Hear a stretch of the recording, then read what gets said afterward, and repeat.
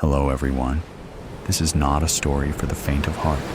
Today, we will be stepping into the darkness of the most gruesome cases, where evil not only exists, but also leaves bloody and haunting traces. This is Real Gruesome Murder Cases, a series of true stories about murders that made the whole world shudder. If you are ready to face the cold truth in the gruesome corners of humanity, come with me to delve deeper into each case. When I read Beckett, in this room, cursed room, loved, cursed, where she slept, half-grown in her hometown t-shirt, shorts, no shorts, t-shirt worn with holes, on the floor, he having thrown it, under the bed, dust collected and swept and settled again, and again. Who? He. Not she. Gracious. There for the first time. Assuredly last time. No boys in the room, father said. Keep out. Nodded her head. But in the room, blue light hugging the window, scotch tape, peeling off the paint whether chipped or freshly laid or exhumed. He found her in the... No, not found. Held her in, under doomed blankets. A thumb, under a thumb, twisted under a thumb, urgently, unabashedly, shackled by his name, no name, names unknown, two in the bed, one, world flaring by, unedited film chopped and hacked, a sore thing, ulcers blooming somewhere, holes in her memory, in her body. Hush now. The slicing. Hush, I say, feeling her own atomic skeleton, so quickly destroyed, so quickly defiled, so quickly filled, it might serve to relax, dissociate, but incapable, already unaware. The girl, but the girl, remember what? Remember the party, supposed to be where, with whom, taken home with. She left the house in the evening, bottles on the porch, tequila stinging chapped mouths. He pours and pours and pours and pours and disappears, a spoon of sugar in a wet glass. Moon casts a shadow, bloody crescent. Stray sequins scratch her shins. They flake off. She is whisked away, smells distilled. The party. What party? The secret of where it is, where it was. Must have been, seen by people scantily dressed, a stain on the night. She wore, the idea of what she wore, received poorly, with exhilaration, noted, clicked, recorded and frozen forever as she was. Those flashes, bright in her eyes, phone cameras glinting, periphery irritated, some kind of no man's land. Couldn't breathe, too hot, couldn't hear her voice, escape, wanting it all to fade to black, anywhere else but here. So leave, let out into vapor. Where did she go? Seen? By anyone? Taken home, transported, goods handled, express shipping for dolls, laid to rest in a bed of bubble wrap, resting, in bed, then a stranger. No, not a stranger. Couldn't be a stranger. To know her bed, in her room. Been in her room before, but father said no. Yet, so-called friend. Always easily trusted. Hand on her lower back. Her sentences half finished, since days with Velcro shoes. There like a mole. Constant. Dependable. Then swam in her mouth. Syllables of his name. They're in her teeth, to be scooped out by dental floss, stuck, tip of her tongue. His finger on her pocked tongue. A moment of gagged silence. Lips form sounds learned in primary school. Not a scream. Some sounds, vowels from when she was small, and the words tasted new. Like a finger, a thumb. No, like English. Children who knew the flavor. But she, the bitterness, She. Muffled sounds in play and muffled sounds.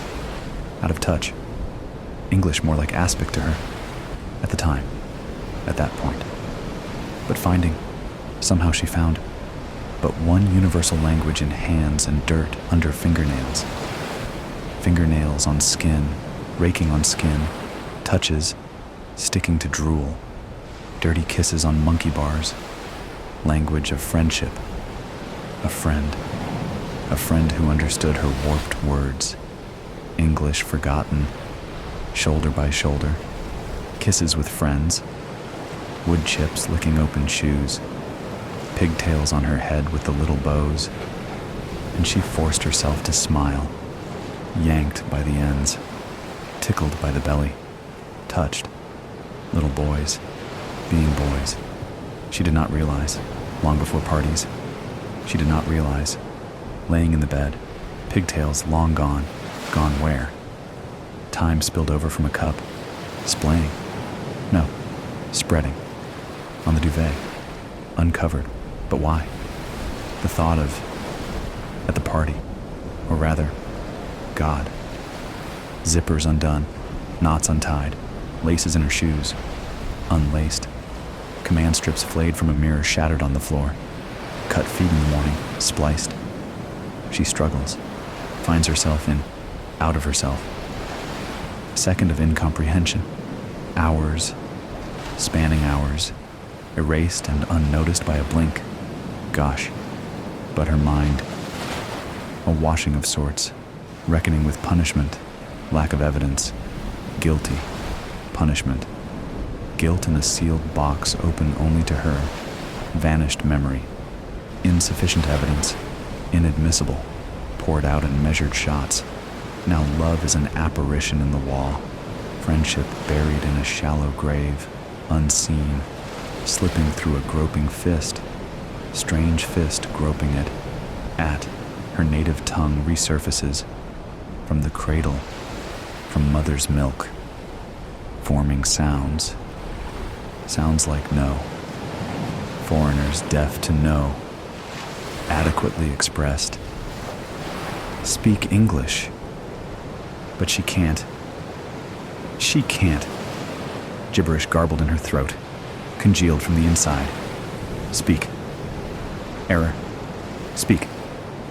Error. Suddenly. Indubitably. He. Unadmitted. Swine. Door left unlocked, having forgotten to lock.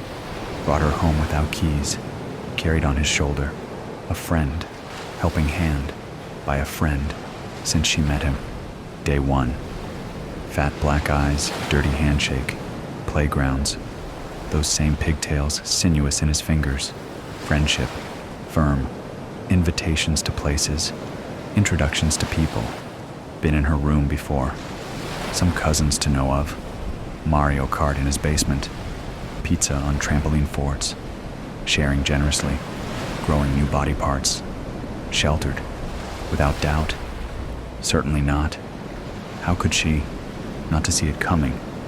A girl and a boy, together, as friends, not to trail the wicked scent. Perhaps unassuming, perhaps mistaken, unaware, naive, guilty, secretly wanting, once or twice a flirt, in sobriety dripping with meaning. He reads, pours tequila into shot glasses. Her language stinks of filth to interpret as, in that tight skirt. Combinations of, stop right there. Can it? When it comes down to it. Guilty, guilty, guilty. There in her body, there in her hands. And the cameras. A still life. Friends seeing it happen. Seeing it all happen. Indelible. The guilty party. Fine. Let it be this way. Crumbs for the world, chewed on in daylight. School hallways chattering like shivering teeth. Goosebumps. Her flesh. Feed the hungry. Fed to friends. He. Notches in his ribs. On her. Grating. Somewhere in the room. But she can't speak. Can't see. On the desk somewhere. A hairbrush. A stone. To fight with. Fight back. She can't move, fight back, and hurt a friend. How the story goes, pitched in the courtroom. Self-defense, when Judgment Day comes. And if it comes, who protects friends? She, language unserving. There in her body, there in her hands, there in her body, there in her hands. A friend. And she says nothing, does nothing. In this room, in escaping neutrality. Good morning, Derek. Morning, Doc. How are you feeling today? Any more thoughts of harming? I had to interrupt her. Dr. Fuller was one of the better shrinks I'd had to deal with, but she was a real job's worth about following the script. It would be the same old introductory questions. She couldn't help but tick those boxes at the top of the day's crisp white form, still warm off the copier, but would be terrified of doing so unless I actually said the words. I struggled to find the patience to verbalize my repeated and identical statements. Ever noticed how stark our world has become?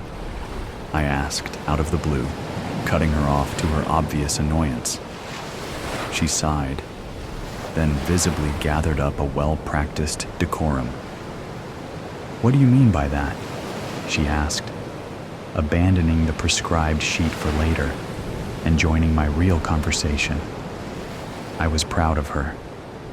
I mean that when we were children, the world was full of color. I'd wait to cross the road and see cars of gold, green, red, and blue fly past. I'd look down the street, and every house would be trimmed with sage guttering, burgundy window frames, or dark blue front doors. My bedroom was even painted a musky orange and had deep brown carpets at one point. It really offset the crimson of my lava lamp and the teal of my inflatable couch. But today, what do you see when you look around? I still see some of those things, but you're right. Most things are far more tastefully done these days. Do you miss your childhood? Would colorful surroundings bring you more comfort as you had back then? Tasteful, classy, reserved, miserable, soul-destroying, I said, hammering my point home and ignoring her textbook questions. Dr. Fuller really needed to up her game, but what could I expect from someone so new to the field and so young? I bet you drive a white car, huh, Tasha? Doctor. Fuller, please, Derek. Yes, I do. Why is that relevant? Well, I know for a fact that they've made white the cheapest option. For any splash of color whatsoever, you have to pay a premium now. Is it any wonder that every modern car you see in the road is now white? I suppose not. Most, like me, cannot afford the extra expense. What are you getting at here, Derek? Only that the world was fading, having its color drawn out, far before I was ever denied the sight of it. I did not register her next question. Her side of the conversation always included a question. I was distracted by the spontaneous idea that Dr. Fuller would have an office somewhere, and that there was a chance it might not be quite as bland as her car. Its walls might be covered in bright book spines, all in clear view from the comfortable, deep maroon couches. A myriad of certifications in shining wooden frames would sit side by side with calming vistas, no doubt depicting an unnamed ocean of calming blue spotted with colorful sailboats. I imagined it as being quite pleasant. Perhaps she was right. A throwback to my early years, drenched in technicolor, might have offered me some contentment, useless to contemplate. I would never again see such a sight in this life. My imagined home for the dear doctor was a far cry from our current reality. Whitewashed concrete encased the bare room I was forced to meet her in daily. Gray, steel chairs and a matching table offered the only tint to the otherwise monochrome box. Tasha's wardrobe of endless white blouses and gray skirts might have been a choice, but I expected it was simply a subconscious effort to conform to the washed-out world that we both inhabited.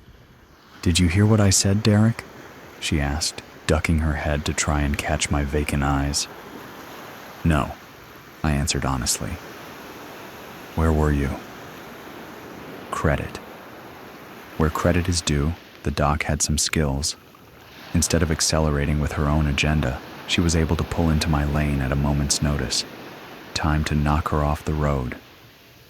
"I was imagining where I would find you, outside of this place. Without these," I said, staring her directly in the eye and pulling sharply on the handcuffs that strapped my wrists to my chair. The loud and sudden clink of the metal chains startled her, and I watched as her pupils dilated in fear. It was the little pleasures. Telling the truth, but in a way that elicited the reaction I desired. It was all the entertainment I could find anymore. I thought she was done after that. Figured she would flee, never to return, to be replaced with yet another box-checking drone, fresh out of shrink school, wanting to prove they could handle the worst of the worst. Instead, she surprised me. "You will never again be without those, Derek, nor will you ever see the outside world freely. My job here is only to determine which walls will hold you. Do you understand that?" Tasha said, setting her jaw and returning my stare. Always another question with Doc Fuller. "I understand completely. I am not a simpleton," I snapped. Her resilience annoyed me. "I agree. It's quite the opposite, I think. You are clearly very intelligent, Derek. After these few sessions, I can see you are more than capable of self-reflection. So shall we stop wasting each other's time and get back on task? Pass your psych evaluation, and I'll put my recommendation in that you be transferred to Parkhurst and allowed regular yard time. Keep driving away your doctors and avoiding the issue with talk of cars and old bedroom decor, and you will remain here, isolated on the psych ward, for the rest of your sentence." "For the rest of my life," I corrected her. "If that is what you want, then I may as well leave now." She didn't move, a weak gambit that rarely fooled children. It never convinced mine. To use it, you had to be willing to follow through. I could never bring myself to let them out of my sight, much as Dr. Fuller would never have the courage to walk out of that door on the gamble that I'd call her back. I decided to give her the victory anyway. Let her feel powerful for a moment, before I took it all away. It would be preferable to see the blue of the sky again, I conceded. White rooms with gray furniture, guarded by monochrome uniforms, and visited by equally starkly adorned doctors, I said, gesturing at her up and down. I might as well be in heaven already for the level of cloud cover that surrounds me. "Do you believe in heaven?" Tasha asked, and just like that, with yet another question, the session resumed. It was the most personal question she had asked me yet. Her confidence was growing. I could not allow it to dwarf my own. Number she would need to regain her fear of me soon. I refused to admit that her earlier stoicism had ruffled me, yet I felt a growing urge to get the upper hand once more. She knew all too well I could never get close enough to harm her physically. I was too notorious for that kind of carelessness from the guards. I'd need to break her from a distance, and I planned to. "Of course, don't you?" I countered. "I'm not sure. I am yet to hear a convincing argument either way." "Coward," I whispered. "Belief is not something you can be convinced of. Do you believe you are destined for heaven, Derek?" "Why not?" I asked. "God forgives us all for the weakness of our flawed human existence. All we need do is seek and accept it." "And you have asked for forgiveness?" she ventured. I could hear the eagerness in her voice, the building excitement that it could be that easy, that I could give her what she needed to scribble on her form and sleep easy, knowing she had succeeded in bringing a lost cause back from the brink. For what? I feigned ignorance. Baiting her was so easy. For your crimes. Come on, Doc. You can say it. I paused for only a second before exploding forward across the table as far as my clasped wrists would allow me, raining spittle that peppered her damn forms as I roared my best imitation of a literary detective. For murder most foul? I almost missed her reaction for my laughter. Psychologists were such fun.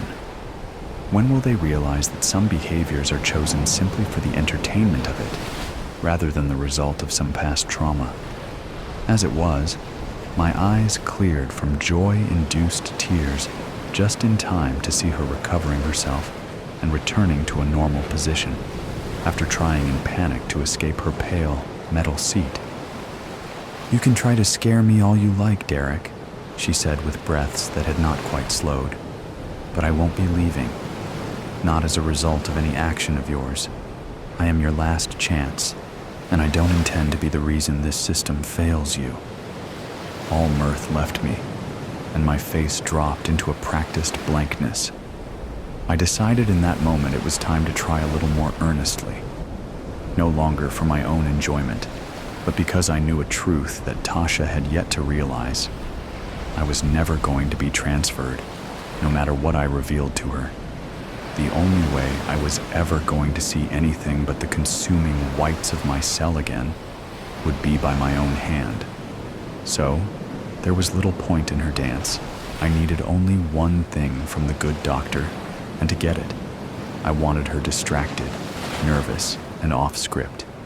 Straight-backed, head high, and glasses once more pushed up on her nose, Tasha Fuller tried her best to ignore my outburst and proceeded to ask her next question.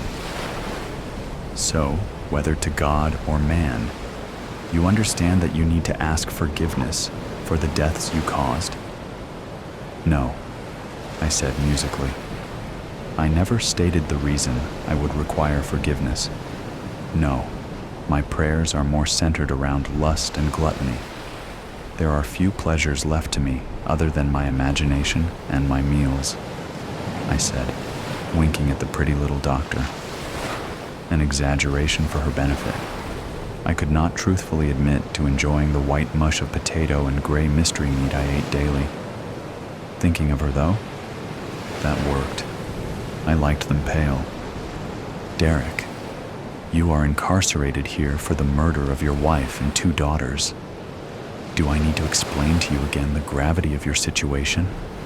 If myself and my colleagues cannot determine an underlying cause for your violent behavior, then you are facing a lifetime of being classed as criminally insane.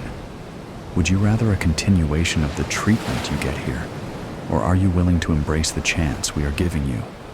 At Parkhurst, you might truly find rehabilitation. All of that is at your discretion, Doc. I am here, I am an open book. I have never lied. Not once. I pride myself on honesty," I said, raising my chin in challenge. "If you want the answers you seek, you simply need to ask the right questions, instead of these meaningless generalities." I watched her scour her memory and her notes, her eyes darting, looking for the truth in my words, until my meaning dawned on her. "Why? Why did you do it?" she asked immediately, blessedly direct. "Finally," I sighed. "Sometimes, after all that education, all that introspective study and exploration of the human condition, all you need do is ask a simple, straightforward, common sense and normal question. Why did I kill them? I was saving them."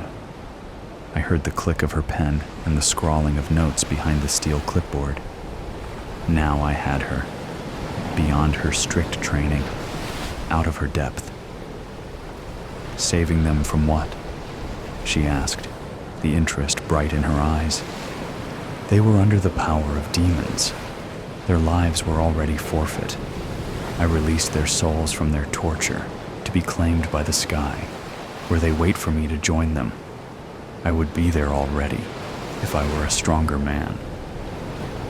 I shook my head and dropped my gaze, genuinely lamenting at my failure. Her scribbling continued for a few moments longer before stilling the room to silence. "You thought your family were possessed by demons?" Dr. Fuller attempted to confirm. "Are you stupid?" I yelled, snapping my head back up to meet her scrutiny. It was the only part of my body I was allowed autonomy over during the sessions. I didn't say possessed. I said they were under the power of demons. Through their muted screams, the endless stories pumped into their gray matter turned them into walking avatars for another's narrative. Their minds warped, their perception altered, and they were no longer the girls I knew. They began spouting the same garbage that was looping into our home from the black and gray bordered rectangles of controlled light. The only color in their lives coming from what was gifted by monsters via LED, while they systematically stole it from any other pursuit. My family became puppets to an evil's will. I took their souls and put them out of reach. I surrendered them into the protection of a power that exists in true light and color above our poisoned planet. I could feel my chest heaving. The passion from my torrent of words pumped through my veins. I could not stop the tears from streaming down my cheeks, the sobs from racking my body. My grief over the actions I had been forced to take broke free. It was real. I should not have had to take such drastic action, but it had been the only way. I heard the scrape of her chair as she pushed it back and rose, smelt the flowery perfume that wafted before her as she approached, and shuddered under the warmth of her hand on my shoulder. When the good doctor crouched and put her face on a level with mine, I hesitated. Her words were so kind. "It's all right now, Derek. I'm going to make sure you get the help you need." This would be a hard lesson for her to learn. I slammed my forehead into her glasses, shattering them against her face, and feeling the bone in her nose crack. It took a moment of delay for her body to catch up, but then quickly, crimson blood flowed down her face from her nose and the cuts around her eyes. I was not sure if it was hers or my own that I tasted on my cut lips. The deep red that painted our faces in unison was a desperately welcome tone amongst the stark. True color suddenly swamped the pallor of my world. It was glorious. It was relief. It was satisfaction. My head hit the back of my cell with such force that I feared the guards had already done the work for me. I laid still, stunned by the blow, and waited for my monochrome world to refocus. The white room and strong lights pierced inward, accelerating the headache that was to come. They would be back to take me to the infirmary soon enough. First, they would need to rescue poor Dr. Tasha Fuller from her minor injuries. She deserved their attention. She was the best shrink I'd ever had. She'd healed me and didn't even know it. From between my teeth, I dropped the shard of glass I'd bitten from her broken optics. I took it between my now free fingers and readied myself to join my family in salvation. From my body would birth a refuge of color amidst the sea of white. Just as they had, I would arise from a pool of bright crimson. Bathed at its center, I would finally be able to ascend to where a full spectrum of light would welcome me home. A night out. It's 1:30 in the morning and the bass is hammering so hard I feel it beat in time with my heart. It could be my adrenaline. No one sees me. I'm invisible to them. I've always had the ability to make myself invisible. Most of my life was spent being invisible to others. It's a hell of a superpower right now. The lights are flashing and the beautiful bodies of strangers are grinding against each other to music. It's an odd mating ritual. I don't understand it.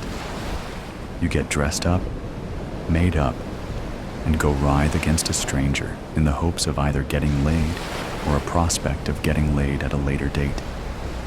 And maybe, just maybe, this night of painted-up grinding on a stranger will lead to a relationship. Isn't that how I got here, though? The bar is backlit, and the bottles glow with ephemeral promises of a good time. The floor is sticky, where hopeful patrons have bumped into each other or tried to maneuver around each other unsuccessfully. Hopes and dreams and promises all spilled out, laid bare, and left as a sticky residue on a dirty floor. I amble through the labyrinth of bodies attempting to make my way to the bathroom. I've been here before, to this club, not this situation, 1,000,000 times before. Wealthy frat boys and the girls that hope to marry them and become trophy wives congregate here. Beautiful people living beautiful Instagram lives, worshiping at the altar of materialism and lust. I used to belong here. Not that I fall into either category of wealthy frat boy or gold digger. I fell in between, a guest by proximity. Being beautiful has its advantages. Yet, even being beautiful, standing out just enough to get the invite, I blend in and go unnoticed. Except by her. She noticed me. Everyone noticed her. Tonight, I'm anything but beautiful. I'm caked in dirt and blood, a backpack on my shoulder. It's dark, and everyone is so self-absorbed or so intent on their mission of hooking up that they don't see me. The bouncer was so busy flirting with a hopeful girl trying to get in that he didn't even see me slip past him and through the door. I know I'm leaving a trail of evidence behind me. Flakes of dried blood and caked mud sloughing off with each step that I take. The vibration of the thrumming bass does nothing to help this. I'm careful to avoid the bar area where it is more lit up and I'm more prone to bump into someone and get noticed. But I'm invisible. I was invisible when I came in upon him tonight, too. Her and him. He didn't see me coming. She did, though. She always saw me. A group of gorgeous girls come tumbling out of the bathroom. The one in the middle rubs her nose and sniffles.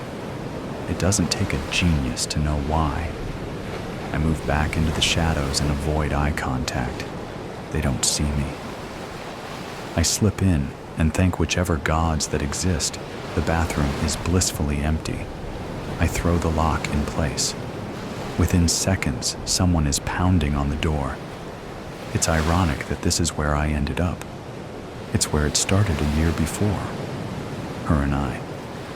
Escaping into this bathroom, locking the door, her back against the wall. I throw my backpack on the floor and turn the faucet on. She fell in love with me. I fell harder. He never gave her up and refused to let her go. I begin to remove my blood and mud-caked clothes. I take care to put them in the trash can, moving around the other garbage so that they slip to the bottom. He promised her that he would always own her. She would always be his. We took our concerns to the cops. They didn't care.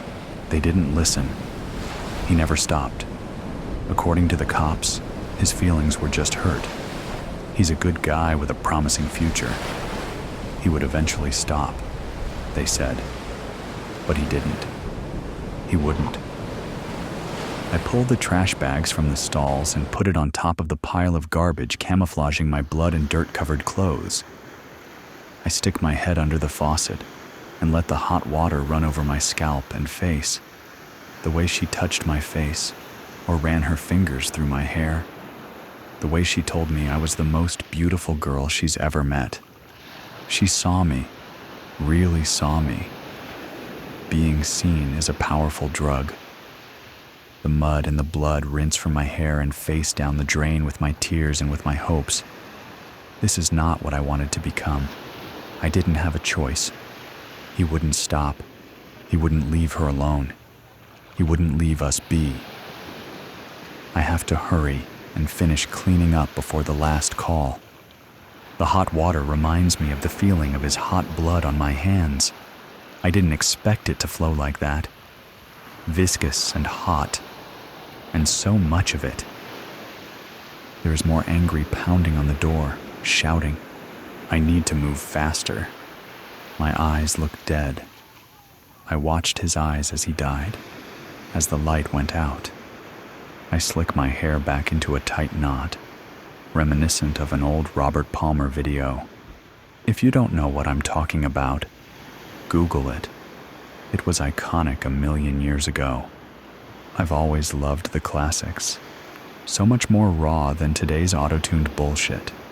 She loved to listen to the classics with me, laugh at the videos as we streamed them on our television.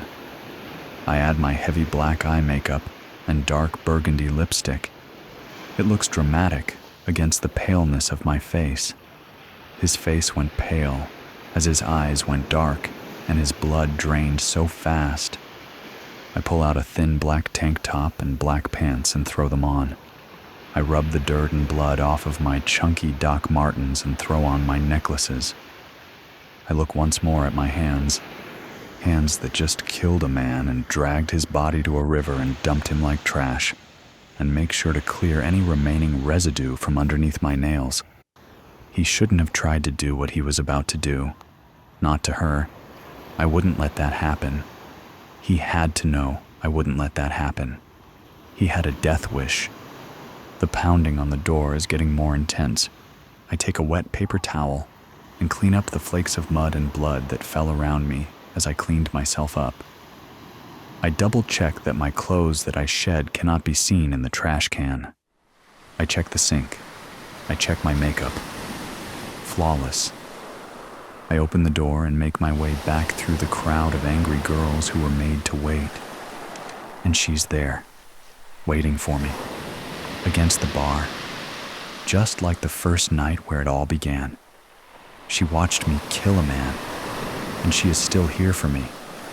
She still loves me, because she knows I did it all for her, and I would do it again.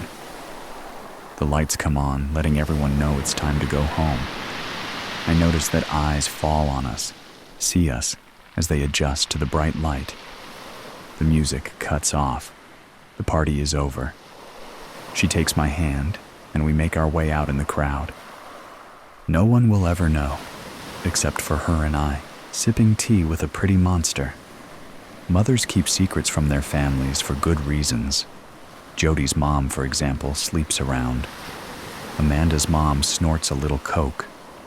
The worst thing I can say about my mom is that she smokes. But all that changed today when I came home from college earlier than planned. Home. The place where Mom ruled. The woman who gave me unending advice on how to keep things looking good down there.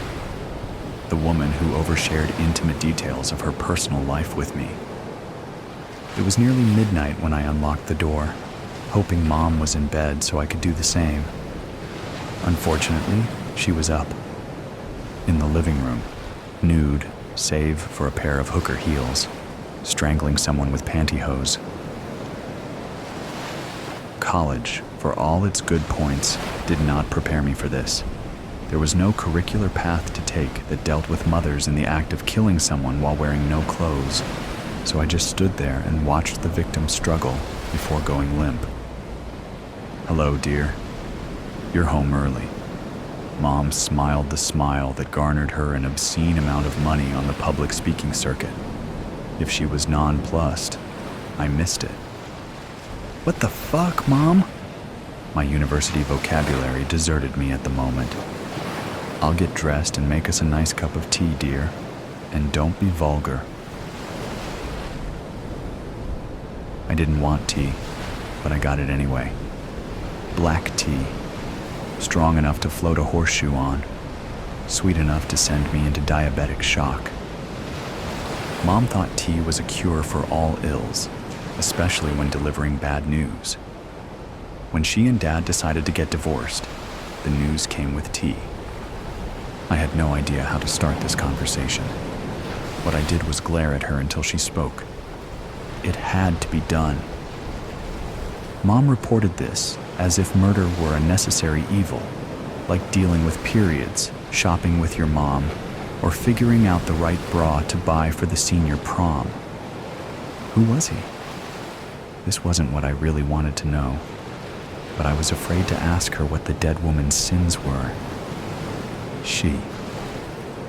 Mom sipped her tea and nibbled on a Girl Scout cookie.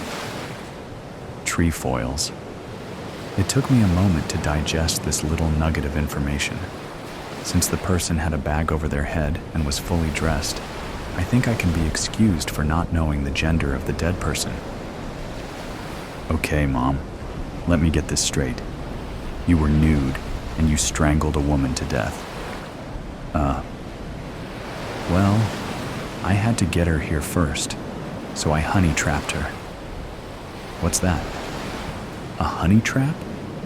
Using sexual promises to lure someone to a place where you can do what you want to do to them.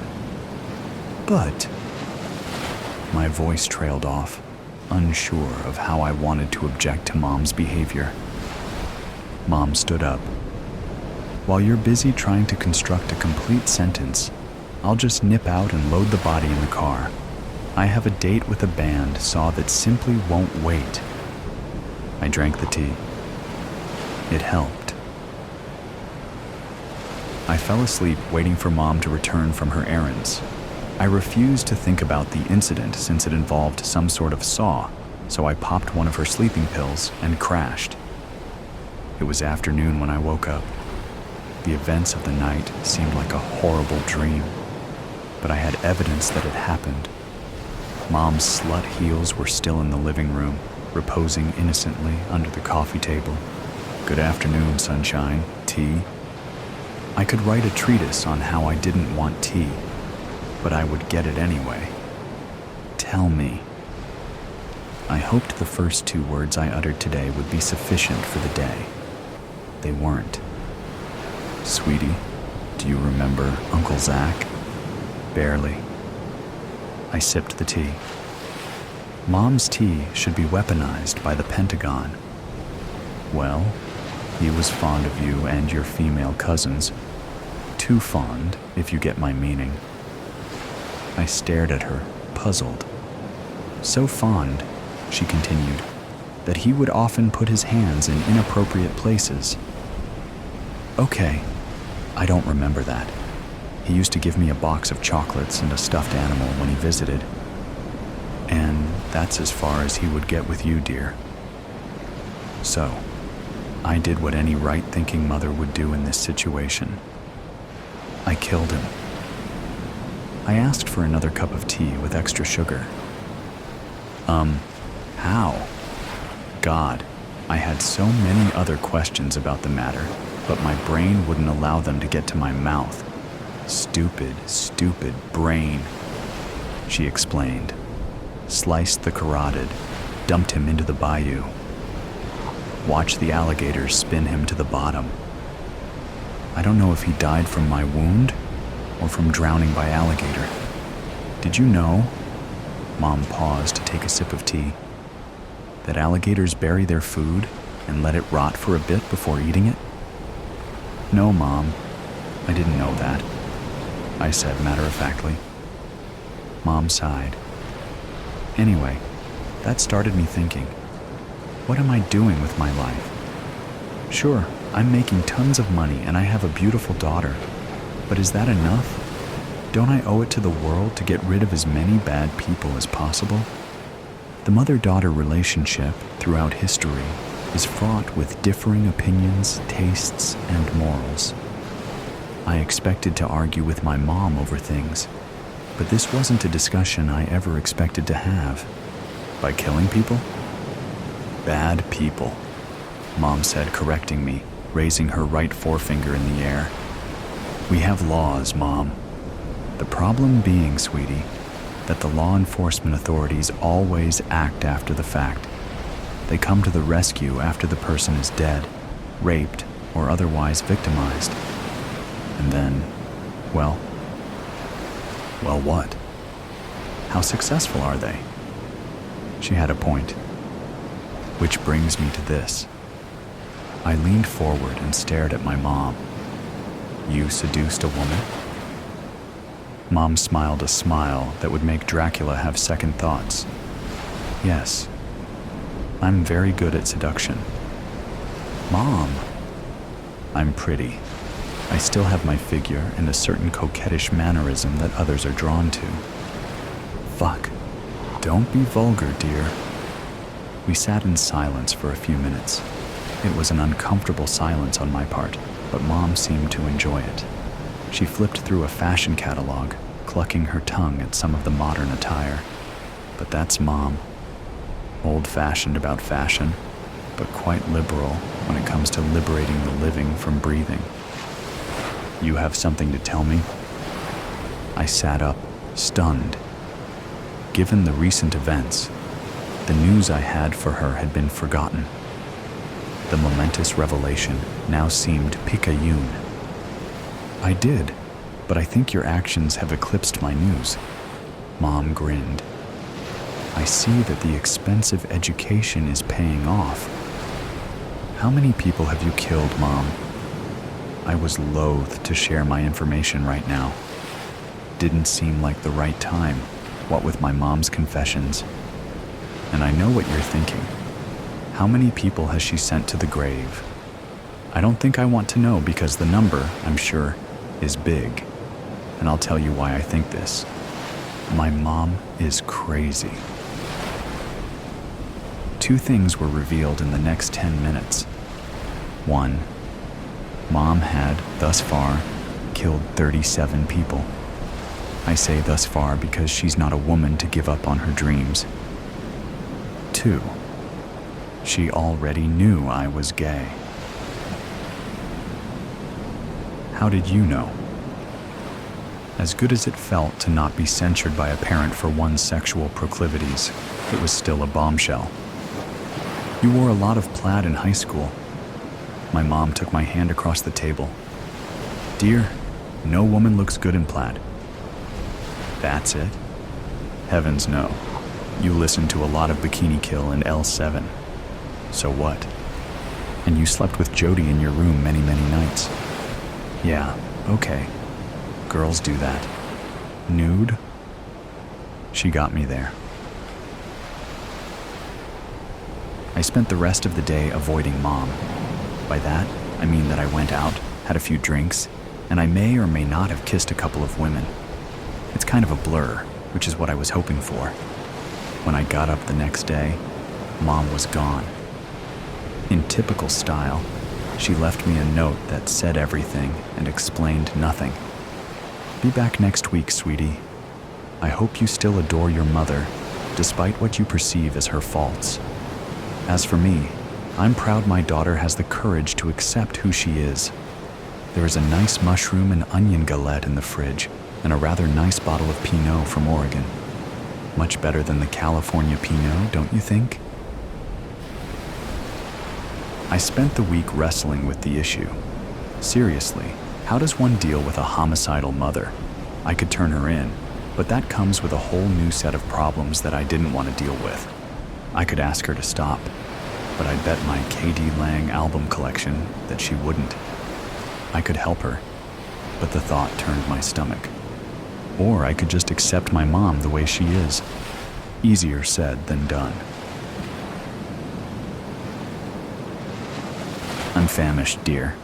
Care to grab lunch? Mom had been back 5 minutes, and as far as I can tell, she took several hits of speed on the flight home. Since I was in the process of trying to accept my mom as she was, I accepted the invitation. Maybe being around her more would ease my unease, settle my unsettled mind. The local pastry shop was her choice, oddly enough.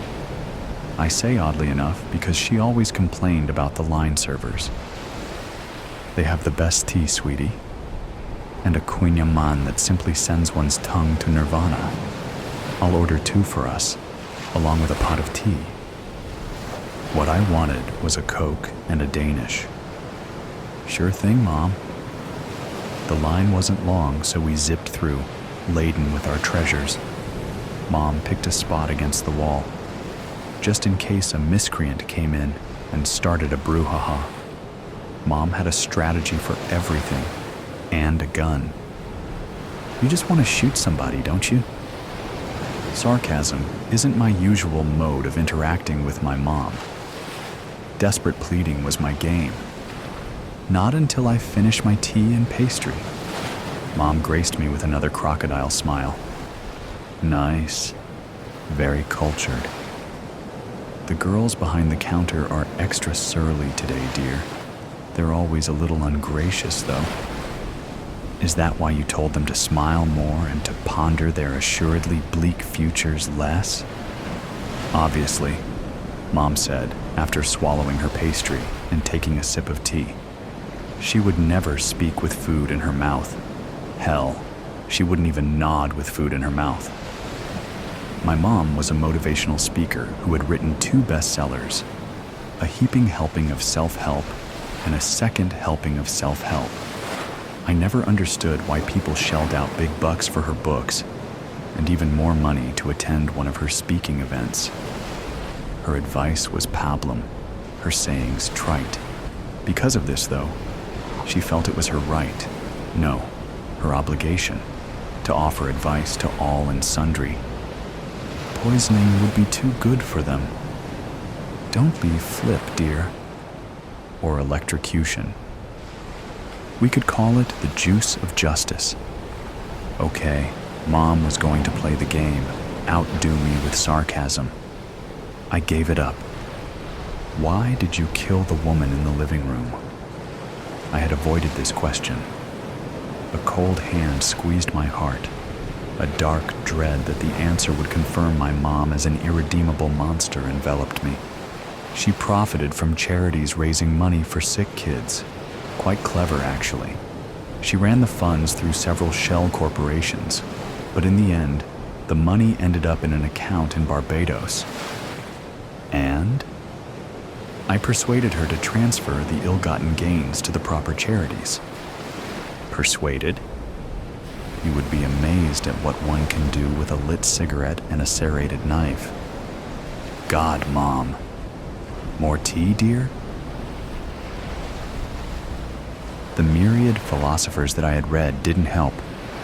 The addition by subtraction philosophy that Mom purported as rationalization for her murderous ways didn't help. All I could think of was that the hands that soothed me as a youngster now wielded knives and cigarettes. I finally concluded that Mom's ways were another expression of love, a new and, to her, improved way to do what she could for her fellow humans before the long sleep. As for me, I'll take a more traditional approach and avoid murdering people, and I told my mom this. Never say never, dear. Mom's advice on things came with platitudes. I'll never stop loving you, Mom. She smiled, nodding her head at my cleverness. You mean you'll always love me? Shut up, Mom. Okay, dear, but come, give your mother a hug. Put out the cigarette first. Because she loved me. She put out the cigarette. Hamster owl. Trigger warning. Crime scene, murder, suggestion of sexual violence. Douglas hadn't felt his stomach stir on the job for years, not since he was green out of the academy. Something about the blood spatter against the kids' toys, though.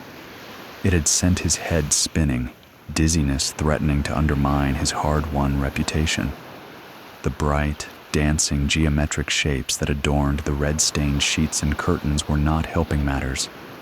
Thankfully, the girl's body had already been removed. He averted his gaze to the ceiling and traced the lines of the Artex pattern while taking deep breaths and composing himself. Putting his heavy case down in the doorway, he steeled his will and finally stepped inside. Douglas methodically placed his feet on the clean areas of carpet, stepping over the red smears that had been spread all over the room. Slowly, he made his way over to the grim-faced detective, who was already surveying the scene. If you're gonna lose your lunch, Doug, please do it outside, Bishop remarked, not looking up from where he crouched, picking through the youngster's possessions with the blunt end of a pen. I'm okay. It just got me for a second. Not seen one this bad since '87 and the Dilby murders down in Reading. I'll be all right.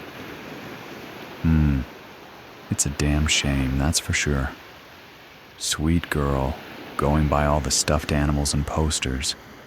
My kid's got a thing for boy bands too, he said, gesturing around at the walls that looked like they'd been at the business end of a meat grinder. You've certainly got your work cut out for you, ready for a long night. Absolutely, sir. It'll be worth every coffee to nail whatever sick son of a bitch could do something like this, Douglas said, his muscles turning from jelly to iron at the resolve his own words invoked. Good. Well, I'm done here for now. Do your thing and get me the results as fast as you can. The father is in the back of a car already, but he's denying it all, doing a grand job of playing the distraught, loving parent.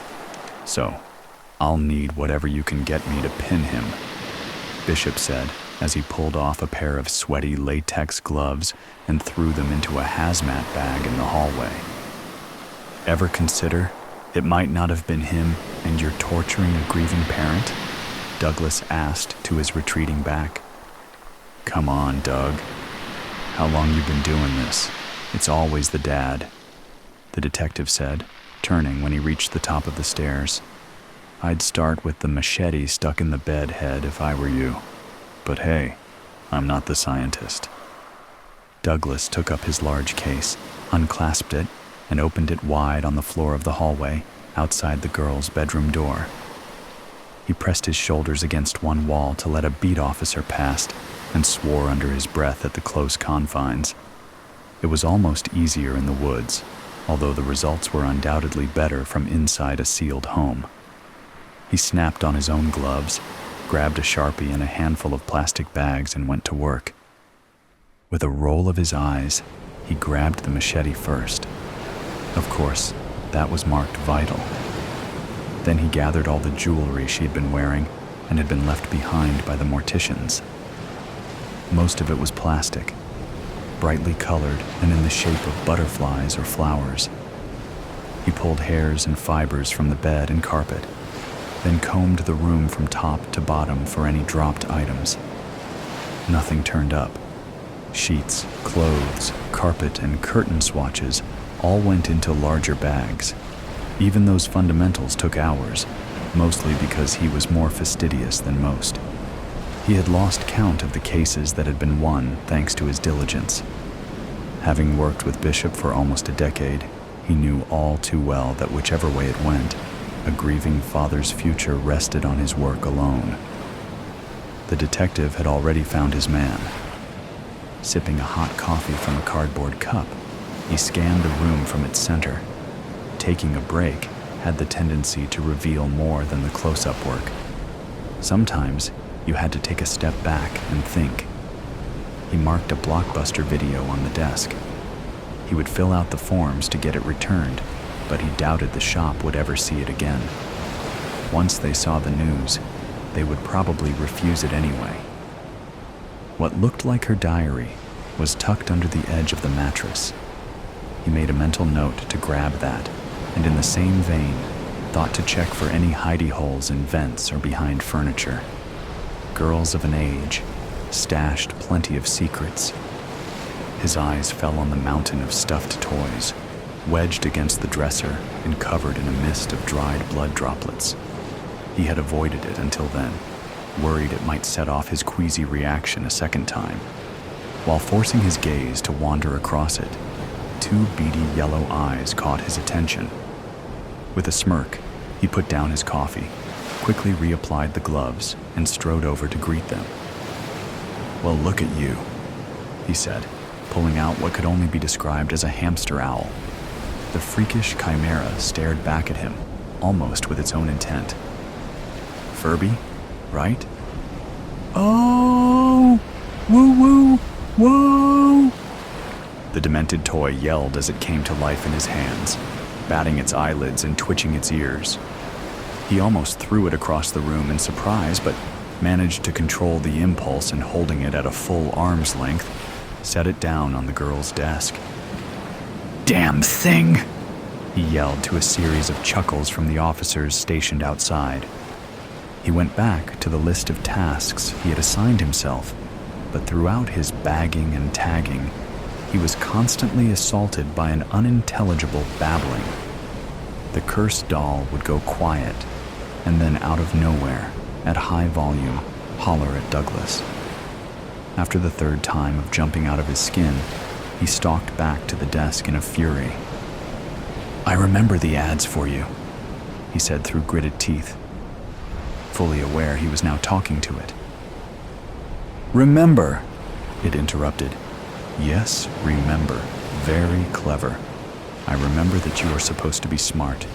Hell, I'm pretty sure there was a ban on you being brought into the station, in case you could listen in on things you shouldn't. Something about spy software or AI even." "Remember!" the Furby squawked again. You don't seem so smart to me. Just a damn novelty. Do me a favor and shut up!" Douglas roared. He turned his back on it, not wanting to waste any more time trying to figure out how to turn it off. He was almost done and was feeling the impatience of the late hour and the clouded thinking it brought. Yet, before he could take a second step, he spun around at the words the toy belted at his back. "You're mine, bitch." He stood frozen, head cocked to one side and looking into its demon-like eyes. Surely not. "What did you say? Did you remember?" He ventured, not sure if he was pushing the limits of what was reasonable. "Remember, you're mine, bitch. You can't prance around naked in your window like that and expect me not to want you. I might be your neighbor, but I'm still a man." Douglas shook his head with raised eyebrows, let out a sigh of disbelief, and bagged the toy. He marked it as vital. Hopefully it would be enough. I won't be home for Christmas. Life can be messy, complicated, difficult. Sometimes you can just lose yourself in all of it, and in the process, you can lose sight of the things that actually matter. And then one day a storm comes out of the clear blue sky, and you get blown overboard by the tempest, and all is lost in the blink of an eye. This is what happened to me. I just got caught up in all of the things that don't really matter. Money, career status, an address in the right part of town and elite private schools for the kids, and new luxury import autos, and Swiss-made wristwatches with tasteful but recognizable brand logos. Material things. Then came a day when I realized how unimportant it all was, but it was too late. Still, at first I tried to keep up the pretense of normality in the face of immeasurable loss. I had already bought the 12-foot Douglas fir Christmas tree and put up the holiday decorations all around the house. Family was flying in from 3 different states to visit for the holiday. I had arranged car service from the airport for everyone, a catered gourmet dinner for Christmas Eve, nice gifts for all, and I even took the time to memorize a heartwarming toast to the whole family before we sat down to eat. In the end, I had to just junk this because of the references to my wife and children. More than that, really. It just didn't work at all anymore. What was I supposed to do? I felt some strange obligation to appear unfazed, composed, in control of my emotions and my world. I don't know. That has always been my way, or at least the image I have always wanted to project. It's hard to say how much of it was ever truly real, and how much I just manufactured, for whatever reason. And it doesn't matter any longer anyway. It all happened on the evening of December 23rd, and everyone was flying in the next day. I was just numb afterwards, and didn't have the time or motivation for all the phone calls before those flights took off in the morning, so I was left with no choice but to inform everyone of what happened when they arrived at our house that day. My house. Once they were all there, and I had dodged the uncomfortable questions for as long as I possibly could, I gave a very different and mostly improvised speech from the one I had originally planned. Somehow, I made it to the end with dry eyes, though no one else did. I cried enough the previous night at the hospital. I wasn't sad anymore. I was just angry now. Well, folks, it seems that everyone has had a chance to grab a beverage, and although we are not fully gathered together as a family right now, I would like to proceed with some very unfortunate news that I have to share at this time. Not exactly a toast. Nothing like a toast, actually. The opposite of a toast. Just some words I have to say. I took a deep breath and a long, slow sip of my Macallan Scotch. I felt all the eyes on me, and I thought about what I should say, what I could say. I hadn't planned this out. I tried. I just couldn't. I want to thank you all for coming this far to spend the Christmas holiday with us, but I am afraid that us is just me now. Yesterday evening, around 6:30 p.m., Melanie and the kids were driving home from the mall down the road when they were T-boned at the intersection of Torrance and Sepulveda by a 25-year-old off-duty sheriff's deputy named Kyle Langtree, who ran a red light. All three of them were killed, but the sheriff's deputy, driving a large SUV, only sustained a concussion and some minor injuries. He is still in St. Mary's right now, but expected to be released within a day or two. I paused and drained off the rest of my scotch. Everyone stared at me, their faces fixed in various expressions of shock and horror and disbelief, the tears already starting to fall. Hands were raised to cover mouths. I took another deep breath and continued, not even knowing what to say next, only knowing that I had to say something. I kind of muttered the next part down towards my shoes. The local news channels are all reporting that this sheriff's deputy had just left a holiday party at a bar down the street, and the LAPD officer who was first on the scene breathalyzed this guy, and he apparently blew a 1.8 BAC, more than twice the legal level for DUI. When the LAPD cop radioed this in, he was advised that this sheriff's deputy was the younger brother of both the local DA and the U.S. congressman representing this district. This was picked up over the police scanners used by several local news outlets. Instead of being taken to jail, he was taken to St. Mary's, like I said. Apparently, he also had 2 prior DUIs that were both dismissed for no apparent reason.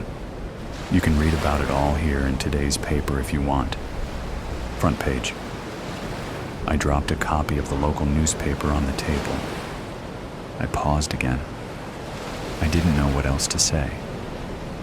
My older brother Jamie came up and gave me a powerful hug and whispered some kind words in my ear and cried some tears onto my neck and collar. My Aunt Jane approached me, but then stopped, not knowing what to do. I didn't blame her. I didn't either, but I did my best.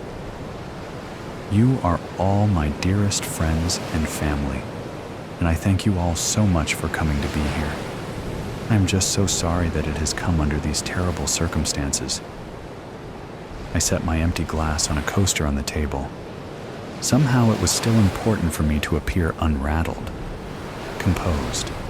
The coaster was somehow still important. We all have to do what we all have to do for the love of our family, and you have all shown and proven that by being here right now. I love you all dearly, and I'm so sorry to have to share this terrible news with you at this time. I pretended to get choked up. Then I lowered my head and excused myself and went to my bedroom to get what I needed as my family broke out in open gasps and cries and barely restrained sobs and sorrows in the living room. I quietly slipped out the side door and drove my Mercedes AMG GT to St. Mary's Hospital. I parked it in a handicapped spot when I got there. I wouldn't be needing it any longer. I decided to leave it to my nephew Nicholas once I had a chance to meet with my lawyer. He was a good kid who just graduated from Penn State, and I knew he loved that car. He deserved it. I decided to set him up with some cash too, just to help him get started. You never know what life has in store for you. I certainly didn't. And that's how I ended up here, sitting in this small cell in the LA County Jail, spending Christmas Day all by myself, eating a bologna sandwich for dinner, or trying to anyway.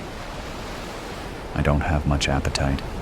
This is the first time in my entire life that I have spent Christmas alone.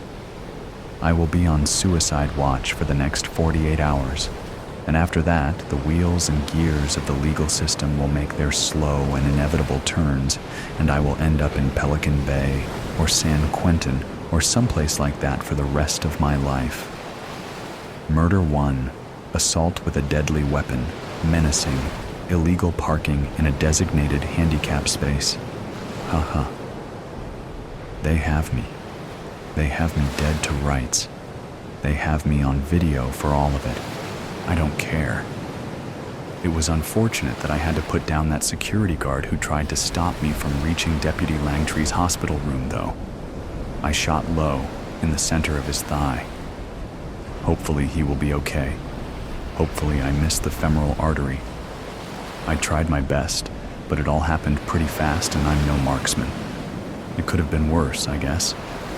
At least he was already in a level 1 trauma unit. Young guy. I feel bad about that part. They won't tell me anything about how he's doing, or if he has a wife and kids or anything like that. I hope he's okay. I will leave some money for him too once I meet with my lawyer and update my last will and testament, for whatever that might be worth. I don't know what else I can do. I just feel really bad about it. I never wanted to hurt anyone else. Anyway, they can't keep me on suicide watch forever. And like I said, we all have to do what we all have to do for the love of our family. I did what I had to do for the love of my family. I have no regrets. Anyone want the rest of this bologna sandwich? I'm not hungry. Merry Christmas. I think this one will probably be my last, but I hope you enjoy many more, engulfed in the warmth and love of all your family and friends. I just need to find a rope, drowning inside. What time do you call this, Maggie?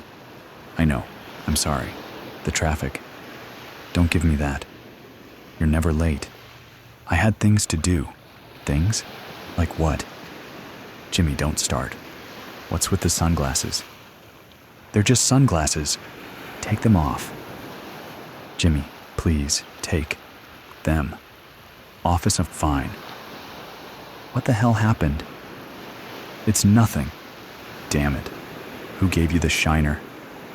Jimmy, leave it alone. Was it Neil?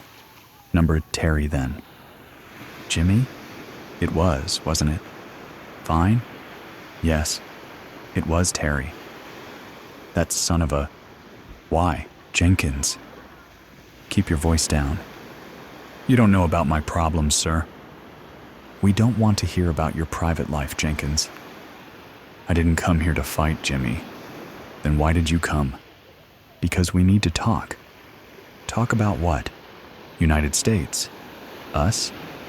There is no us while I'm stuck in here. You're wrong. There's still an us. Doesn't feel like it.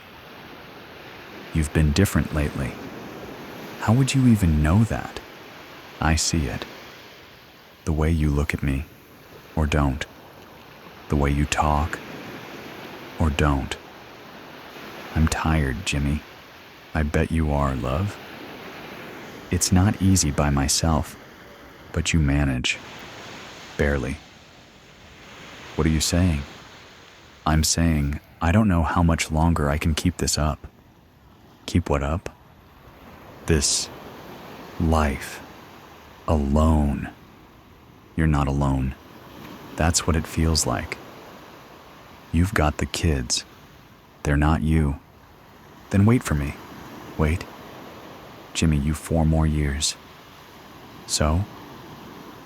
You knew that when I got sentenced. I didn't know it would feel like this. Feel like what? Like I'm drowning inside. You're stronger than this, Maggie. Maybe I'm not. Don't say that. It's the truth. You're just having a bad day. It's not just a day, it's every day. You want me to feel sorry for you? Jimmy, don't make this worse. I'm not the one making it worse. Why did Terry hit you? He thought I was cheating on you. Cheating? With Neil? That's what he said. Are you kidding me? I didn't do anything, Jimmy. And Terry thought it was okay to hit you over a rumor? It's not just that. Then what is it? I don't know. Maybe he thinks I owe him. Owe him? For what? For keeping an eye out for me and the kids. That's rich, coming from that piece of... Jenkins, I'm warning you. Stay out of this, sir. I see your sort every day, Jenkins, and hear how doing time affects families. You don't know nothing about me and my brood, boss. Yes, but I know how kids drift with absent fathers. When I want your opinion, I'll ask for it. Touch a nerve, did I, Jenkins? Jimmy, stop. He's not wrong. What? Bernie's angry. Linda's angry. They're lost, Jimmy. It's not like I abandoned them. Maybe not, but you're the one who took the fall. I didn't want you and the kids dragged into it.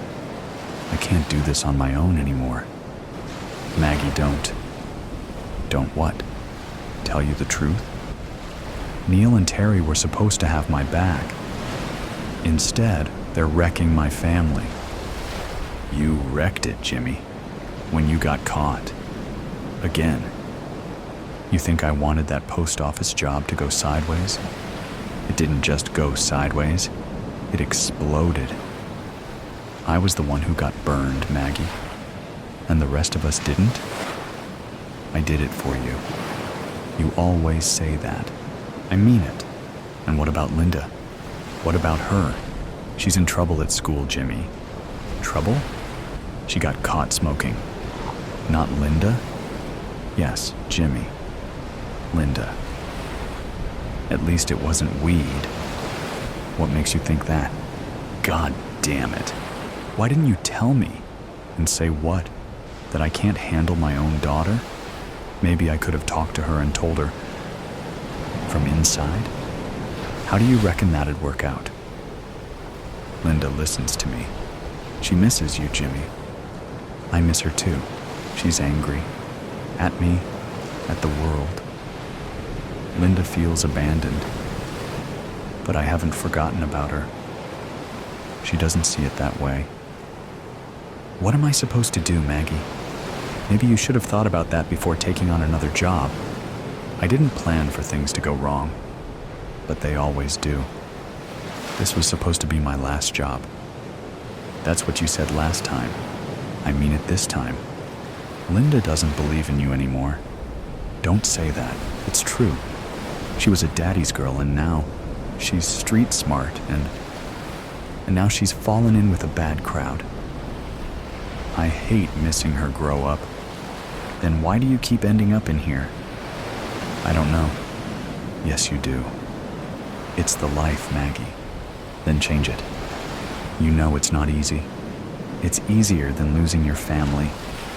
You make it sound so simple, Maggie. I'm serious, Jimmy. It's your choice. You're giving up on us? I'll survive. Without me, without Neil, without Terry, without all of this. Give me a chance.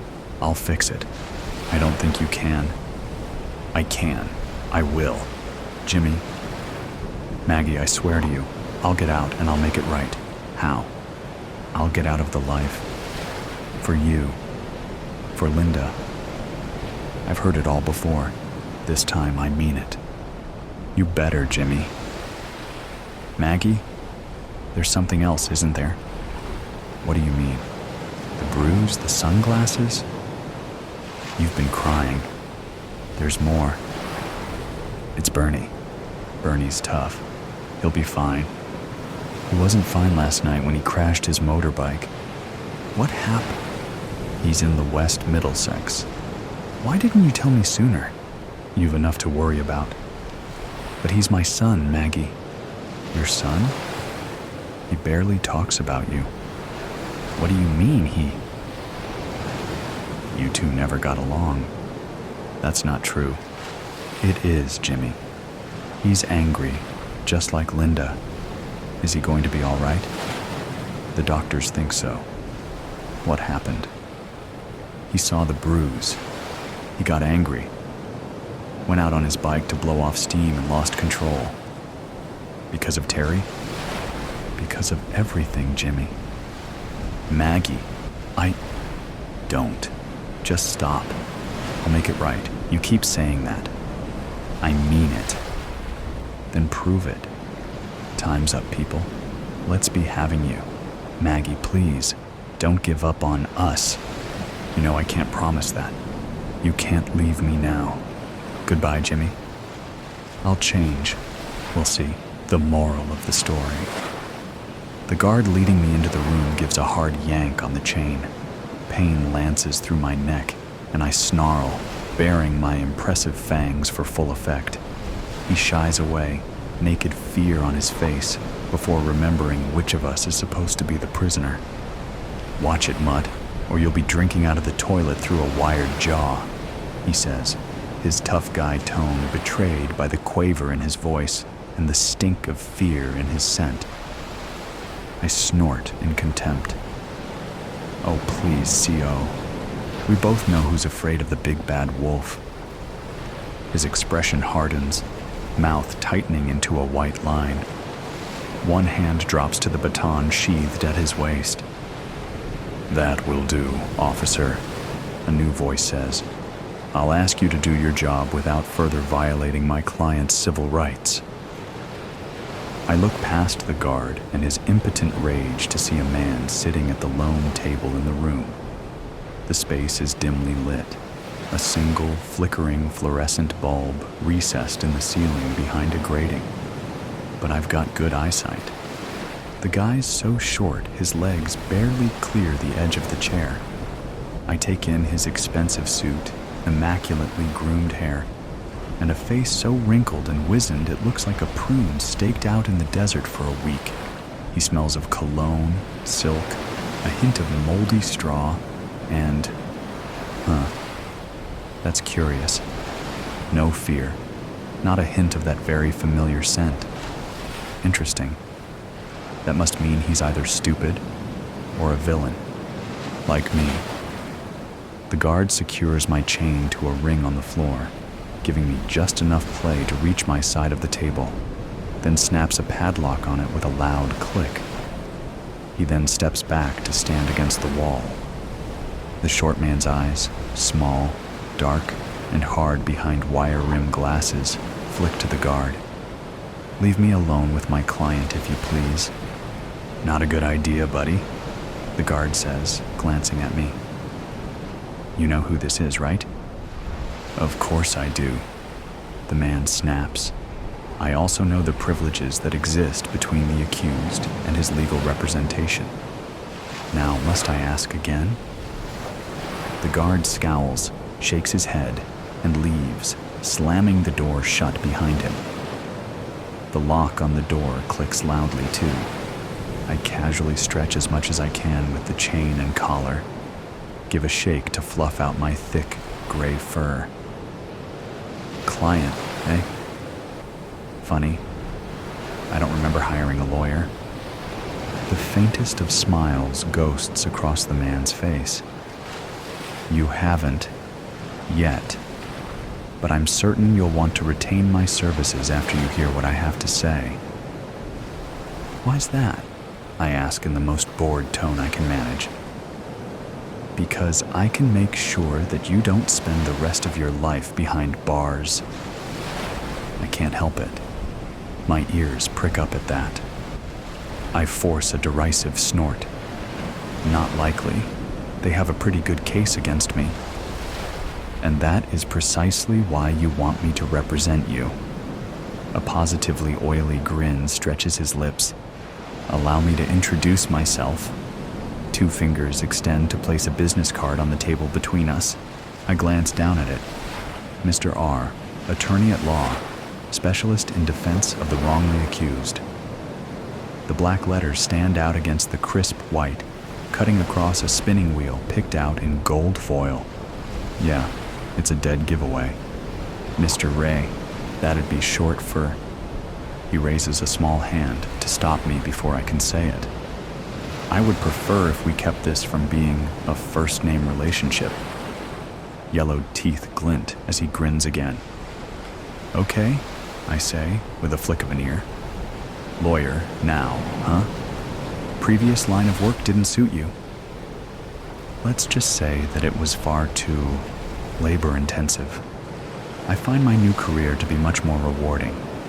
It also didn't require much of an adjustment, ethically speaking. So, Mr. R, it is for now. For that matter, what would you like me to call you?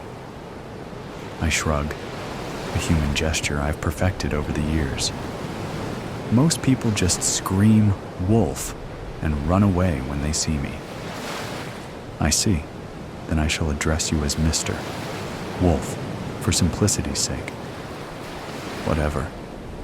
Now, Mr. R settles himself in his hard wooden chair. I'm familiar with the particulars of your case, Mr. Wolf, at least those that have been made publicly available. But perhaps you'd like to tell me your side of the story? Now, I actually laugh. My side of the story? Not a lot of people are interested in that. As far as most of them are concerned, there's only ever one side. The one where I'm the villain, just out to do villain things. It's just how the story goes. So you don't deny the charges? Well now, Mr. R, that'd be telling, wouldn't it? I may be facing the headsman's axe or life in a cage, but I don't see any reason to make it easier on everyone. Mr. Wolf, we in the legal profession are required to keep our clients' confidence and cannot be compelled to reveal what is told us in confidence. Okay. Whether he's telling the truth or not, I find I just don't care. Well, yeah, I did it. Whatever they say, I did it all. Mr. R removes his glasses, pulls out a kerchief, and starts polishing the lenses. You stalked young Peter and his friends and attempted to murder a duck, I believe. I pretend to wince. Yeah. Got so close, but she was just that lucky. I sigh. I can still taste feathers. And you destroyed the property of 3 industrious pigs? Hey, not my fault if their houses weren't up to code. Of course, then they tried to burn me alive. Lost a lot of fur on that one. Then you actually consumed a young lady and her grandmother? I give a little laugh. And the grandmother's cat. Not too many people remember that part, but I kinda missed out on the satisfaction of a good meal in the end. After I woke up on the riverbank, went through 3 surgeries to get all the rocks out of my belly, and spent 6 months in that stupid plastic cone. Well, let's just say that a certain woodsman is next on the menu if I ever get out of here. Mr. R finishes cleaning his glasses, sets them back in place, all without batting an eye. I see. So, you are guilty, and I must assume that the police have all the evidence they need, since you are sitting here before me, chained to the floor. I pull back my lips in a grin, or a snarl. Hard for me to tell the difference when I'm doing it. Like I said, I'm the villain. I do bad things. No matter how the story goes, that's always how it ends. It's the... what do they call it? The moral. That's right. The moral of the story. Bad people do bad things. Mr. R arches one scraggly eyebrow. What if I told you the story doesn't have to end that way? I cock my head to one side. How's that? Mr. Wolf, my job doesn't necessarily consist of proving you innocent, Mr. R says. Not when I can make you into a victim instead of a villain. Say what?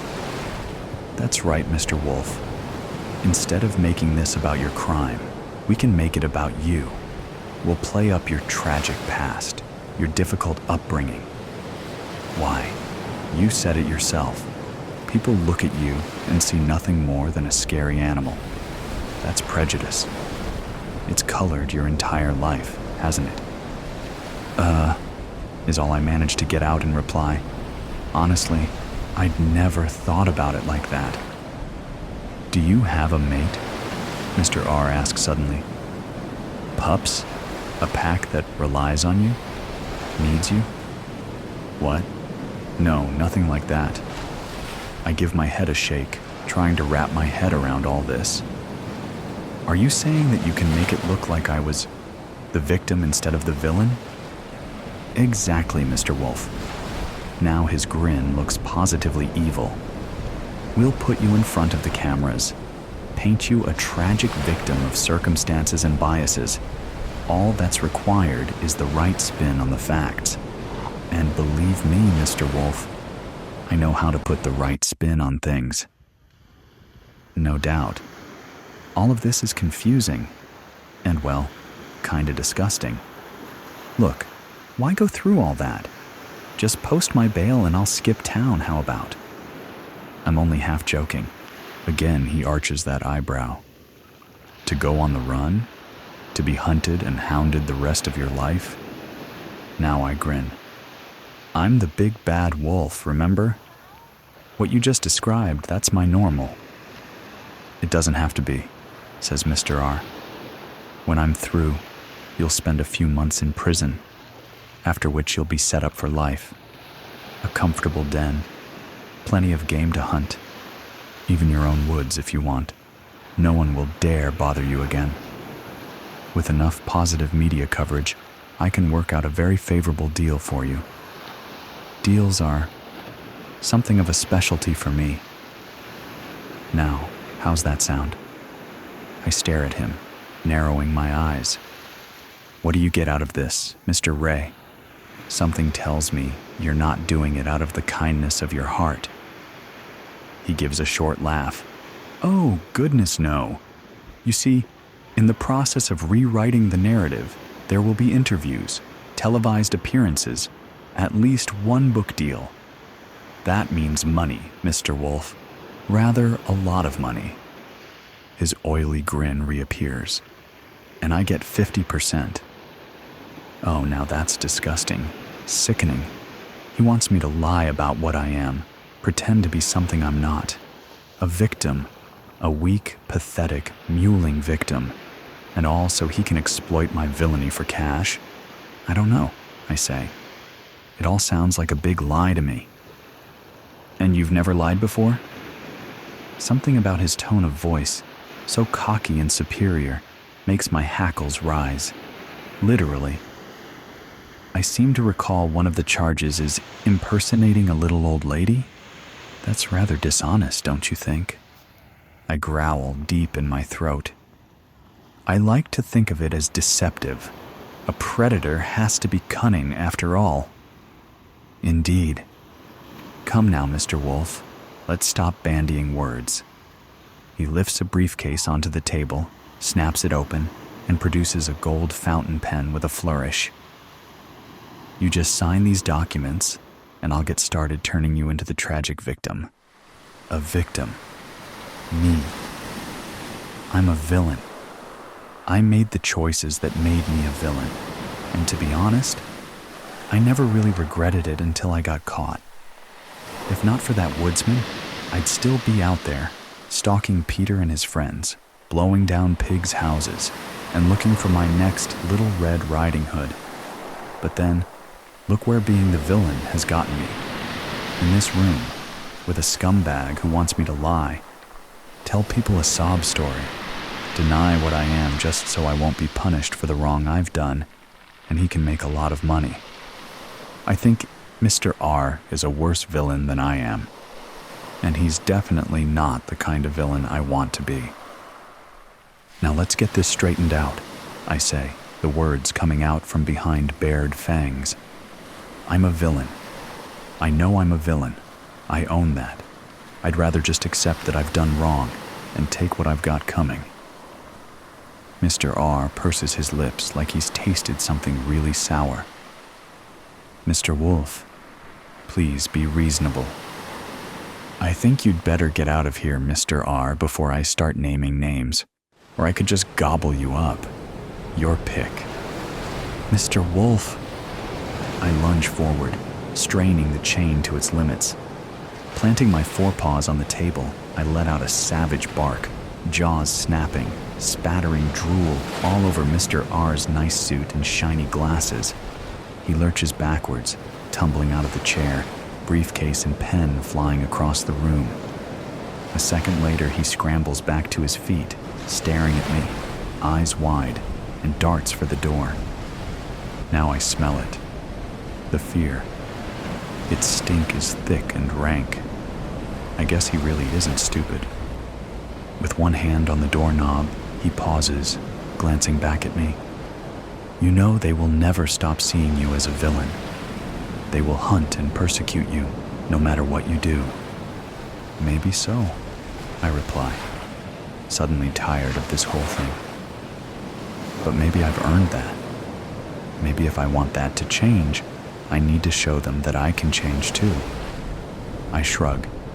So, even though I'm the villain in this story, maybe I can still do the right thing.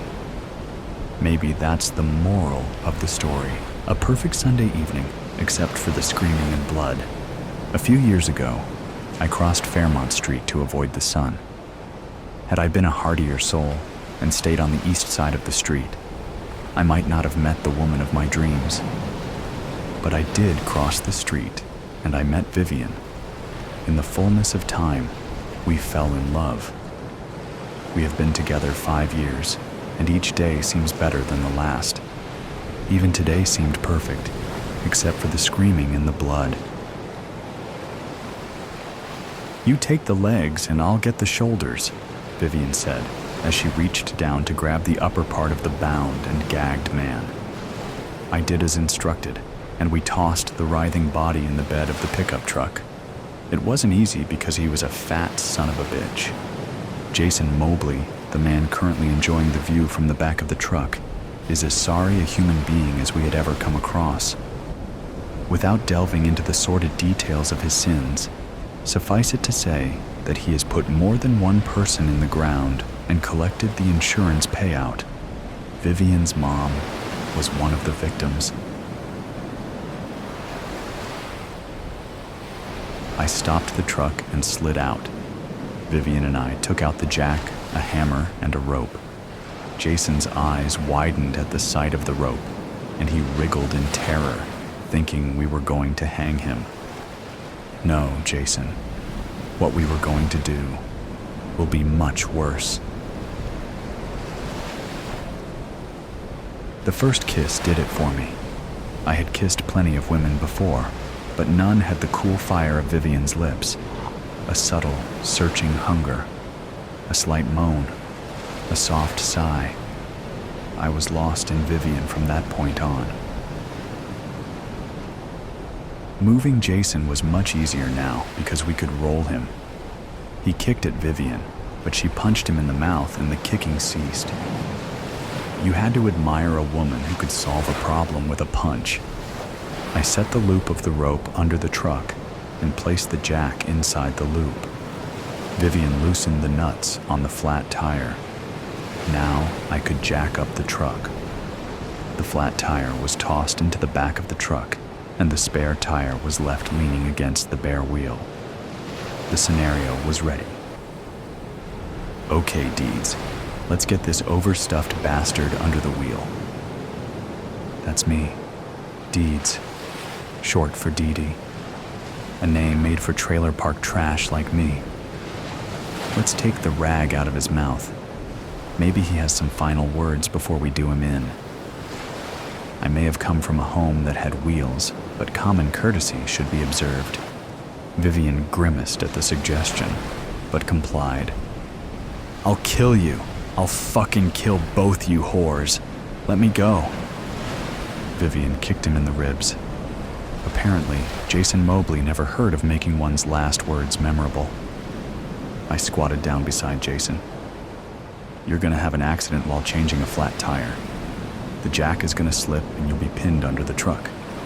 The weight will crush you, but you won't die right away." Jason tried to wriggle away, so Vivian kicked him in the crotch. Another effective maneuver by the love of my life. "It'll be slow and painful, Jason. I'm a nurse, so I know how these things go. Your chest will be crushed from the initial blow, and then from the pressure.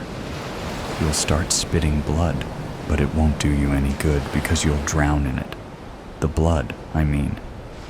You gotta let me go. I have money, lots of money. I'll give it all to you girls." "We don't want your money," Vivian spat out. What do you want? I'll do anything." Vivian stared at Jason. "I just want to see you suffer, then die, like my mom." He started screaming as we pulled the rope taut. The screams could probably be heard a mile away in this still air, but no one was around to hear them. Vivian and I jerked the rope, and the jack slipped, crashing down on Jason. The screaming stopped, replaced by a grunt, and followed by the gurgle of blood in his throat. "Well, he finally shut up," Vivian said. She chewed on a piece of beef jerky, but spat the juice out. I never understood that, but she sure looked cute while spitting. That's true love when you think these sorts of things. "That's because he can't scream anymore. His lungs are full of blood, and he's choking to death. Slowly, I hope. Oh yeah, he's having a terrible time of it," I said, glancing at the man being crushed to death. He looked pitiful and small, despite his bulk. "Say, do you remember when we first met?" I turned to Vivian. She had just spat out a wad of beef jerky and put it in a bag. It wouldn't do to leave DNA evidence behind. Smart woman. "Of course. You were just standing in the middle of the sidewalk staring at me. It was a little creepy, but also nice. Like someone found me attractive. Well, you were that, are that, will always be that, I think." Vivian cuddled up next to me, and we watched Jason slowly slip away. It was terribly romantic, watching someone die while embracing your lover. The police department of Vanderpool, Texas doesn't exist, so the county sheriff and his lone deputy took charge. After an exhaustive investigation that lasted almost 10 minutes, they concluded Jason Mobley suffered a fatal accident. "He was a dumb shit anyway," the sheriff said. "If brains was leather, he wouldn't have enough to saddle a pissant." And with that trenchant observation, he and the rest of the world walked away from Jason Mobley. 2 nights later, we were in bed, tired and at peace after some serious canoodling.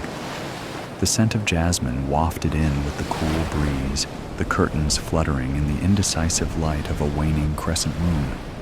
People say that you don't feel better after avenging a death with a death. That's bullshit, Deeds. I feel great about it. Vivian lit a cigarette and passed it to me. I took a long drag and handed it back, letting my hand linger on hers. I don't know that I feel great about it, but I sure don't feel bad about it. I wonder if you feel different about me now. I turned to Vivian and stroked her cheek. Surprisingly, it had tears. Vivian wasn't one of those girls that cried much. The night had gone seriously quiet. Even the curtains stopped making any noise. It was as if they wanted to listen in. I think we should move in together. Vivian smiled and wiped away her tears before kissing me. Like the first kiss between us, It swallowed me whole without consuming me. If we do that, all the people around here will call us lesbians.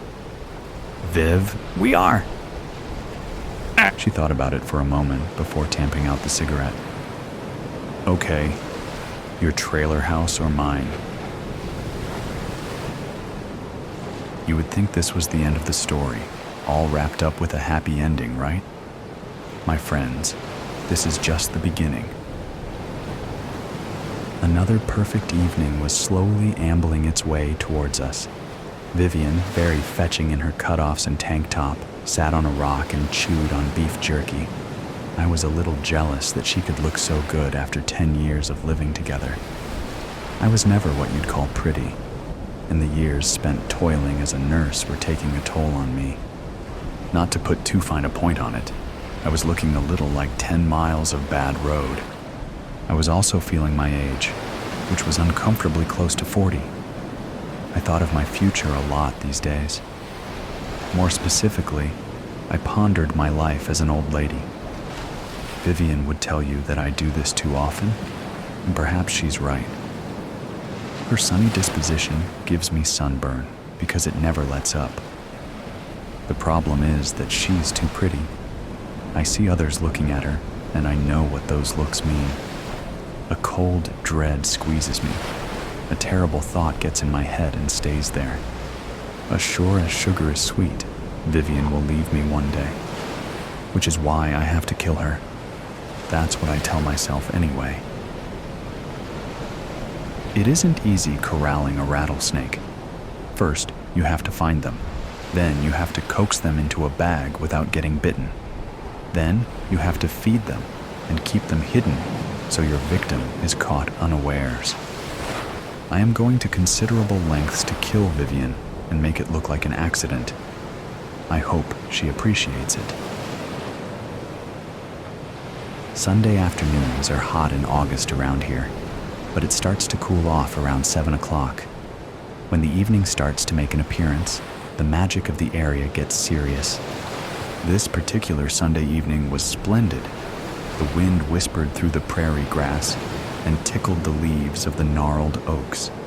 Lizards skittered here and there, looking for food or shelter or, perhaps, just a few final rays of sunshine.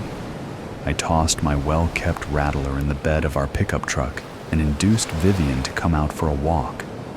We had our special place about 3 miles down the road. We would often drive there and spend hours walking over the hills and finding a good place to have a late picnic.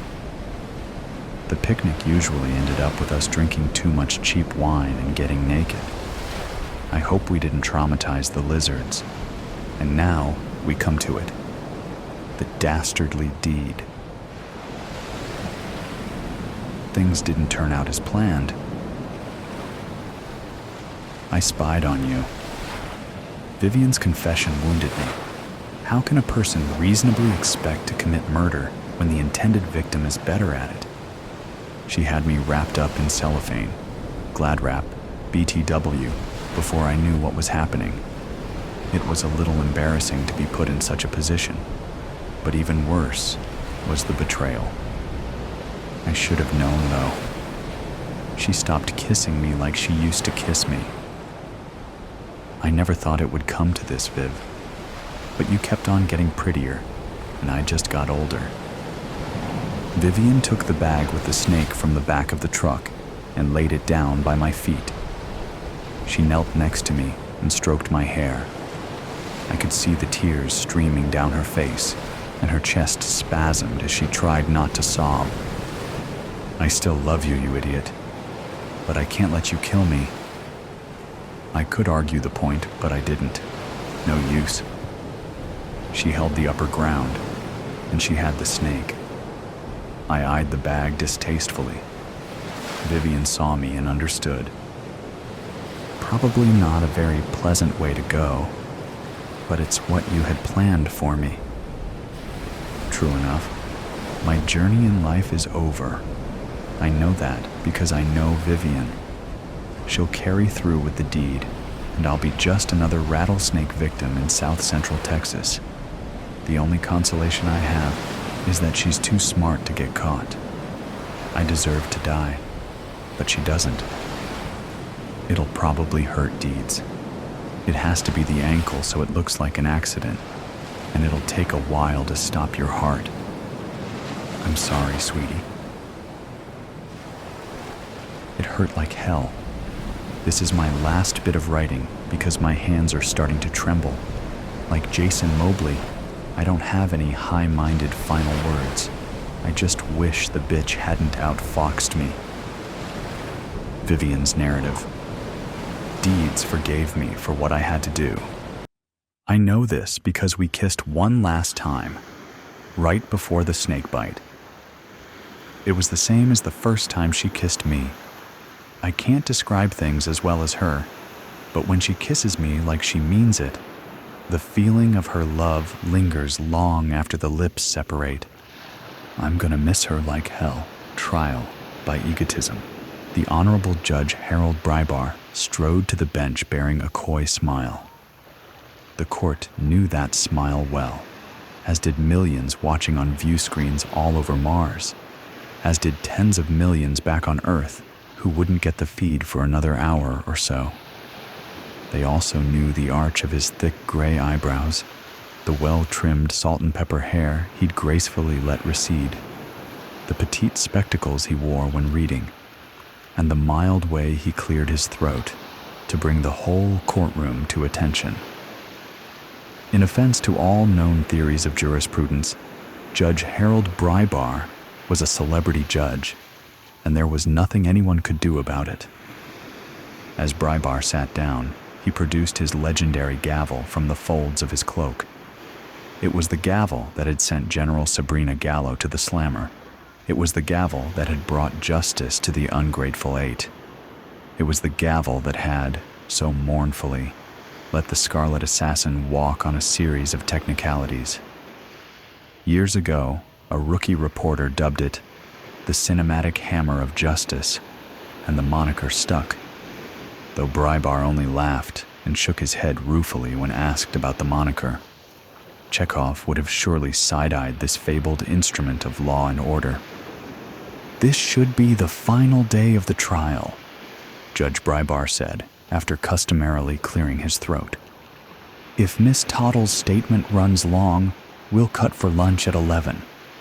How long do you think you'll go?" He flashed a smile at the defendant. "An hour should do it." Marissa Towdle flashed a smile right back between lips stained dark red. She came to court in a maroon pantsuit with a long matching jacket that almost reached the ground, and dark lipstick and fingernail polish to match. Stylish, but for her, understated. Earlier in the trial, she'd favored brighter colors, including a pastel blue skirt that drew immense attention, much of it mockery, in the press. She'd been on trial for previous burglaries and had proven as much a celebrity as the judge overseeing her case. That she'd taken to defending herself only heightened the circus atmosphere. You couldn't wish for a more theatrical combination of defendant and judge. "Excellent," the judge said.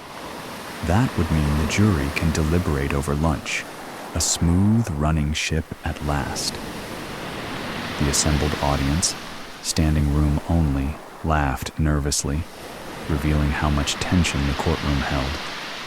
In theory, Towdle should be guilty as a Labrador by a demolished birthday cake. She'd been caught red-handed in the most elaborate and movie-like theft in the history of the planet after all. But many speculated Towdle had a trick or two up her sleeve. Gambling websites gave her a 15% chance of acquittal, and even a 5% chance of escape. The third prime participant in this drama feels ordinary by comparison. Veronica Brief charted a conventional path as she rose through the prosecutorial ranks. Top grades, hard work, schmoozing, ambition, and a photographic memory. There's little reason to elaborate on her story. Veronica had aimed for calm, efficient, and professional as her persona. She let Marissa and Judge Brybar provide the entertainment. The stately prosecutor drew little mention in the tabloids despite overseeing the case of the millennium. And she'd presented a good case, which was easy in one sense because of how strong the evidence was. Someone had stolen the twin pins of Mars, diamond-encrusted spikes that ceremonially finished the oxygen dome of the first Martian city. Marissa Taudel was a known high-stakes burglar and ex-con.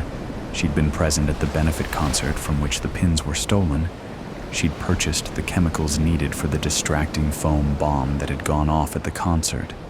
And most damningly, one of the diamond pins had been found in her very apartment. The list of witnesses and items in evidence is so long that, again, there's little need to go into much detail. The most troubling possibility was that if the jury liked Marissa too much, that they were simply so entertained, they might ignore the evidence and vote for acquittal. Today, the defendant would make her last appeal. Today, Marissa Taudel, who'd fired her lawyers after just 4 days into the proceedings, would make her closing argument. She wasn't a lawyer, had never been to law school, and committed innumerable mistakes of law throughout the trial.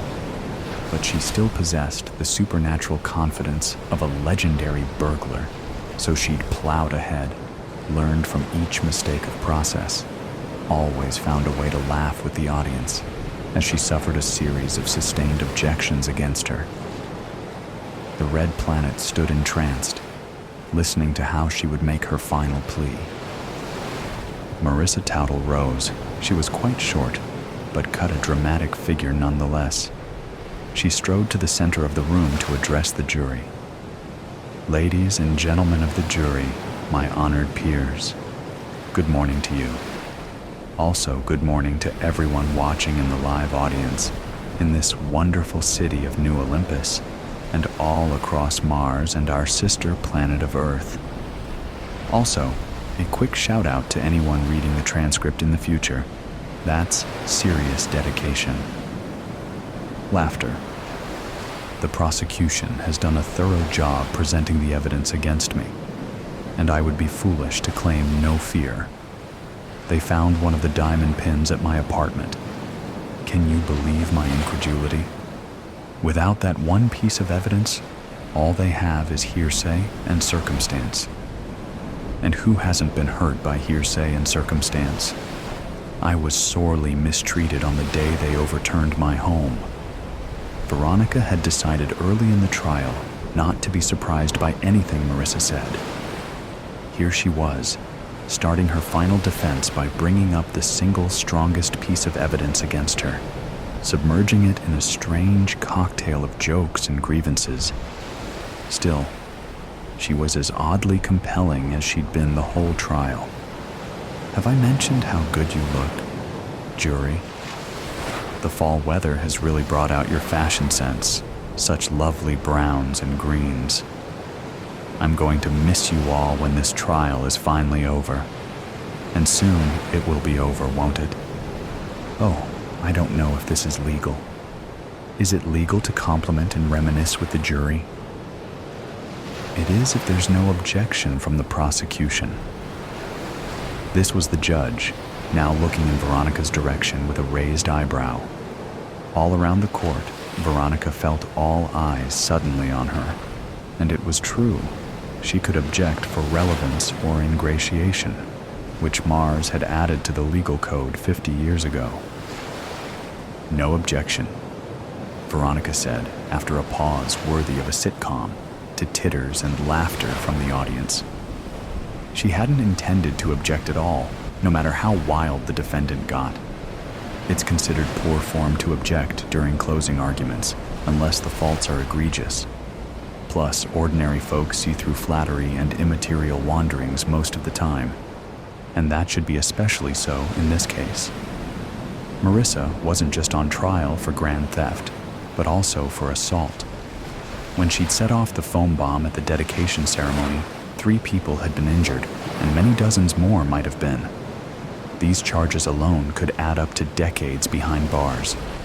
A jury might excuse burglary if they liked a defendant, but harming innocent spectators?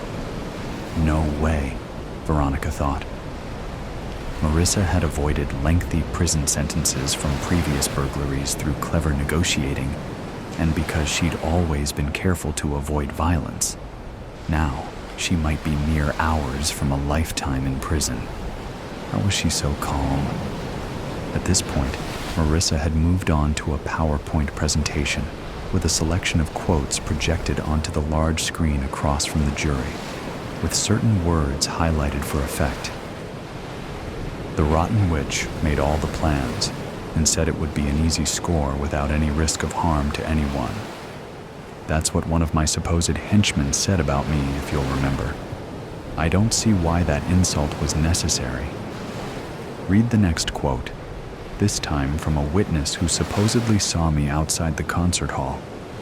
She was laughing like a hyena, or like some evil witch. With the shouting inside, I could barely hear her, but I was close enough I could just make out the cackle. I could read each and every one of these quotes, each more demeaning than the last, but you can look over the full list if you've got the stomach for it. So many horrible things said about me, which I don't mind. I can accept taunts and jeers.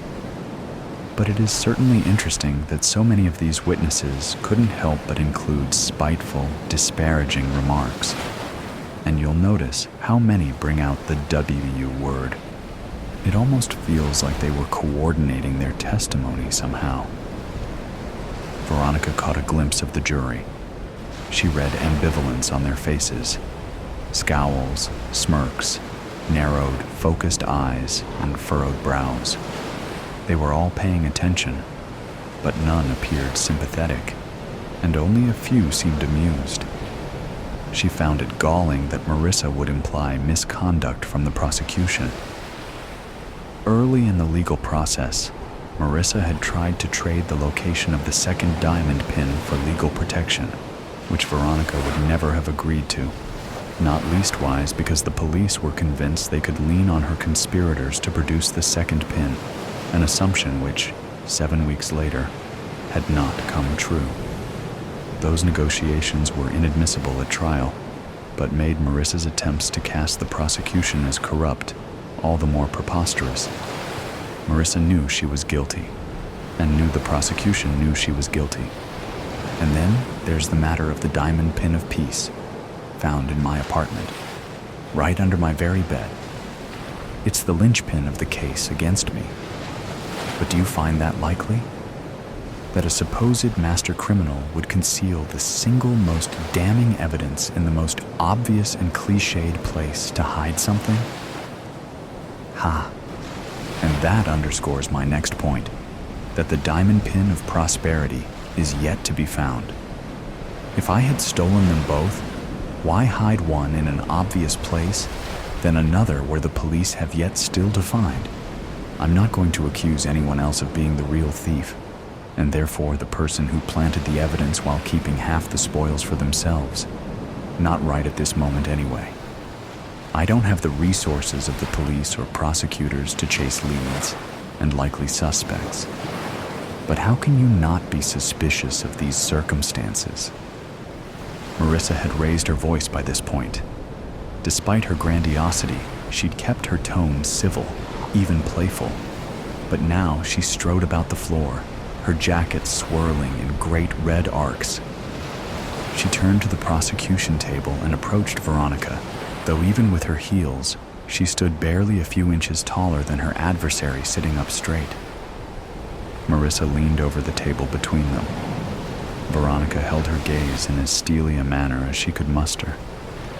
She wasn't intimidated, but feared smiling at this bit of theatrics, which might send the wrong message to the jury.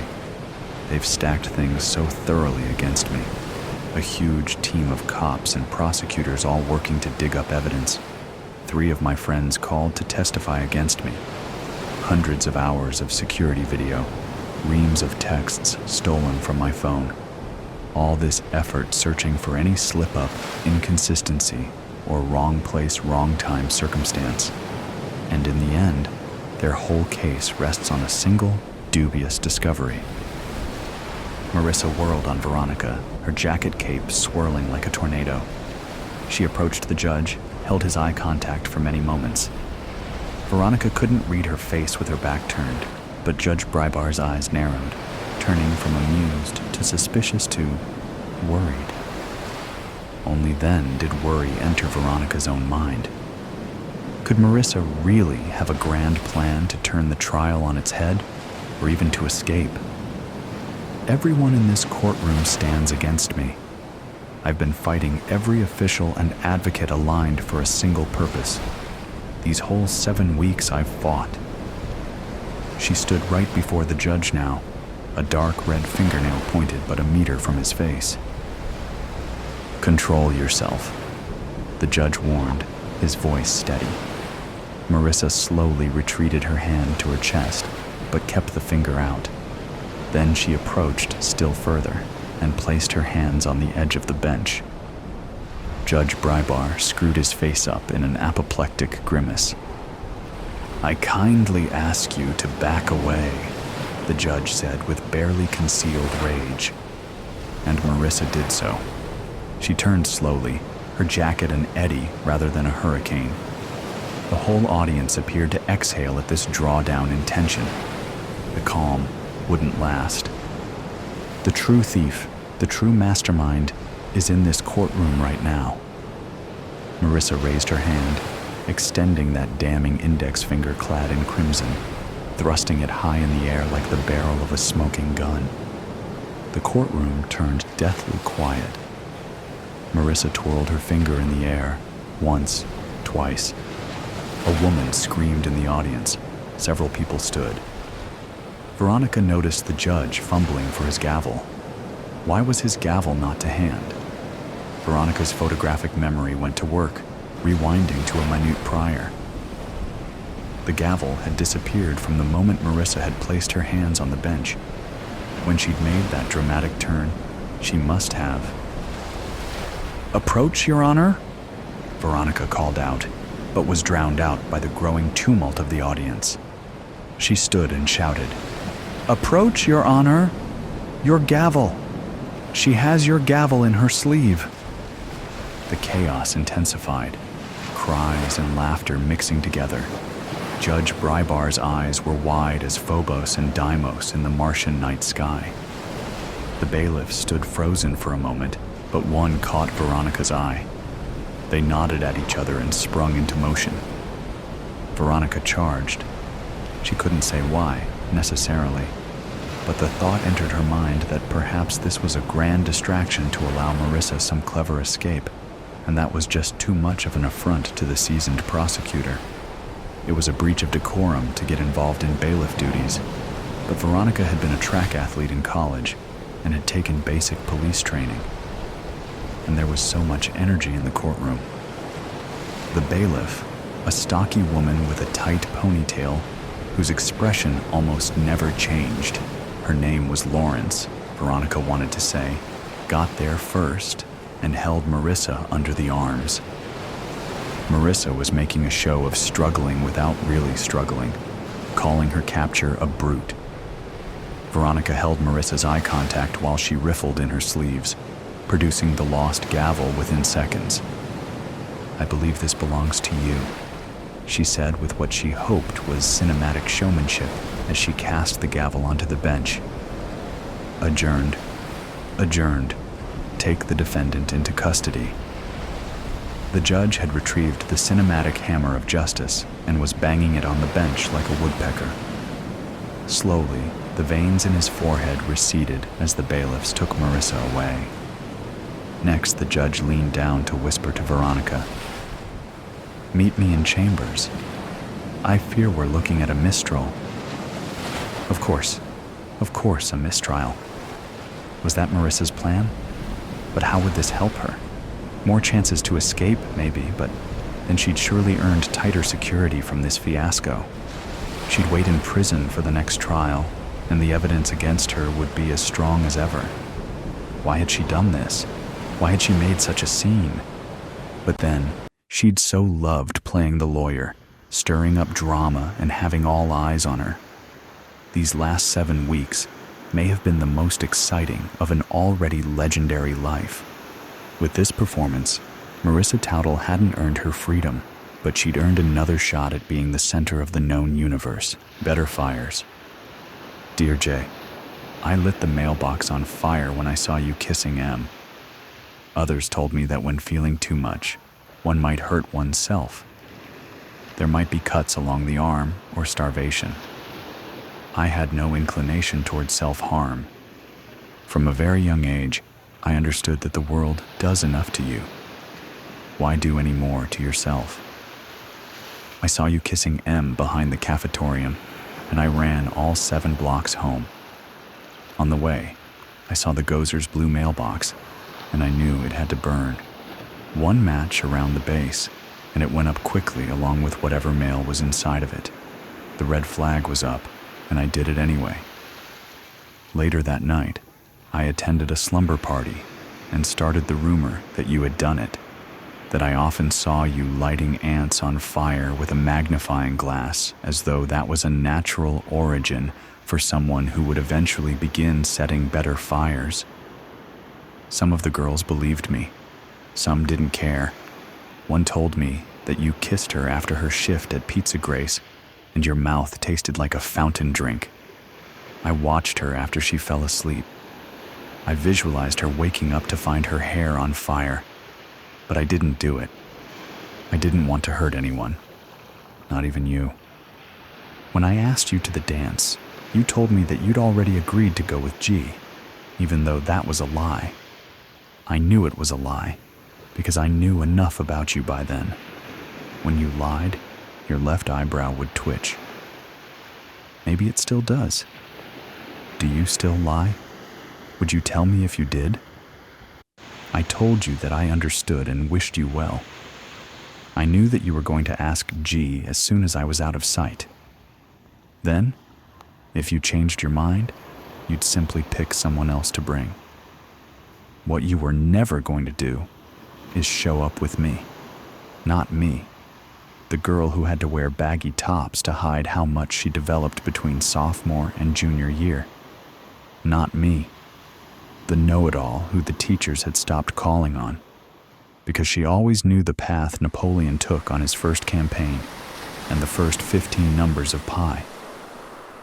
I don't think intelligence was a turn-off for you. On the contrary, I think you wanted me to be smarter.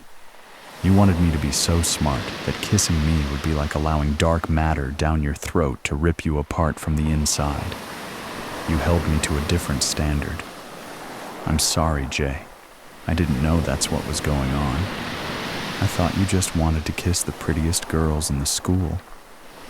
I never investigated what your deeper motives might have been.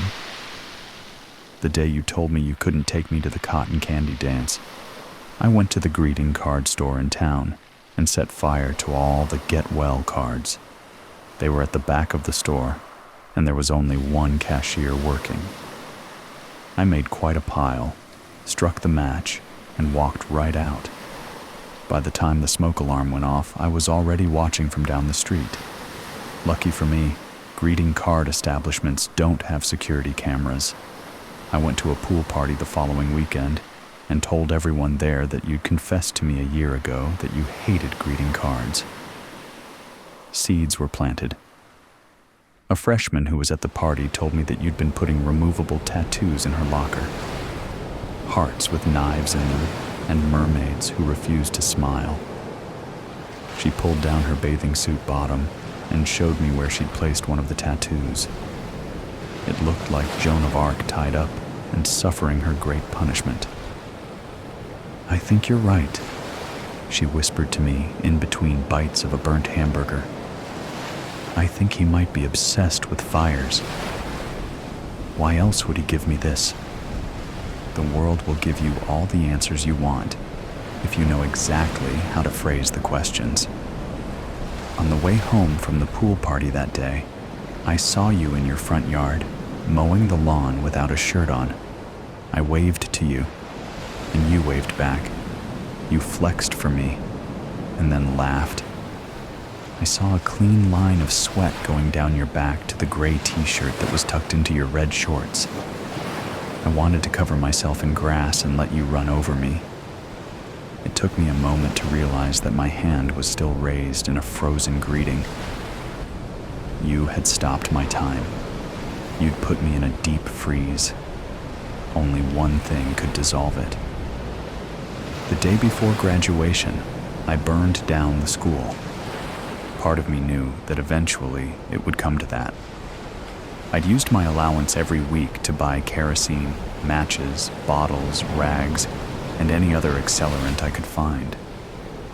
The man at the hardware store questioned me about it early on, but I told him that teenage girls were using these types of things to help with our hormones. He seemed perplexed, but no man over 40 wants to know why teenage girls are doing any of the things they do. The next time I came in, he'd set aside some paint thinner for me. It was on sale, 2 for 1. That's what I used in the second floor bathrooms. There was no commencement that year, no caps, no gowns. The only thing thrown up in the air was the spray of a fireman's hose. Students gathered around the periphery of the school. Some cried. I held my homeroom teacher as she asked why anyone would do something like this. I knew that the two of you were writing inappropriate notes to each other between periods. She must have justified it by telling herself that you were mature for your age. And maybe she was right. I try not to condemn anyone if I can help it. The worst condemnation of all has already occurred. The day of the school fire was also the day of the harvest. Everything I'd put into the ground was ready to be reaped. Rumors about your love of starting fires were too widespread to ignore, even though, in many ways, you were the town's favorite son. Your father had been the star linebacker for the football team back when he was in school. Your mother was valedictorian. You were going to do great things, and you were going to go far, and you were going to kiss every girl you wanted to kiss, and never give me more than a wave or a flex of your muscles only to laugh at me for staring. All of that got burned up and turned to rubbish. You went to jail for the very first time. When you got out, you couldn't find a job. Your parents disowned you. You couldn't even find a woman gullible enough to take you in, because by then, you reeked of smoke. Soon, you were dealing drugs and holding up food marts and gas stations. I lost track of how often you were in and out of prison, but I know you're there now, and I'm sorry, Jay. I'm sorry for the part I played. I'm sorry for every match I struck. I'm sorry you didn't see that I could have learned more. I could have caught on faster. I could have bloomed had you only allowed me some light. When you get out, I plan to be waiting for you. I'll pick you up and you can come stay with me. You can mow my lawn. You don't have to give me anything, just the respect I was owed back when we were children. Back when you thought a little cold water would put me out. You never knew that I was electric, did you, Jay? You never tasted my grease. You never thought to smother me. A little cold water. What was that going to do? I'll be standing at the gates when they release you. I'll bring the cigarettes you like. I'll light the first one. Then, I want a kiss. A nice, long kiss. I want to taste the emission. I want you to fill me up with smoke until I feel as though I'm never going to breathe again, where time almost stands still. Okay, how do we start this story? We could start it with character descriptions. Nah, that's on you and your imagination. We could write a beautiful description of atmosphere and breathtaking elements. Nah, not going to happen. Then how? Fuck it, let's just go. Cole Johnson's entries. Day 104. I went to court today. It was some good, some bad. I was offered 24 years. That's good. I won't see Sally or my children for 8,760 days. That's bad. This is a decision I must absorb. My attorney says it's the best I will get and advises I take it. I won't. I did not do anything wrong. Today is chicken on the bone day. so I'm going to be quick in my documentation of my thoughts to you, world. Philip will be done working out soon, too. This place is so hard, but at least I have Sally's calls to look forward to. World, if you have an ounce of compassion, please forgive me. I did nothing wrong. As Cole finished his diary entry, he knew it was close to chow time, and he had his chicken already sold. It was a different kind of currency behind these walls. Instead of dollars and cents, it was items like soup and peanut butter. Chicken went for 5 soups, which was considered to be very expensive. We will talk about this again. Day 162. I talked to Sally today. She's so amazing. I really miss her caress, her lustful look that she always had when she gazed upon me. She had eyes that you could feel deep in your heart. They were inviting. I could see she was deep in thought about me, and I could almost reach into them and pull her soul into mine. We talked about our normal topics at first: bills, her work, our longing for each other. The one thing we never discussed was my crime or my potential sentence. I know what's coming, and she does as well. I told her how much I missed her. We recalled our first date for the 500th time, but it was a story that made us both smile and laugh. These memories were all we had now. Cole had to get 16 soups, 4 honey buns, and 2 bags of Doritos together. He had run up a debt, expecting Sally to help him with commissary. This debt was caused by the paper and pen he negotiated for, which was hard to acquire in this place. He wanted to write Sally letters, as well as his children. Although, there were other ways to earn items when you're broke. We will not get into that unpleasantness right now. Day 315. I finally acquired a pen.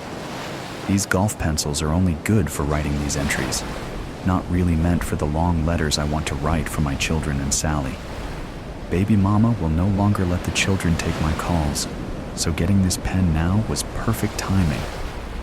Question is, will the price I paid for it come back to haunt me? In here, debt is bad, so I don't know what will happen. I need to sell more spice, but I have been transferred to the 600 block, which is all pizza and folks that don't do drugs. Ugh, it's always something. I guess I will write my children. It has been over 60 days since we spoke. I really hope their mom reads these letters to my kiddos. Cole had procured that pen at a great cost, pretty much all of his commissary, so he had to reach out to others to try and get the funds so he could get more commissary. This was not on his top 10 list of favorite things to do. He would have to call his brother. His mother was just a poor waitress, so his only other option was his brother. Cole's mentality was changing inside those walls. Never before would he even have fathomed begging his brother. He always found a way to get things on his own. Now everything was different. He was dependent on help from outside these walls and barbed wire fences. Day 461. I am losing all love, it feels like. All I see is hate, greed, and controlled movements. The only thing I have anymore is Sally. She has been sick so much lately that she has not been able to help much.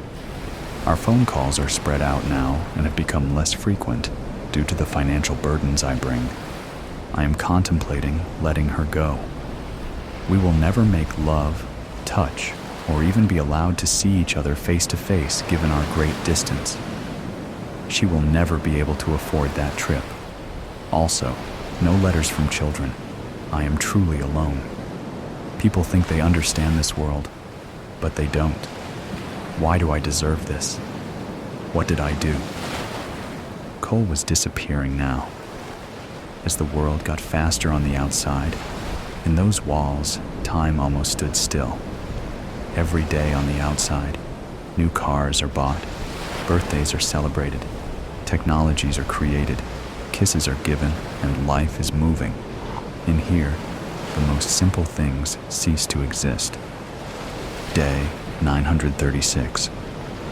As I write to you, world, my soul is disappearing. How will I ever be able to come back into you? My beard is long, and I have encountered so many things I never knew one man could do to another. The sound of a man's last gasp of breath. Then he's gone. World, I still don't understand what my crime against you was. Why did I get put in here? What was my crime that was so bad that you felt all should be taken? The only light left for me is Sally. Her monthly call is enough to keep me from slipping into the dark abyss. She is to call at 6 p.m.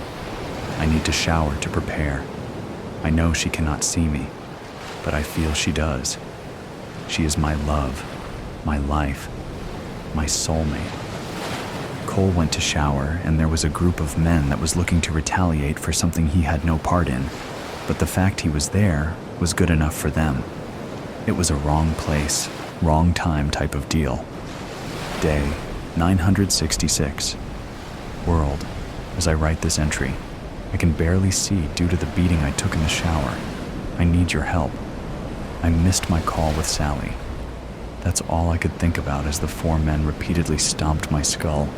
I have been in the infirmary, and when I get out, I am looking at 60 days in the hole, because I won't say who jumped me. So, I sit here and write, which is all I have anymore. World, you're the only one who hasn't abandoned me. Can you hear me? All I need is a small sign to know that at least you are real. You and Sally are all I have. I need you, world. The beating Cole took was severe. It fractured his skull, broke 9 ribs, and put him in the infirmary for 30 days. Due to his silence, he was going to be put in isolation for 60 days. In here, someone always has to pay. However, the whole was a lighter sentence than talking. Talking would have meant his life. Day 1027. I'm back. My wounds are better. I'm still sore, but I'm better. I will never regain the teeth that I lost. Now, every day when I look into the mirror, reflective film, taped to the wall, I get reminded of that missed phone call. I tried all day to call Sally collect, but it was not accepted. She probably found someone else. It's for the best. She deserves to move past me. I'm only a grim anchor in her life, dragging down her happiness. I guess it's just us now, world. Please send me some sign so I know you're really listening. I am so lonely now, world. Help me, so I do not become the hate that surrounds me all of the time. As Cole struggled, all communication with Sally ceased now. He was all alone. He knew now all control was gone. No word from his children, no nothing. He had only one choice now, to take the plea. He would never be able to prove his innocence. This was his life now. Day 1643. Well, it's time, world. I am taking the plea. 24 years, 8,760 days, 210,240 minutes, 12,614,400 seconds. I know now that the world, yes, you, will never forgive me. Even you have to let go of me. Now, it's only these walls, this disparity. The only thing I have to look forward to is being consumed into this life. I will never admit my guilt in my heart. You, world, have let me go, so I must live only here now and continue to survive. World, goodbye. This will be my last entry. I must kill the Cole Johnson of my previous life and become the Cole Johnson behind the walls. Years passed.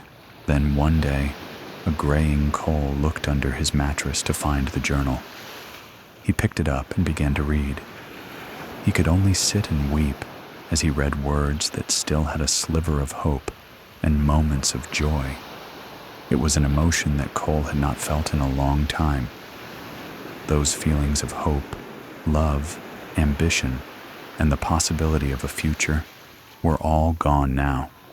He was covered in tattoos, not because they were cool, but because they told his story behind these walls of who he was and what he had done.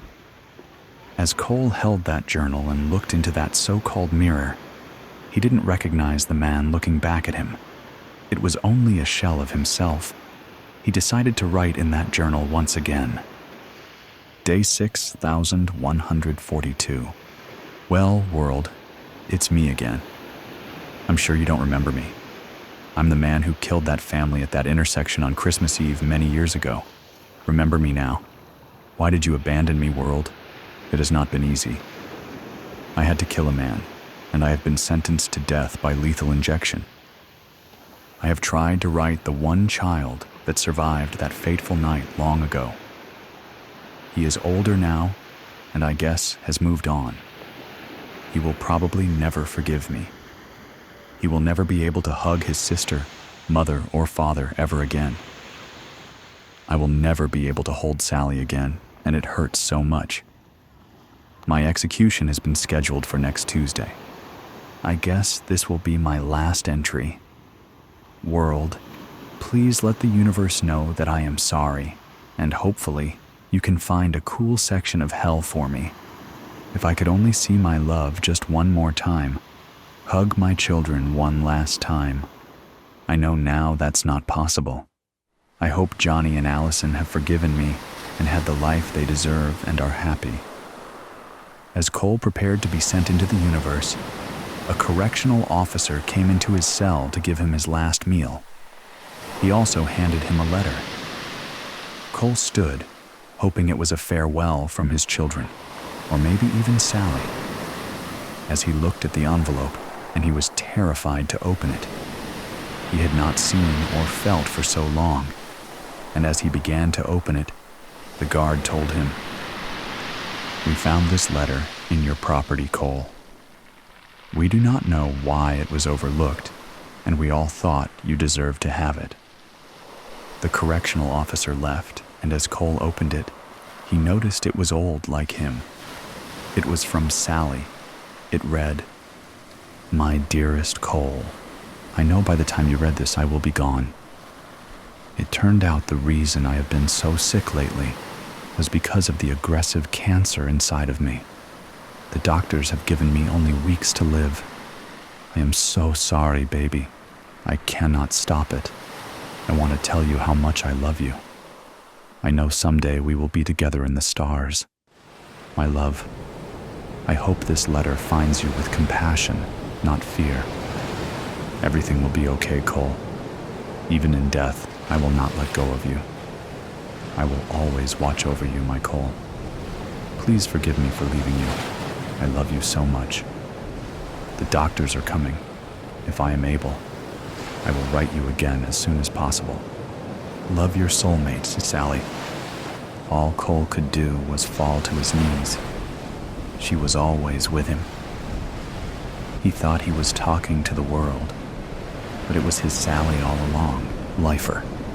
The parking lot was empty, except for dry weeds squeezing up through cracks in the asphalt, except for the deserted, rusting basketball hoop on one end, except for rustling leaves skittering across fading parking spaces in the gathering dusk, except for oil spots shimmering with rainbow colors after a recent sprinkling.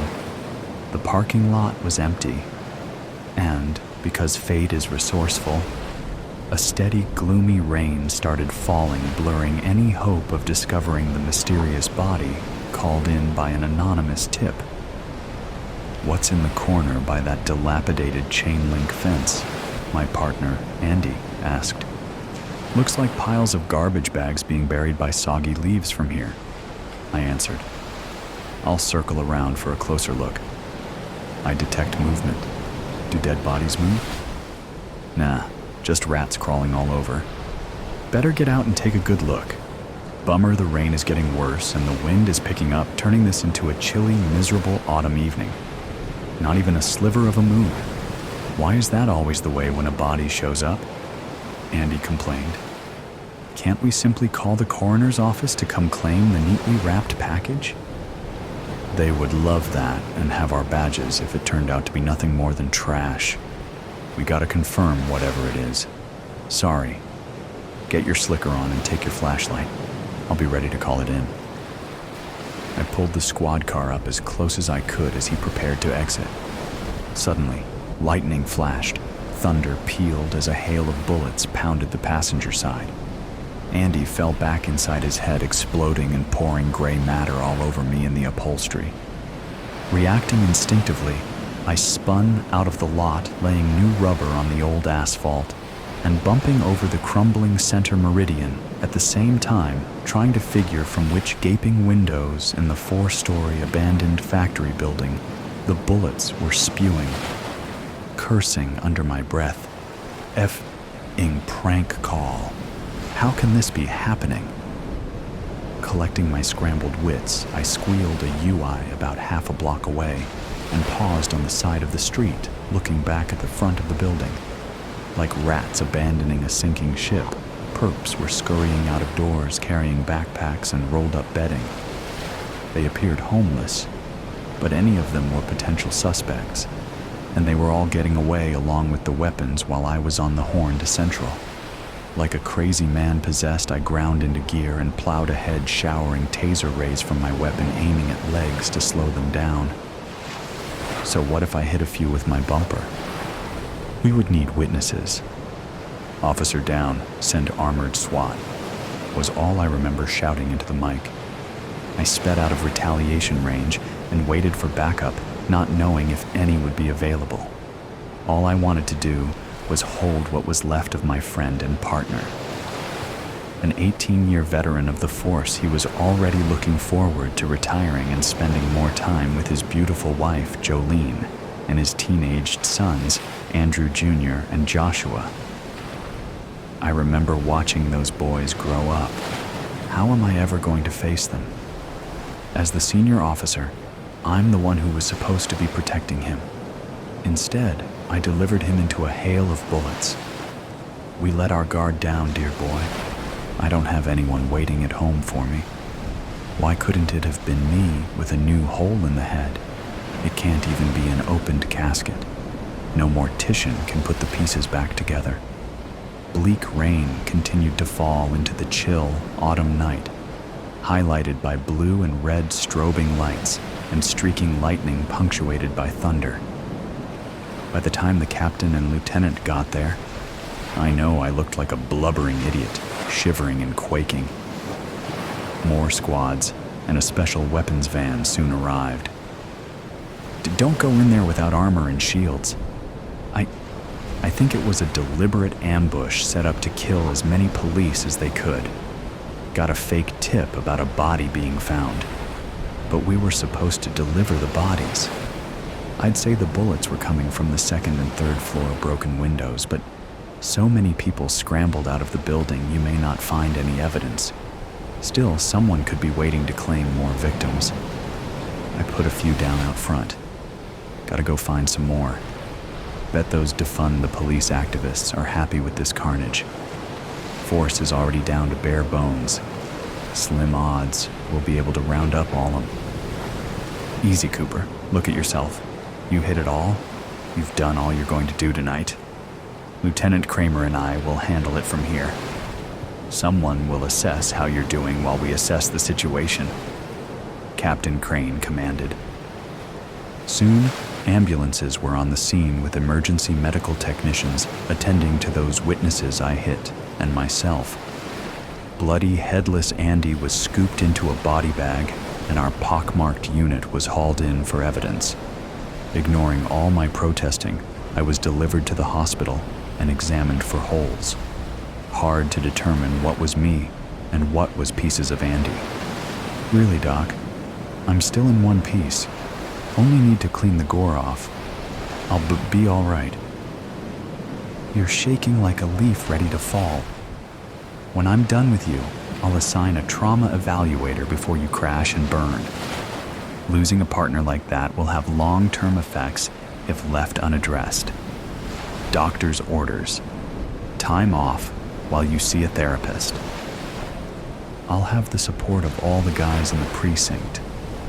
I'm not sure about a shrink, but I promise you, I'm gonna be someone's worst nightmare once I get back on the street to find the monsters that riddled us. They don't understand what they've created. I'll never retire. I'm a lifer now. You can bet. Gonna rain long-term regrets down on him, son of Satan. I awoke to a bright light streaming through a crack in one of the wooden boards I had put up in a paranoid, booze-infused haze. It was June, and the heat was stifling. My mouth was the kind of dry where your cheeks and lips stick to your teeth, the leftover taste of alcohol offensive. I sat up slowly, the usual nausea kicking in, my head pounding, room spinning. I looked down at my shaky hands, trying to steady myself as I half rolled off the couch. A sweaty silhouette of me left behind, my tee, shirt stuck to me. I stumbled to the kitchen, only allowing one eye open to keep things in focus, my head down as I waited for the kettle to boil, impatient as the usual hangxiety kicked in. I knew my drinking was a problem, it always has been. But as I'm nearing 40 now, the mornings are becoming more unpleasant and unmanageable. But I know I'll never stop. I put 2 big scoops of coffee and boiling water into a mug, topping it off with a shot of vodka. I downed it and made another, willing the shakes to stop, my eyes blurry and stomach churning. I took the second mug back to the couch and turned on the TV, slowly coming back to life. My mind was quieter today, a numbness over the usual paranoia or anger that resides in me. Sometimes I think it's a darkness, straight from the pits of hell, the angel on one shoulder missing. As long as I could remember, I had been plagued with dark thoughts, a curse passed down from my abusive father. A life of isolation and self-sabotage, sending me spiraling further into this abyss over the years. Some days, I think I can snap out of it or have a small voice telling me I need help and that maybe there's still hope for me. But this had just become a way of life for me now, my norm. I had come to accept it. Alcohol and Netflix were my only friends. I sustained an easy work-from-home job that only stole a few hours each day. My manager didn't bother me, and I didn't bother him. He didn't care as long as I hit the numbers, which I always did. It didn't pay much, but kept a roof over my head and supplied my vices. I flicked straight to the news channel like I did every day. There had been a string of murders in the city, and now they were saying, there is a pattern suggesting that it's the work of serial killer. I shivered, watching as they wheeled a 6th victim in a body bag, a one-way trip to the morgue. My head pounded again. I swallowed some paracetamol with a swig of vodka, not taking my eyes off the TV. The killings had been brutal. I watched along each time with a morbid curiosity, like I was watching a fictional Netflix series about serial killers, almost forgetting that these were people living in the same city I am. All victims were female, early 20s, normally Good Samaritan types, people with a squeaky clean record who wouldn't have even stolen a pack of gum in their short life. Most were religious and attended church on a Sunday. I'd be safe, standing at 6 feet, fashioning a Jesus-length beard and enough petty crimes on my record to piss off anyone in law enforcement. The media were raving about the symbolism the killer left behind and had even given him a nickname, Son of Satan. It doesn't quite have the same ring as Jack the Ripper or the Zodiac Killer, but they were just scratching the surface of what he does and what he is capable of. This guy was different. According to reporters, he stalks his victims over the course of 6 days, leaving satanic symbolism in his midst. Never leaves a trace of evidence, other than gifts of animal bones or a pentagram, sometimes an upside-down cross, all with no fingerprints or so much as a wisp of hair. The symbols were the only thing that changed from kill to kill. The 6-day stalk, bondage of the hands and feet, and 6 stab wounds to the heart were always consistent. I shivered again. On the dark web, some crime scene photos were leaked and spread vastly around social media. The bloody sight, something out of a horror movie. I chugged another glass of vodka. The police had nothing. They made an educated guess that it could be a male in their 30s or 40s. Probably some crazy religious guy that they had depicted as some skinny, sad sod who lives in their mother's basement. I rolled my eyes and half chuckled, a wheezy sound that made me cough. One thing they all agreed on was that the killer was clever and meticulous. He taunted his victims and he taunted police, never leaving a trace. All they could do was warn people to be safe and on guard. If anyone experienced any stalking or hints that they were next, were to report to police straight away. Boy, are they not ready for the amount of calls they're about to receive. The fear the media have installed does half the job for the killer. I rolled my eyes again, pouring another glass, slightly amused by the stupidity of law enforcement and media. I turned it off and opened my laptop to get on with some work before heading out to the shop. The bills aren't going to pay themselves. Completing work in record time, I went to the bathroom and splashed cold water on my face, then finally brushed the rancid taste away, swallowing some toothpaste for good measure.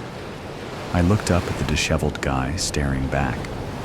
Hair awry, bags hung heavy around my dark pinpoint-like eyes, the spit of my father. I inwardly groaned, my heart palpitating slightly.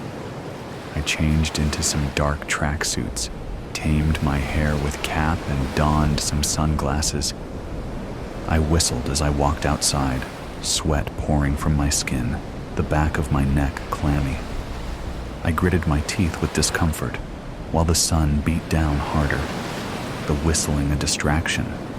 The streets were mostly empty, a few dog walkers and cars dotted around.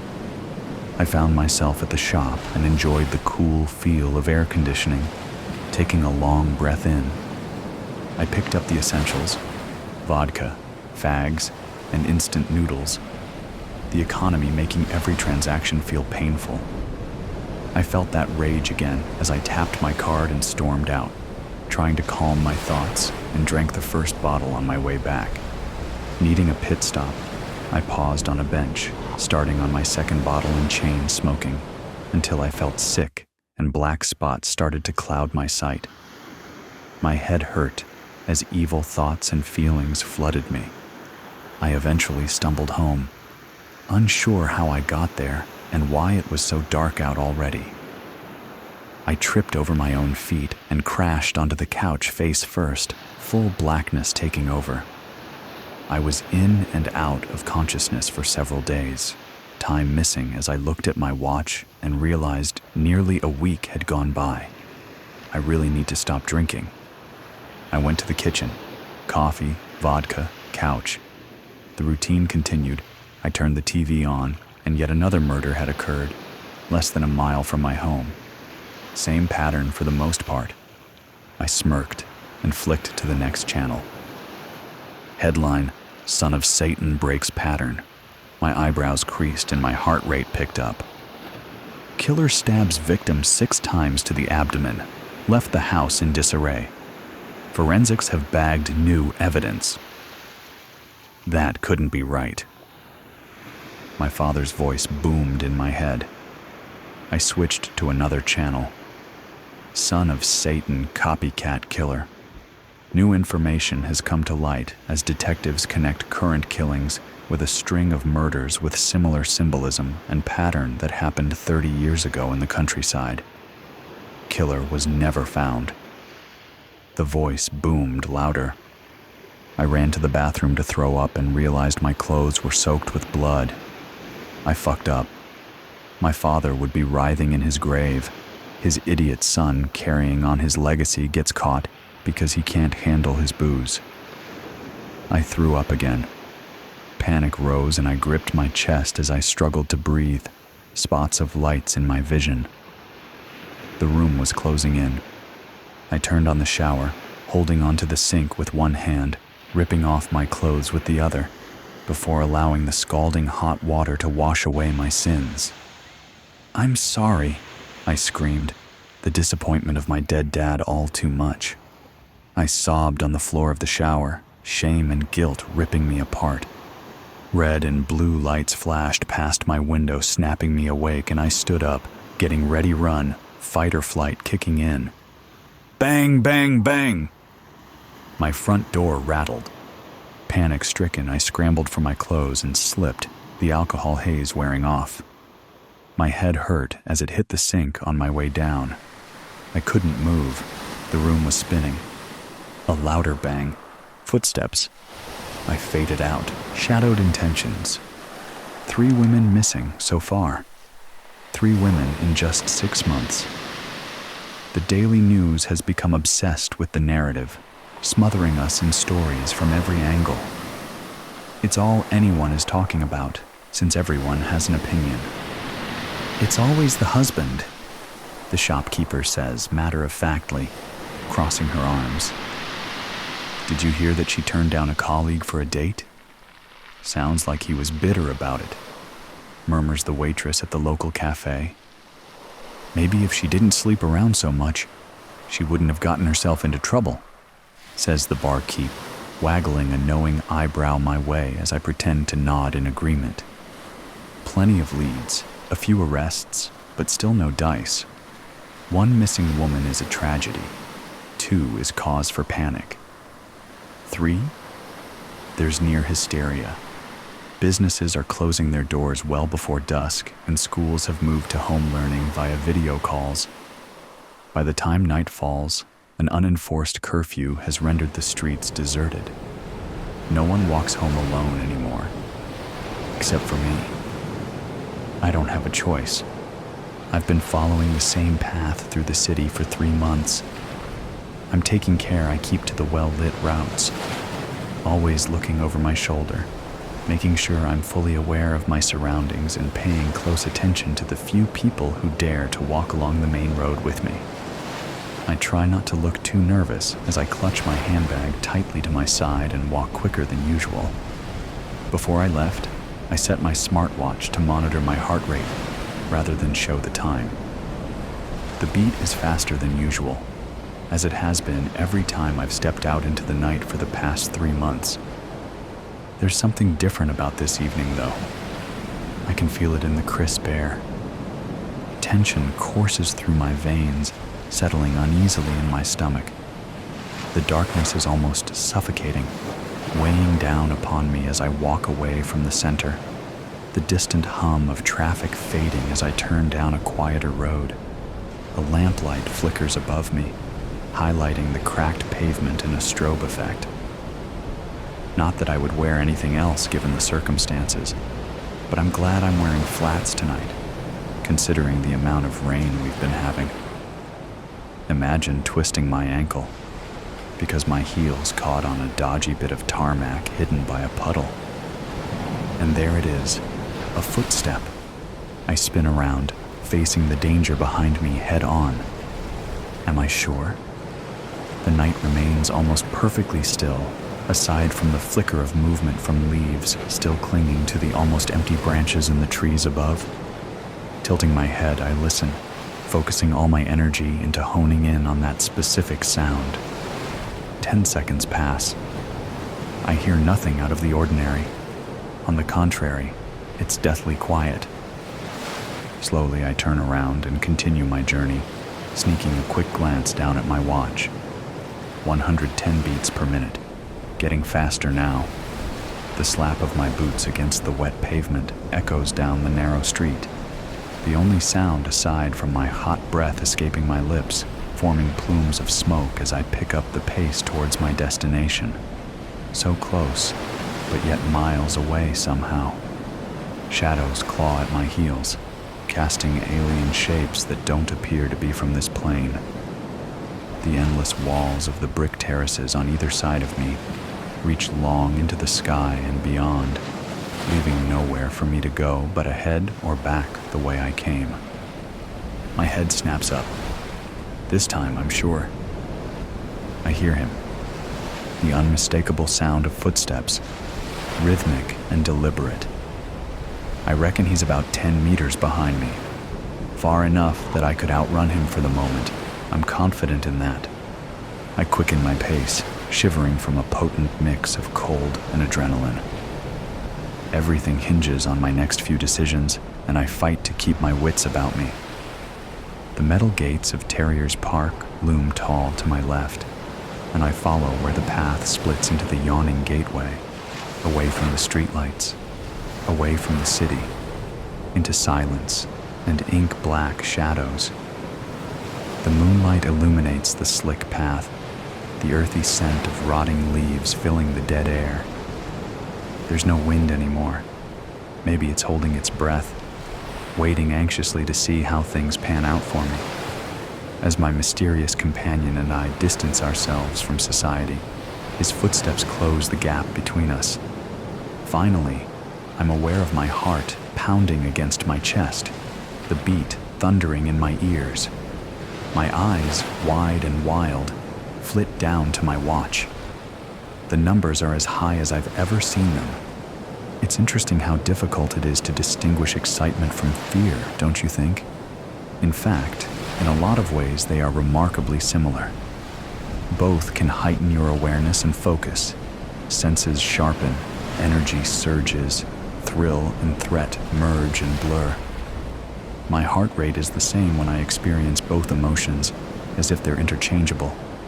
He's closing in. I feel his menacing aura maybe 3 meters behind me, just as we reach an area with bushes. We're alone. Completely alone. Perfect. Bag already unzipped in anticipation. I slide my hand in and wrap my fingers around the handle of my gun. 3 months it's taken me to catch his attention. 3 months to make sure the cat would become the mouse.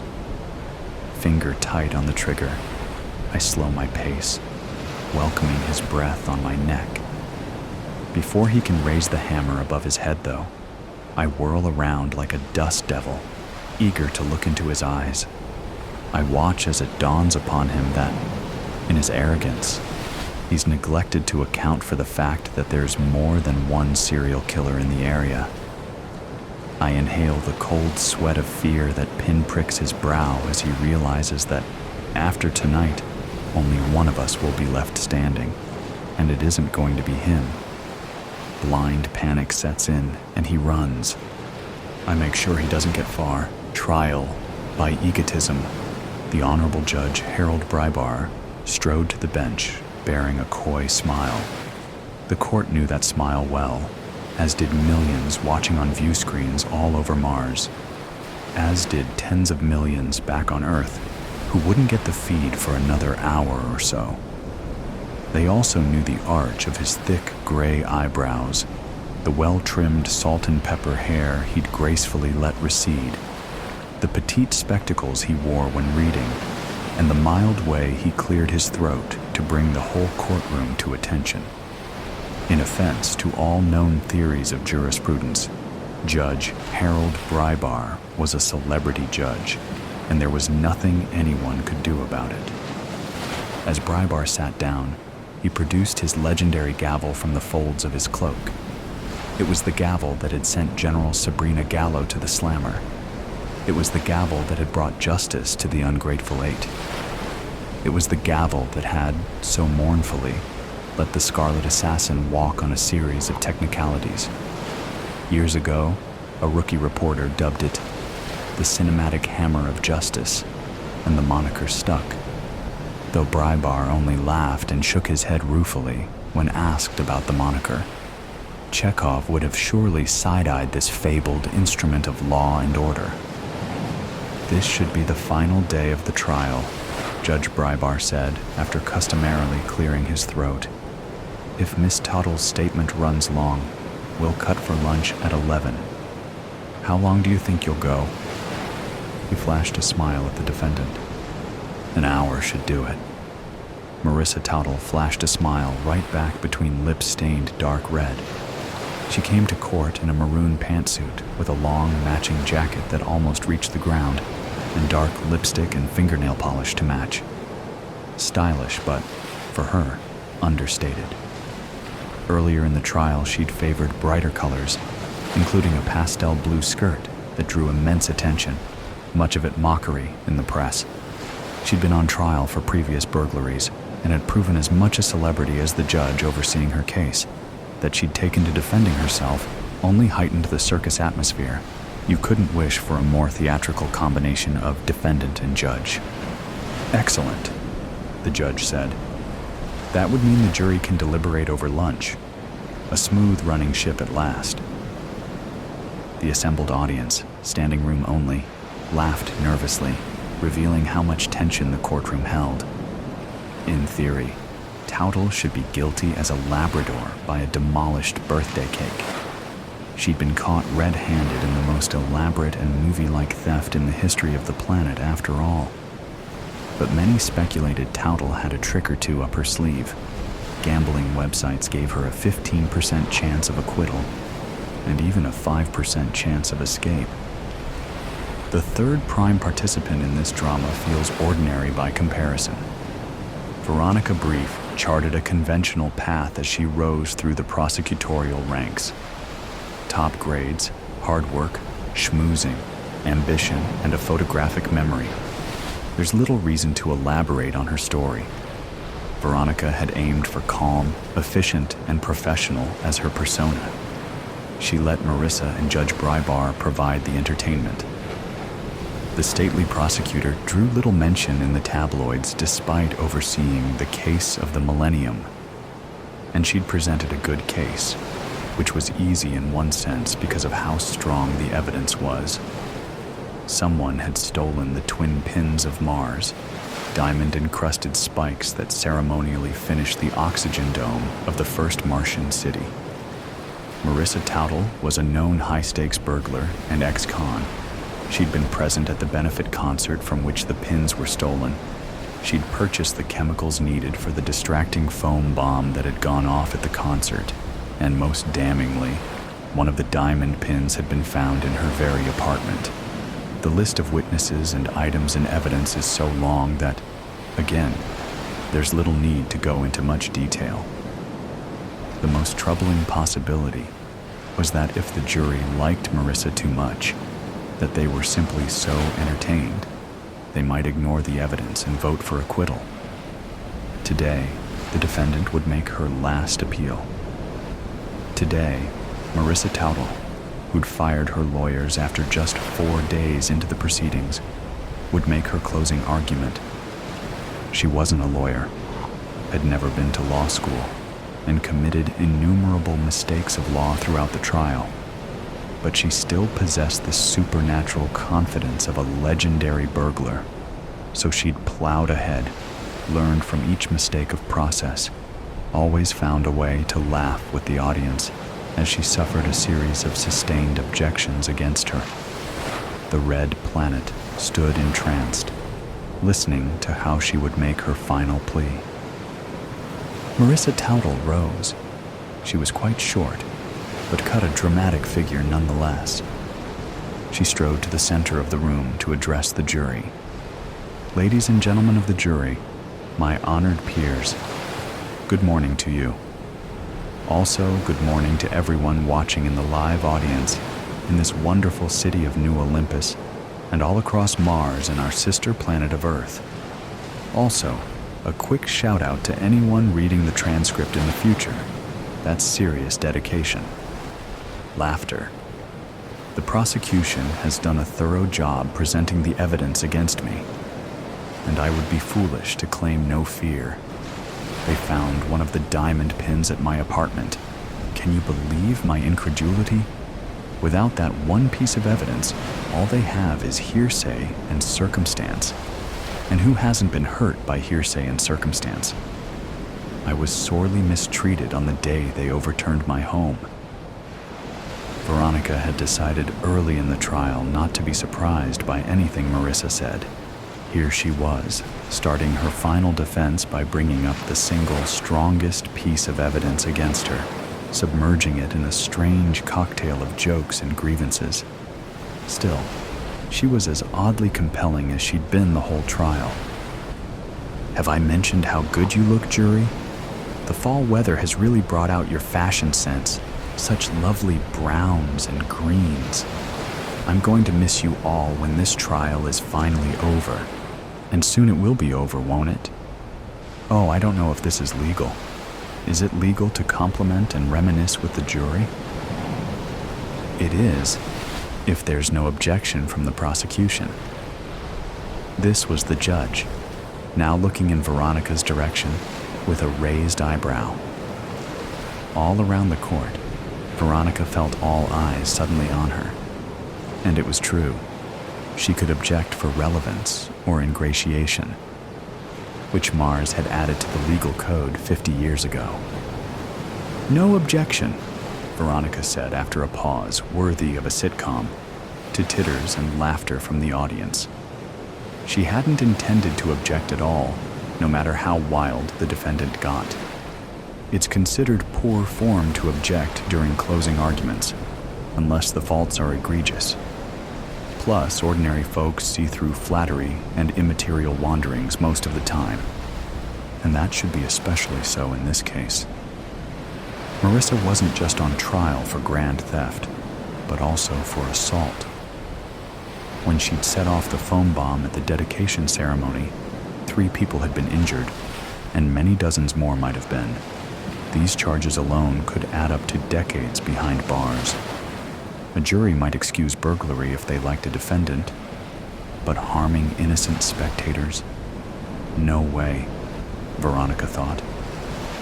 Marissa had avoided lengthy prison sentences from previous burglaries through clever negotiating, and because she'd always been careful to avoid violence.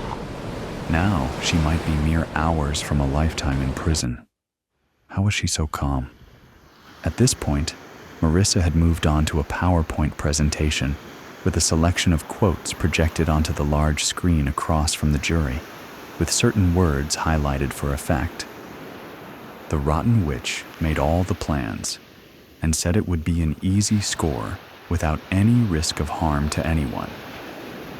That's what one of my supposed henchmen said about me, if you'll remember. I don't see why that insult was necessary. Read the next quote, this time from a witness who supposedly saw me outside the concert hall. She was laughing like a hyena, or like some evil witch. With the shouting inside, I could barely hear her, but I was close enough I could just make out the cackle. I could read each and every one of these quotes, each more demeaning than the last, but you can look over the full list if you've got the stomach for it. So many horrible things said about me, which I don't mind. I can accept taunts and jeers. But it is certainly interesting that so many of these witnesses couldn't help but include spiteful, disparaging remarks. And you'll notice how many bring out the W word. It almost feels like they were coordinating their testimony somehow. Veronica caught a glimpse of the jury. She read ambivalence on their faces, scowls, smirks, narrowed, focused eyes, and furrowed brows. They were all paying attention, but none appeared sympathetic, and only a few seemed amused.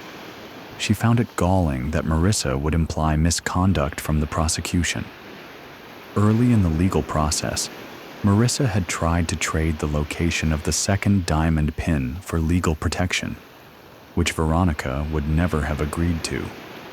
Not leastwise because the police were convinced they could lean on her conspirators to produce the second pin, an assumption which, 7 weeks later, had not come true. Those negotiations were inadmissible at trial, but made Marissa's attempts to cast the prosecution as corrupt all the more preposterous. Marissa knew she was guilty, and knew the prosecution knew she was guilty. And then there's the matter of the diamond pin of peace, found in my apartment, right under my very bed. It's the linchpin of the case against me. But do you find that likely? That a supposed master criminal would conceal the single most damning evidence in the most obvious and cliched place to hide something? And that underscores my next point, that the diamond pin of prosperity is yet to be found. If I had stolen them both, why hide one in an obvious place than another where the police have yet still to find? I'm not going to accuse anyone else of being the real thief, and therefore the person who planted the evidence while keeping half the spoils for themselves, not right at this moment anyway. I don't have the resources of the police or prosecutors to chase leads and likely suspects. But how can you not be suspicious of these circumstances? Marissa had raised her voice by this point. Despite her grandiosity, she'd kept her tone civil, even playful. But now she strode about the floor, her jacket swirling in great red arcs. She turned to the prosecution table and approached Veronica, though even with her heels, she stood barely a few inches taller than her adversary, sitting up straight. Marissa leaned over the table between them. Veronica held her gaze in as steely a manner as she could muster. She wasn't intimidated, but feared smiling at this bit of theatrics, which might send the wrong message to the jury. They've stacked things so thoroughly against me. A huge team of cops and prosecutors all working to dig up evidence. 3 of my friends called to testify against me. Hundreds of hours of security video. Reams of texts stolen from my phone. All this effort searching for any slip-up, inconsistency, or wrong place, wrong time circumstance. And in the end, their whole case rests on a single, dubious discovery. Marissa whirled on Veronica, her jacket cape swirling like a tornado. She approached the judge, held his eye contact for many moments. Veronica couldn't read her face with her back turned, but Judge Brybar's eyes narrowed, turning from amused to suspicious to worried. Only then did worry enter Veronica's own mind. Could Marissa really have a grand plan to turn the trial on its head, or even to escape? Everyone in this courtroom stands against me. I've been fighting every official and advocate aligned for a single purpose. These whole 7 weeks I've fought. She stood right before the judge now, a dark red fingernail pointed but a meter from his face. Control yourself, the judge warned, his voice steady. Marissa slowly retreated her hand to her chest, but kept the finger out. Then she approached still further and placed her hands on the edge of the bench. Judge Brybar screwed his face up in an apoplectic grimace. I kindly ask you to back away, the judge said with barely concealed rage. And Marissa did so. She turned slowly, her jacket an eddy rather than a hurricane. The whole audience appeared to exhale at this drawdown in tension. The calm wouldn't last. The true thief, the true mastermind, is in this courtroom right now. Marissa raised her hand, extending that damning index finger clad in crimson, thrusting it high in the air like the barrel of a smoking gun. The courtroom turned deathly quiet. Marissa twirled her finger in the air. Once, twice. A woman screamed in the audience. Several people stood. Veronica noticed the judge fumbling for his gavel. Why was his gavel not to hand? Veronica's photographic memory went to work, rewinding to a minute prior. The gavel had disappeared from the moment Marissa had placed her hands on the bench. When she'd made that dramatic turn, she must have... "Approach, Your Honor?" Veronica called out, but was drowned out by the growing tumult of the audience. She stood and shouted, "Approach, Your Honor! Your gavel! She has your gavel in her sleeve!" The chaos intensified, cries and laughter mixing together. Judge Brybar's eyes were wide as Phobos and Deimos in the Martian night sky. The bailiff stood frozen for a moment, but one caught Veronica's eye. They nodded at each other and sprung into motion.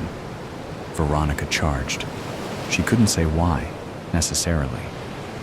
But the thought entered her mind that perhaps this was a grand distraction to allow Marissa some clever escape, and that was just too much of an affront to the seasoned prosecutor. It was a breach of decorum to get involved in bailiff duties, but Veronica had been a track athlete in college and had taken basic police training, and there was so much energy in the courtroom. The bailiff, a stocky woman with a tight ponytail, whose expression almost never changed, her name was Lawrence, Veronica wanted to say, got there first and held Marissa under the arms. Marissa was making a show of struggling without really struggling, calling her capture a brute. Veronica held Marissa's eye contact while she riffled in her sleeves, producing the lost gavel within seconds. "I believe this belongs to you," she said, with what she hoped was cinematic showmanship, as she cast the gavel onto the bench. Adjourned. Adjourned. Take the defendant into custody. The judge had retrieved the cinematic hammer of justice and was banging it on the bench like a woodpecker. Slowly, the veins in his forehead receded as the bailiffs took Marissa away. Next, the judge leaned down to whisper to Veronica, "Meet me in chambers. I fear we're looking at a mistrial." Of course, a mistrial. Was that Marissa's plan? But how would this help her? More chances to escape, maybe, but then she'd surely earned tighter security from this fiasco. She'd wait in prison for the next trial, and the evidence against her would be as strong as ever. Why had she done this? Why had she made such a scene? But then, she'd so loved playing the lawyer, stirring up drama and having all eyes on her. These last 7 weeks may have been the most exciting of an already legendary life. With this performance, Marissa Towdle hadn't earned her freedom, but she'd earned another shot at being the center of the known universe. Dig deep. Other than a faint glow coming from one of the back rooms, the town's charity shop was in darkness, its front door firmly closed.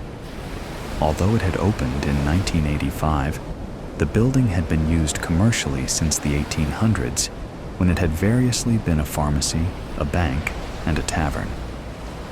The shop was close to the river in Marpleton, a pleasant English market town which had once been home to a nearby priory. In ancient times, monks had wandered back and forth to sell their wares at a market which still existed in diminished form across the road. Regulars were now peering through the shop window, but the main lights stayed off. A few of the shop's helpers were huddled in the back room. Patrick, the treasurer, had collected the spare keys from the greengrocer to let them in. The gatherers were addressing one topic, namely, why their long-serving manager, Rhea, had failed to open up the day before. "I just can't understand it," Ivy, one of the shop's founding members, said. "I've never known her not to turn up, unless she's on holiday. In all the years I've known Rhea, she's never had a day's sickness." "Wasn't she going to New Zealand to visit her sister?" Patrick asked. "She was, but not until the following week. It's in the shop diary. Here, take a look." Ivy tapped the relevant pages meaningfully. "I'm not doubting you, Ivy, but she may have got the dates wrong. She wasn't in the habit of making mistakes." Ivy's loyalty knew no bounds. Patrick adopted a different approach. "You've tried Rhea's landline, I take it?" "Several times. Each time it went straight to answer phone." "Right. Still, I expect we're worrying over nothing." "But you have to admit she has been a bit distracted lately," someone piped up. Patrick turned to Silvana hopefully, but she shook her head. "I've tried her on her mobile, but nothing." Silvana was a refugee who had joined the shop 2 years earlier. Since Rhea had taken her under her wing when she first came to England, her English had improved markedly. Silvana had been on the verge of admitting her true feelings for Rhea. Reality had crushed the likelihood of her returning to her homeland anytime soon and been replaced by something entirely unexpected. An overwhelming love for another human being. Silvana's great wish was to know whether that love was returned.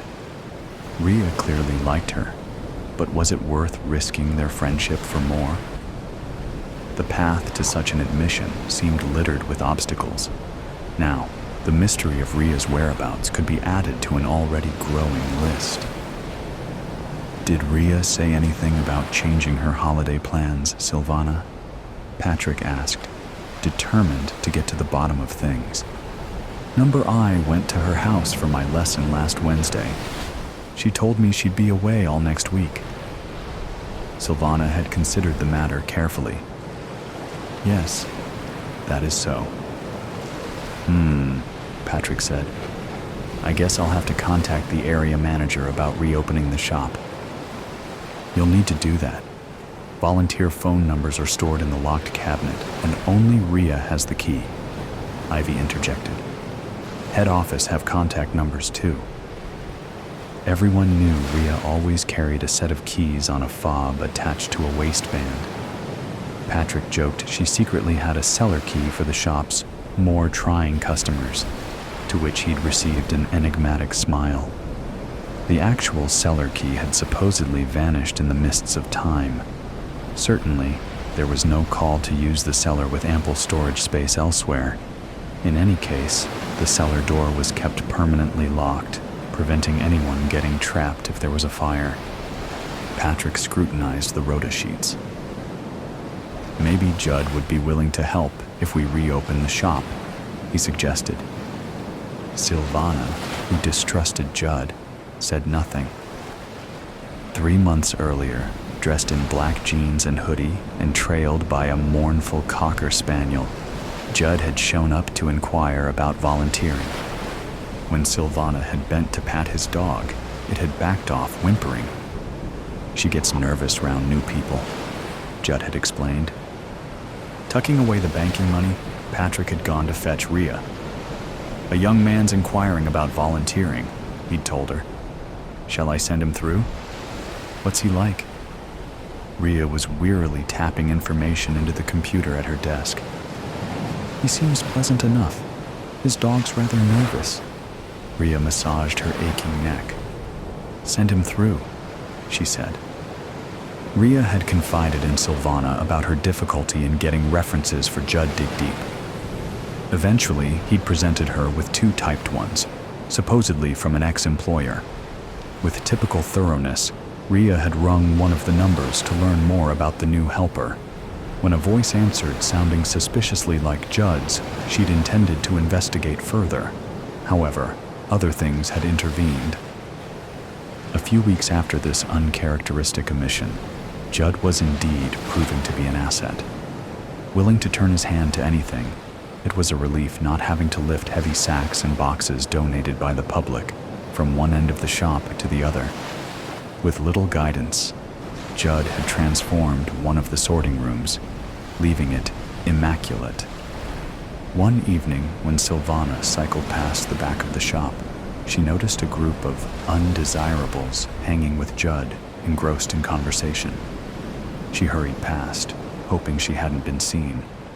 She raised her concerns to Rhea, who told her it was nothing to worry about, that she'd keep an eye on things, and bafflingly added, I'd rather you didn't mention this to anyone else.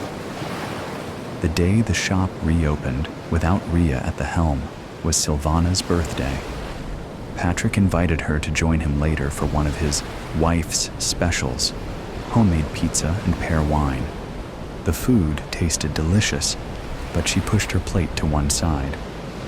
You're still worried about Rhea, aren't you? Patrick observed. Her cell phone is dead.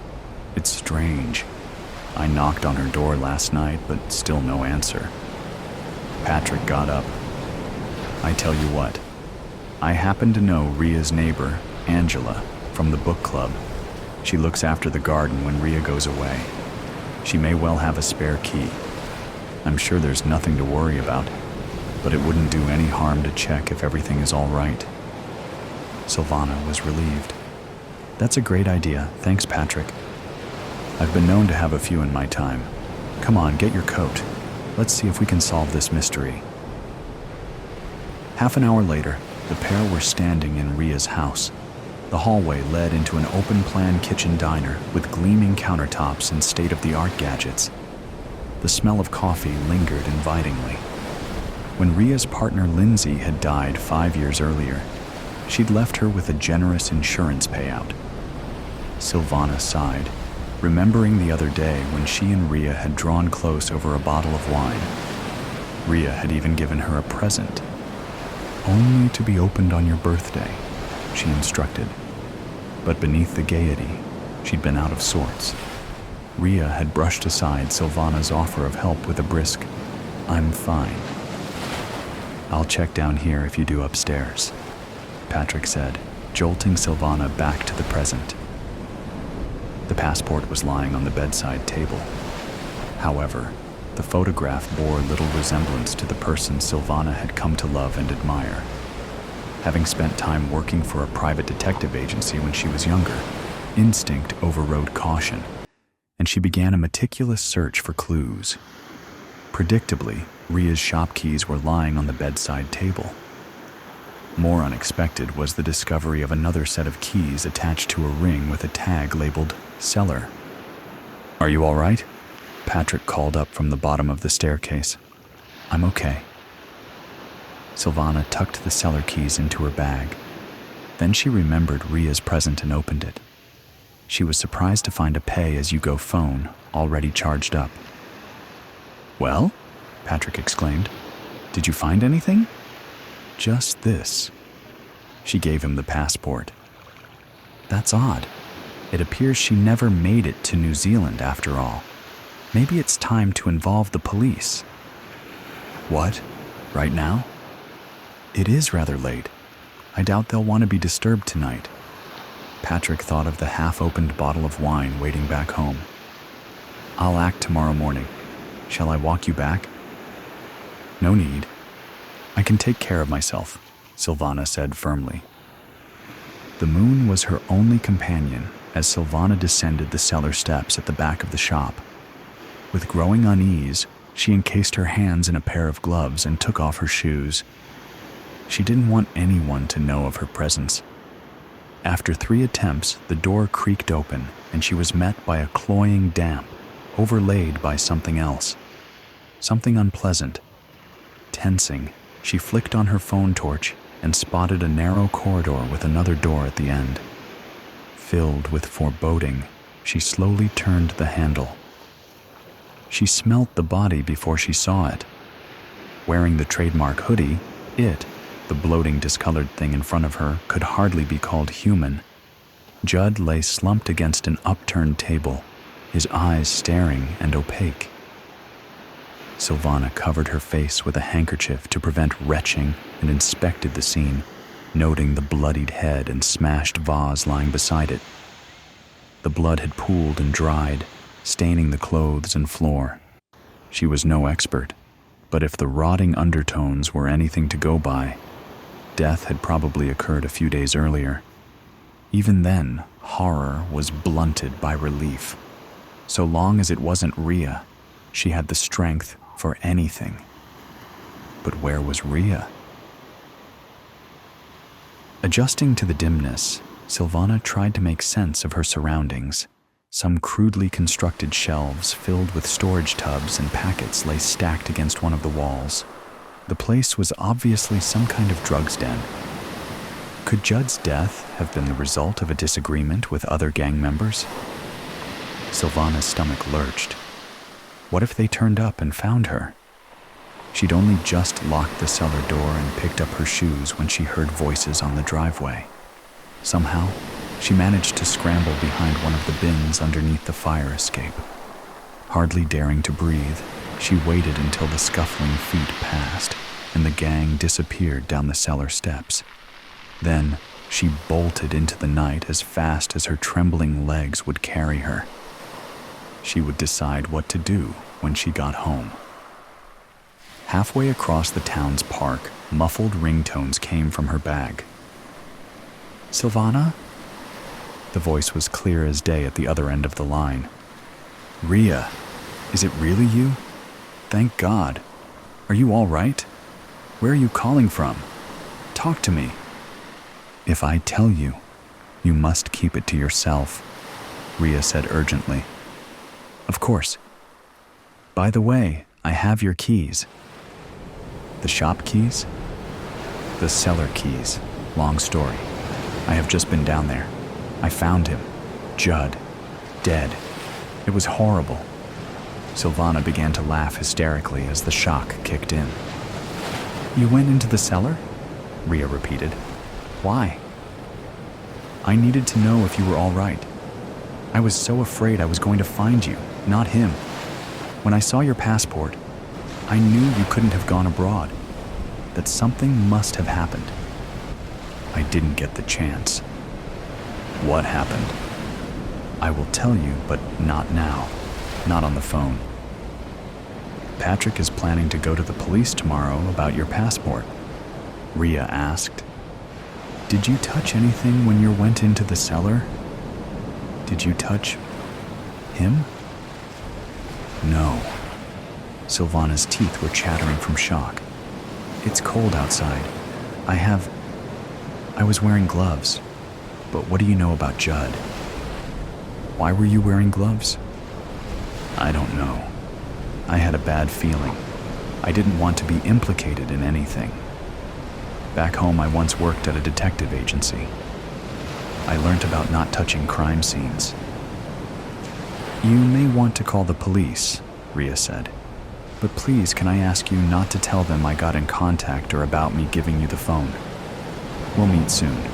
That is, if you want to. I'll understand if you don't want anything more to do with me." "Of course I want to meet you." It seemed silly pretending now. "It's all I think about." Silvana's heart flipped when she saw the distant figure standing on the pier below. The matinee performance at the Pavilion Theater was in full swing, and the pier was almost deserted. She came up behind Rhea, patting her on the shoulder. "Hey!" Rhea turned, instantly relaxing when she saw her friend. "Hey!" Silvana sank into Rhea's arms. For a long time, the pair embraced. "It's so good to see you," Silvana said. "Likewise." Rhea glanced round. "Does anyone know you're here?" "Number, and I'm so hungry." Rhea grinned. "How about some fish and chips? I'll treat you." "You mean the famous English fish and chips?" Rhea grinned. "I've discovered a great place on the front." She linked arms with Silvana. "Come on, let's eat. Then, I'll tell you everything." "Judd was a bad lot," Rhea admitted later. "He was running a drug racket, and I threatened to report him to the police." "It doesn't surprise me. But how did you find out?" "Not long after I joined the shop, I was clearing up one of the back rooms and came across a discarded cabinet. There were 2 sets of cellar keys in it. I never told anyone about them, partly because I didn't want a lot of fuss. I wanted to keep it to myself. Unfortunately, Judd caught me coming up the stairs one evening and demanded to store his things there. I didn't like the way he spoke to me. When I refused, he threatened to torture his dog in front of me. He implied if I didn't comply, I'd be next. His eyes were so cold. For the second time in my life, I felt real fear. There would be time enough to ask about the first time, Silvana thought, clasping Rhea's hand. "I'm afraid there's more," Rhea said dully. "You probably won't want anything to do with me when you hear the rest." Silvana clutched Rhea's hand more tightly. She'd come too far to be brushed aside. "Why don't you let me be the judge of that?" she said firmly. "Whatever it is, we'll bear it together. You see, I love you. I need you to know that." "You do?" For For a moment, Ria's face shone. "That's a relief," she said, laughing. "I thought it was just me." "Did you?" Silvana laughed too. "I may have had my suspicions, but I didn't want to say anything." "Oh, I'm so happy," Silvana said. "But hold your horses before we get carried away," Ria warned. "Hold my horses?" An English expression. It means don't count your chickens. "Count my chickens?" "Silvana, my love, let me finish my story before you say anything." "Okay, sorry." Silvana nibbled a stray chip. Ria was smiling in spite of everything. "In the end, I couldn't stand being held to ransom by a bully like Judd. A few days ago, I foolishly decided to confront him in the cellar. He went to grab a knife from the table. There was an old jar on one of the shelves, and as he turned, I smashed it over his head." She shuddered. "I couldn't tell you all this, but I made sure you had the phone before I left. I hoped you'd stay in touch. The day after, I headed here, not wanting to be traced. I paid for everything with cash." "But surely the police will realize you only acted in self-defense," Silvana insisted. "Perhaps I should have gone to them straight away, but I couldn't face it." Ria's hesitation was palpable.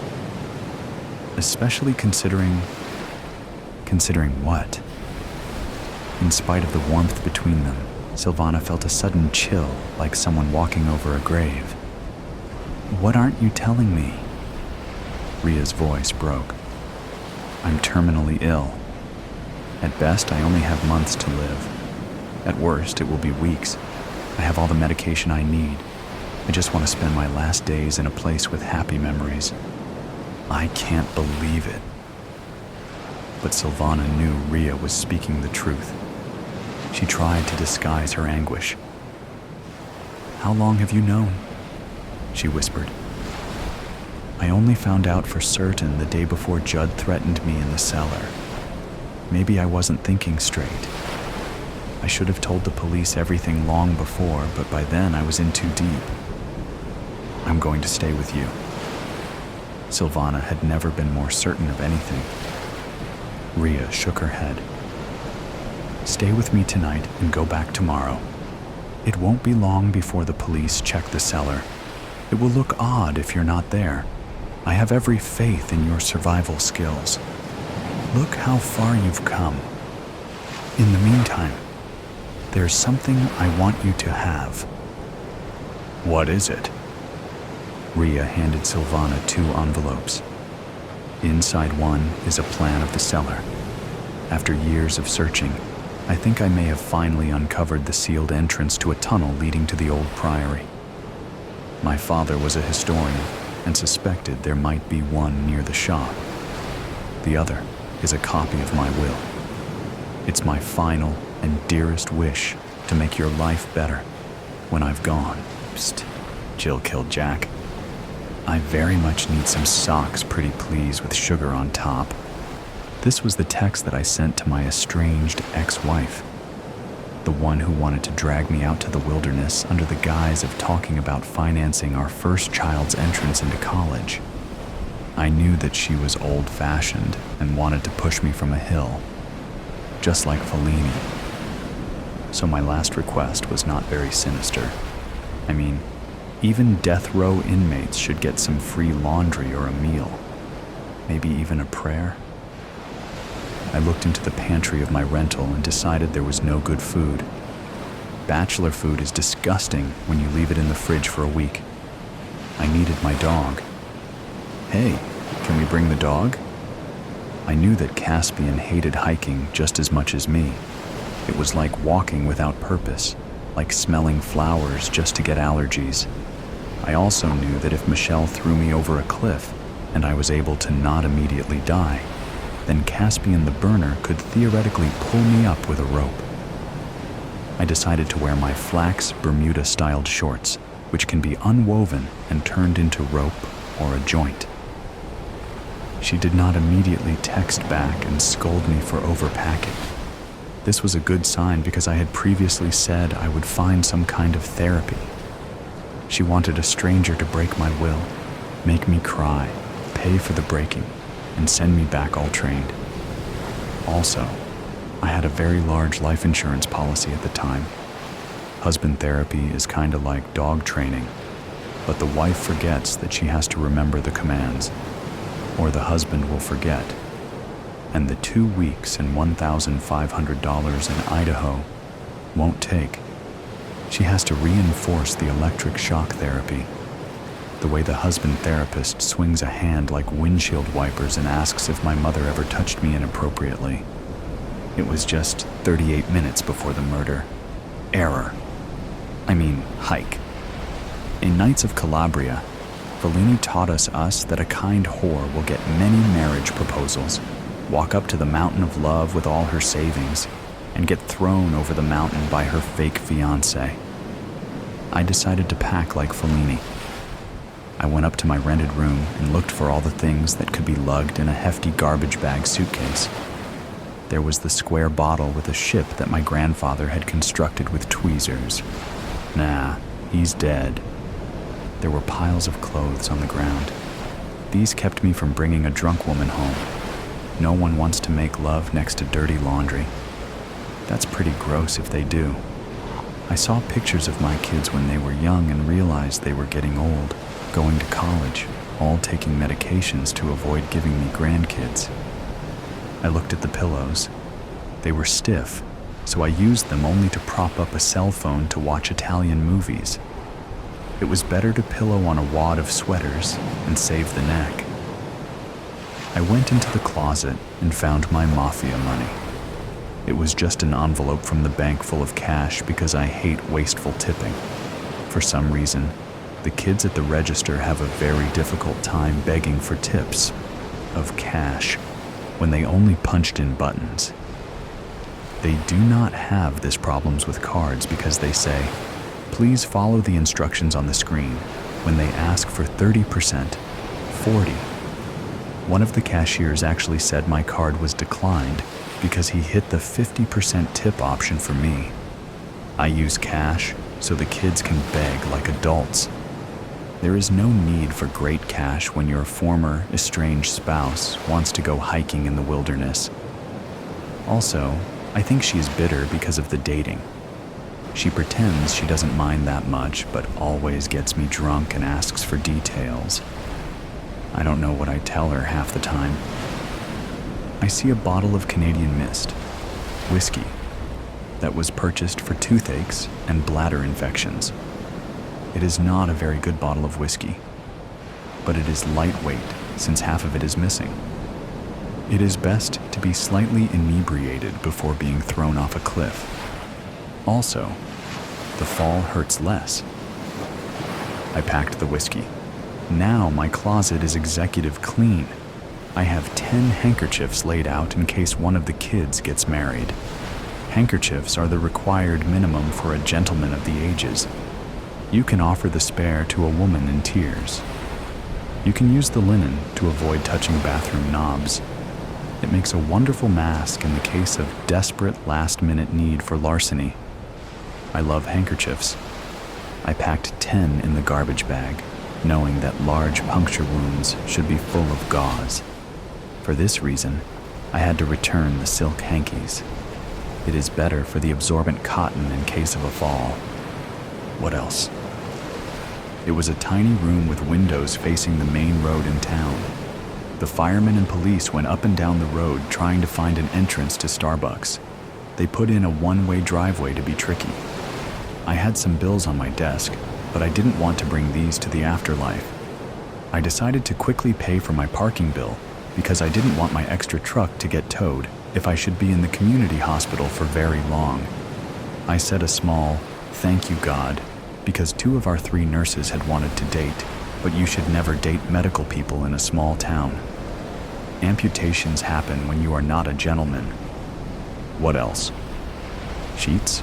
Number comforter for comfort? Number Michelle had felt bad that I was cold without her cuddles and bought a comforter matching certain parts of her body. Peach.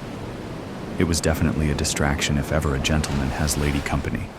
A man should have his bed colored in very serious colors, perhaps gray and black, and I needed a multi-tool. A multi-tool is the American version of a Swiss Army knife. It is neither a knife nor from the Swiss. Our multi-tools should be from Leatherman because they have pliers and blades, which do not fold back on fingers. They have finger locks. Unfortunately, I had the Lowe's knockoff multi-tool, which had already severed half of a finger. A nurse, who I did not date, stitched it back on with some weird thread that was supposed to dissolve. She kept sticking that fishhook needle and whispering, "Does it hurt? Does that hurt? What if I do this?" I didn't go back to remove the stitches, which didn't shrink or get dissolved. The nerve was actually clipped by the fake multi-tool, and I can feel the rain coming 5 days before the weatherman now. I put the multi-tool in the garbage bag with the whiskey and the handkerchiefs. 22 minutes. Now, in the smallest case that Michelle actually wanted to talk about paying for our kids' college and not throw me over the cliff, I was prepared to bring a checkbook. I would argue that the check should be endorsed to the child herself. Michelle would argue that kids might spend all the money drinking and whoring like their father. I resented that comment because our town didn't actually have any real prostitutes. In order to avoid the impasse of how the child will spend the money for education, Michelle would push me over the cliff, wait 6 weeks, and get my life insurance. She didn't like long and sustained arguments because she was taking yoga. I decided to bring my checkbook and not transfer any money into the account. What would they say? "We're sorry. He has the money in a money market, but we cannot legally transfer this money to you. Is he around?" Then she would feel really silly about kicking the goose over the glade. It is important for husbands and fathers to always be useful. Do not teach them how to start a BBQ grill. They will inevitably become vegans and hire a gardener. They will keep the seat down and the toothpaste caps fully engaged. The planned obsolescence of a man starts with money. Try to get your spouse fired. In my case, this was not possible. She worked for the state. So after so many decades, the man is not necessary. He must be thrown from the hill under the guise of good health. His dog may or may not follow, depending if the man fed the dog in the last few months. Dogs are ultimately loyal to the person who puts kibble in the bowl. It is nothing personal. 16 minutes till death. The waning sun reminded me, you could throw her down the hill. Wow, I never considered murder for life, insurance, or love. I never considered her last words. Would she fall down the hill and say, "I was just kid, ding"? Wow, this was huge. It didn't seem very noble to throw a former wife down a hill. I don't know what was going on with Jack and Jill, but I bet it wasn't his idea to get any water. Notice that Jack broke his crown, head, long before Jill slipped on the murder weapon. Moral: do not go up hills for water. Water likes to be lower due to gravity. I knew that a former spouse did not really care about my good health, never dying due to exercise, but I also felt she would bring me some socks out of duty. She is prideful like that. She wants her man to die with clean socks because a coroner will look for the meaning of death and should not be confused by bad odors, nor have to cut the socks off the body. They get stiff with grime. Also, 11 minutes.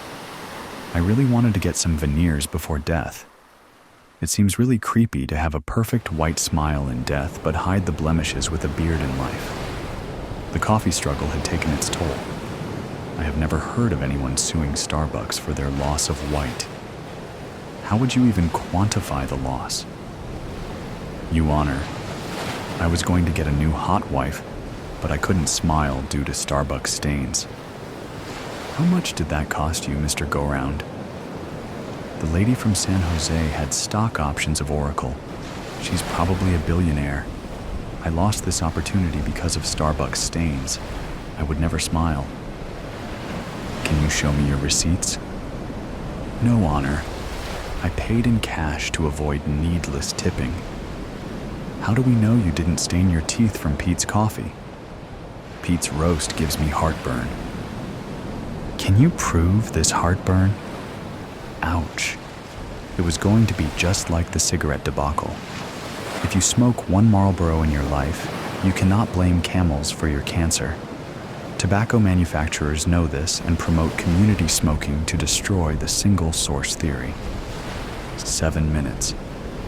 In my last 7 minutes of life, before Michelle brought the dog in the Prius, before the socks were delivered, and she had a large aluminum canister of water filled with melatonin to knock me out at the summit.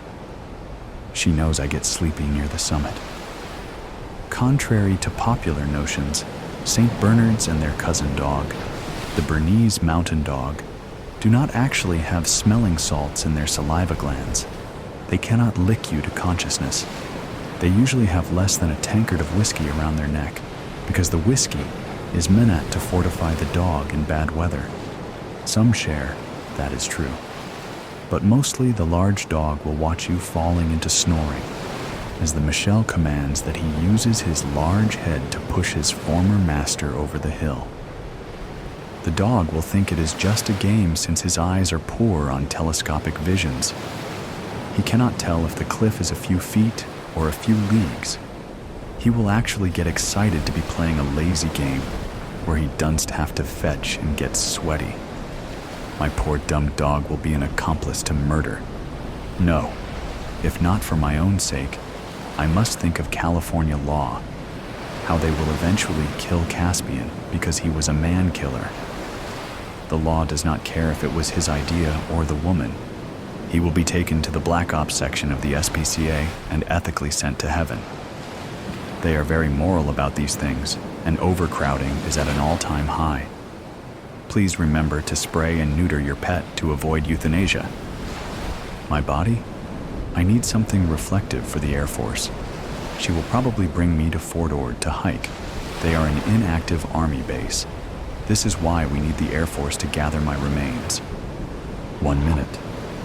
What the hell can they see from outer space? I decided to wrap myself in Mylar. I would go out looking like a Chinese spy balloon. Someone would find this story and know. It wasn't the dog's fault after all. I will try to come back to edit this. She just arrived with a Prius. The dog looks hungry, the heist connoisseur. I exited the world of Coca-Cola at 2:19 p.m. No sweat, no fear. After all, I've stolen from the greatest museums in the world. That said, my pocket did feel heavier. The one with my phone, which contained a picture of the original Coca-Cola secret formula. Only 2 senior executives know the formula entirely at any given time. It's that secret. Well, now there are 3. I crossed Baker Street onto Centennial Olympic Park. I scanned without appearing to scan and noticed 2 men in black suits. I increased my pace without drawing attention to myself. Could they be from the museum? Surely not. I would have noticed. Over the last 6 weeks, I've patiently cased the famous tourist trap, working as an electrician, my original calling, before becoming the world's most notorious burglar. I prefer heist connoisseur, but the FBI won't use it. To them, I'm just an ordinary thief. It's so hard to build one's brand. I stopped and sat on a park bench. The suits looked uncomfortable with my sudden inaction. They slowed but maintained their direction. They were following me. My photographic memory flipped through the museum's security personnel, and those 2 were not there. I got up and walked to them. We were surrounded by kids playing, lovers holding hands, and walkers listening to mumbled headphones. These 2 won't make a scene. I, on the other hand, will. It was easier to disappear in chaos. I love pizza on mountain roads if it's December, I said, looking in the opposite direction of the startled pair. What? One of the suits said. Come on. You must give the counter response or I'm out of here. They both squirmed. I couldn't have shocked them more had I stripped down to my tighty-whities and danced. We don't know what you're talking about. They attempted to move past me, but I intercepted them. All right, enough games. Why are you following me? They looked around as if trying to find the hidden candid camera. Face recognition. We've been sent to verify. Me? Which notorious criminal do I look like? Don Bard. The heist connoisseur. They tensed up. I tipped my hand. Only the FBI and I know that moniker, even if they pretend they don't. The suits drew their guns. I had already seen 2 police officers standing near a hot dog cart, only a stone's throw from us. I shouted "gun" and pointed at the 2 suits. The police officers reacted quickly. "Put the weapons down!" they shouted with their guns aimed at the men in black. The neckties dropped their guns and raised their hands. In the confusion, I disappeared among several walkers running from the chaos. I never looked back, but I overheard the 2 suits yelling, "We're FBI." I must be slipping. I know better than to allow a Big Brother camera to get a full view of my face. Perhaps I'm getting too old for this. It may be time to retire. They say you should retire at the pinnacle of your career. Is there any higher pinnacle than the Coke formula? The suits and cops should have made peace by now. I doubled back and sat on a bench, never leaving the park. The best place to hide is where you begin. No one ever thinks to look where they lost you. Now that I could sit peacefully, it was time to get the nerd working to sell this picture. I've got the pic. The nerd texted back. On it. How much is this adventure worth? Coke's retained earnings are a little shy of $75 billion. Imagine $75 billion. Now imagine $100 million. Both are impossible for the average Joe to wrap his brain around. But I've done the math. 100 million is only 0.133% of Coke's available cash. Not even 1%. My phone vibrated. Coke says they won't pay. Not surprised. Move on to other buyers. It's a dangerous game Coke is playing. Someone might buy it. If no one does, I'll fling the formula over the web. Nomads in the Arabian Peninsula will make Coke in their tents. 10 minutes later, Musk backed out. Pepsi still on the fence. I once considered stealing the Mona Lisa.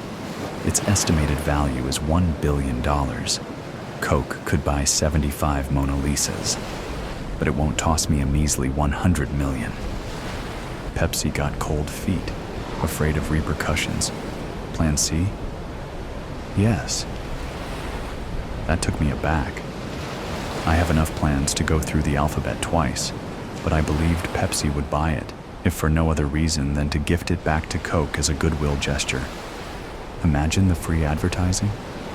And on top of that, Pepsi would be seen as the biggest-hearted corporation of all time.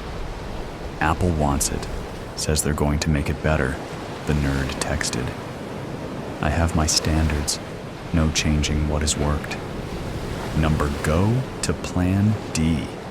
What's wrong with that fruity company? And what's up with the bite out of the apple? Is it Eve's apple, the one that caused the fall of man? Now that I think about it, that is a good logo for them. I put down the phone and took in the beauty.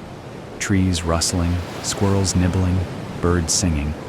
Of course, cars honking, people shouting, runners thudding, and sirens blaring accompanied the otherwise tranquil symphony. Buzz. TikTok made an offer. I may be a thief, but I'm a patriotic thief. no exclamation mark. I was beginning to believe I'd have to follow through on my threat to release the formula on the web. Then my eyes read the text I was hoping to see. Coke called back, says they will pay. I remained unaffected on the outside, but fireworks went off inside. I was about to score my largest heist. Who knew a soft drink formula would bring in more than crown jewels, famous diamonds, and priceless works of art combined? Well, me, but I hate to toot my own horn. Send the picture. No copy. They will know. The nerd texted. My hand was shaking a bit. I pushed send. Oops. It's been over 6 months since my oops. Since then, the 3 who knew the formula have grown to over 8 billion. Coke attempted a campaign to impugn the release as a hoax. However, it failed after people started to taste the formula's results. I left Atlanta for a mountainous area where there are no Big Brother cameras. My piddly few million will have to suffice for my retired years. How could I continue heisting after such a bumbling mistake? I have to face it. I'm no longer fit to be the heist connoisseur. Easy money.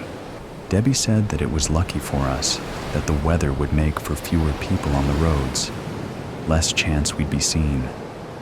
25 freaking degrees. I do not like the cold. This will be the first time I've ever done anything with Randy. This thing was his idea, I think. But it was Debbie that brought me into it. There's $6,000 to be had, and it sounds like no problem having it, if you don't mind robbing some old lady, which I don't. This weather is awful, though. They're always predicting snow, but we don't usually get any. When we do get it, it's pretty, covering up the trash on the ground, making the town look better than it really is. So, Debbie told me about this, and then has Randy tell me the details. We're planning on tricking this old lady, but they don't really have a handle on how to do it. We're going to tell her they're from the city, tell her they need to look inside her house. Randy looks like a teenager, and Debbie's a girl. They need me to be the man from the city. I told them I had a blue shirt with badges on it. It had belonged to my brother Danny, who's doing time in the state penitentiary, back when he worked for the city. I've got his van too, and it's plain white like a service vehicle. Debbie was Danny's girlfriend before he got locked up. Now she's Randy's. She ought to be my girlfriend because I'm a lot more like Danny than Randy will ever be. But I get it. Randy is smart, and Debbie wanted somebody who was not like Danny. So, we got this plan. It's Randy's plan, but we're all in on it. I have a gun. It's a gun Uncle Terrell gave me when I was a kid. It's a .22, but it works. Randy said not to bring it, but I really want to have it with me. You can never tell what might go wrong. What if this old lady has a gun? Did he ever think about that? So, I got the shirt and my van. We got what we need. This morning, we went back over what to do. We go to the old lady's house at a little after 12. Traffic in town is busy, but this place is outside of town. It's on a street that zigzags off from the highway toward Atlanta. I drive up in front of the house, parking so that she can see the white van if she looks out the window. I get out and go up to the door with Debbie behind me.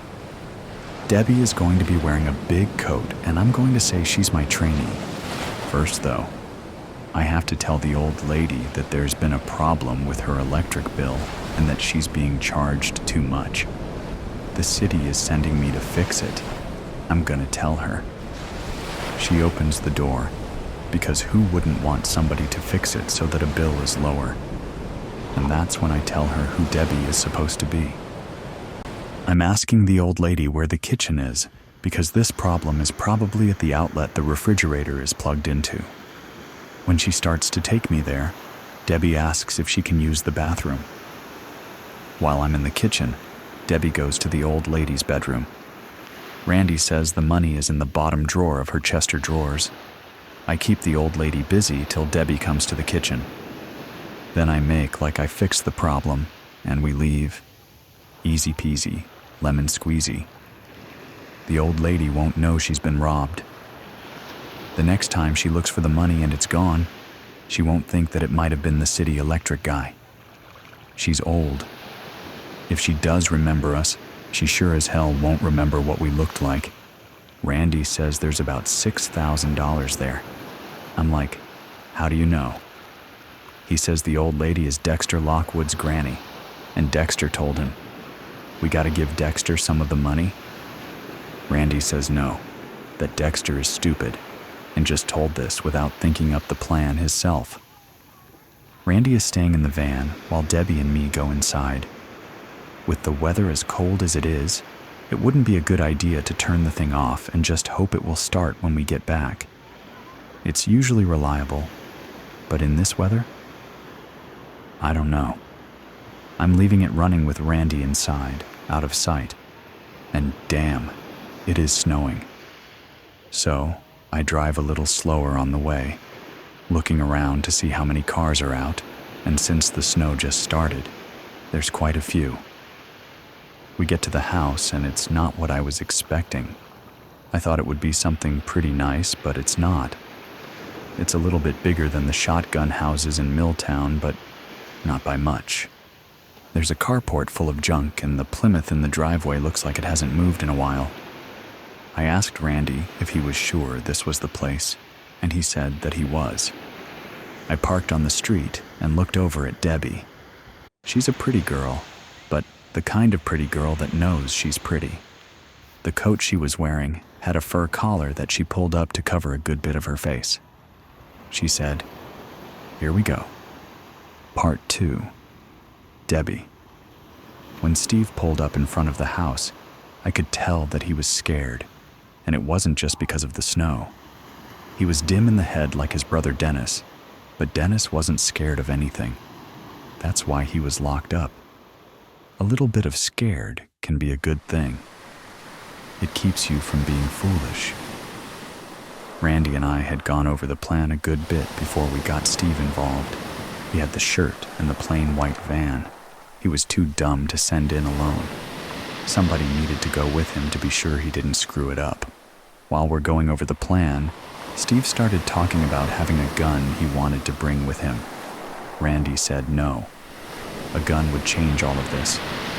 We would go from basically pulling a scam to maybe getting charged with assault with a deadly weapon of an old lady. I'm scared that Steve brought it anyhow. So, it's below freezing, and the snow has started to stick. I didn't say anything though. We needed to be focused on what we were doing because this was $6,000. 2 for each of us. I could last 6 months on $2,000 if I was careful. And I was careful. I'm not mentioning that until we get this done.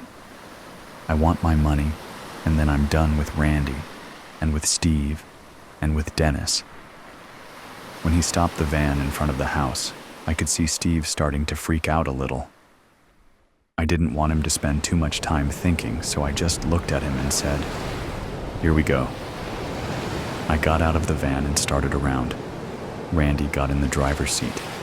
We went to the door and knocked. The old lady opened it right away, like she had been standing there waiting for us. She's tiny.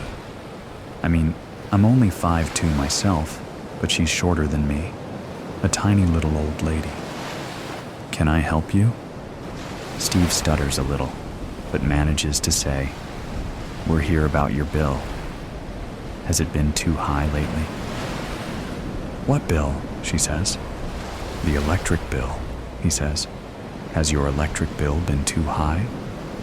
"It's high," the old woman says, just like any other old woman would have said about any other bill. The old lady is tiny, but she's mad, staring at him right in the eye. "Let me come to your kitchen," Steve says. "I can show you what the problem is." "I need to go to the bathroom," I say, but the old lady doesn't hear me. The old lady looks at me and says, They got to send 2 of you to look at it? Steve is in over his head. Let me come to your kitchen, he says. The old lady's hackles are up big time, and I can see she's not scared. She knows we're trouble, and she's not going to let us in. I say again, I need to go to the bathroom. I can show you where the problem is, and I can fix it and save you some money, Steve says, and he sounds desperate saying it. I could see where this was heading. She would slam the door and call the police, and even if we didn't get caught, there wouldn't be any money. That was for damned sure. I shoved past Steve and pushed the old lady backwards. I thought she would fall, but she didn't. She staggered a step, and I was inside. I spun her around and pushed her face first into the sofa. I didn't want her looking at us any more than she already had. I could hear Steve snatching drawers open in the next room. I'm thinking the jerk doesn't remember where the money is. Randy had said specifically that it was in the bottom drawer in a cardboard box under some old nightgowns. Why the hell could he not find it? I hear him cussing then. He comes out and says, Debbie, you're going to have to come and look for it. I can't find it. Idiot! Names! Now the old lady knew my name at very least. By then he was beside me, leaning into the old woman himself, holding her there. I got up and went to the bedroom and saw that he had ransacked it. The room straight across the hall was a little bathroom. There was one other door still closed. I went to it. I opened the door, expecting to find a different bedroom, the right bedroom, but instead, it's piled high with boxes and crap. Her junk room. Damn it, I said. I went back to the front room where Steve continued to hold the old lady down. I leaned down to her and said, Where is your money? I don't have any money, she said. Steve started to let her up, and it made me so mad that I slapped his head. He leaned back into her. You do. We know about it. It's supposed to be in the bottom drawer of your Chester drawers in a box. Now where is it? She said, My Christmas money? Yeah, I said, wondering if she thought we wouldn't take it if she called it that. It's gone. I spent it. Now I was mad. How did Randy get such bad information? What the hell were we going to do now? Finally, I said, You must have started saving up again for next Christmas. Where's that at? In my sewing room, she said. I didn't say anything to that. The sewing room, she said. I heard you opening doors. I know you went in there. The room with the boxes? Yeah, I keep it in one of the boxes in there. Which one? She started describing where it was, but I thought there was no way I was going to go in there and find it, even with her description. There was crap everywhere in that room. Bring her down here, Jeff, I said, heading down the hall and expecting Steve to understand that I was referring to him. Again, it took 2 beats for him to catch on. He held the old woman by the back of her neck, pushing her in front of him. I pulled my coat up high enough that she couldn't get a good look at my face. When she got inside the room, she went to a stack of boxes and moved them around, finally pulling out one that looked, to me at least, like every other box in the room. She fumbled and opened it as we stood behind her. Part 3. Randy. There was supposed to be $6,000 in the box. If anything, I thought there might be more. I told Debbie about it, hoping she could talk Steve into doing the actual theft. Her idea was better because she knew about the official-looking shirt. I didn't want to deal with Steve. He was stupid. This needed to be simple, not simple-minded. Debbie planned it well. None of us knew how the weather would be that day. The temperature had been around freezing for a few days. Then it dropped into the 20s, and then it started to snow. I thought about calling it off, but I didn't want to lose Steve. We could do this. Debbie had Steve practice everything he was going to say and do.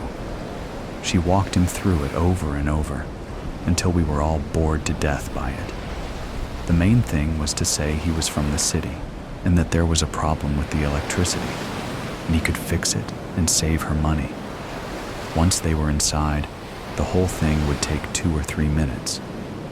I thought the shirt would be enough to make Steve look like a utility worker. It wasn't. He looked like a doofus wearing a work shirt. It was too late for me to say anything to him or Debbie. We were committed to the plan by then.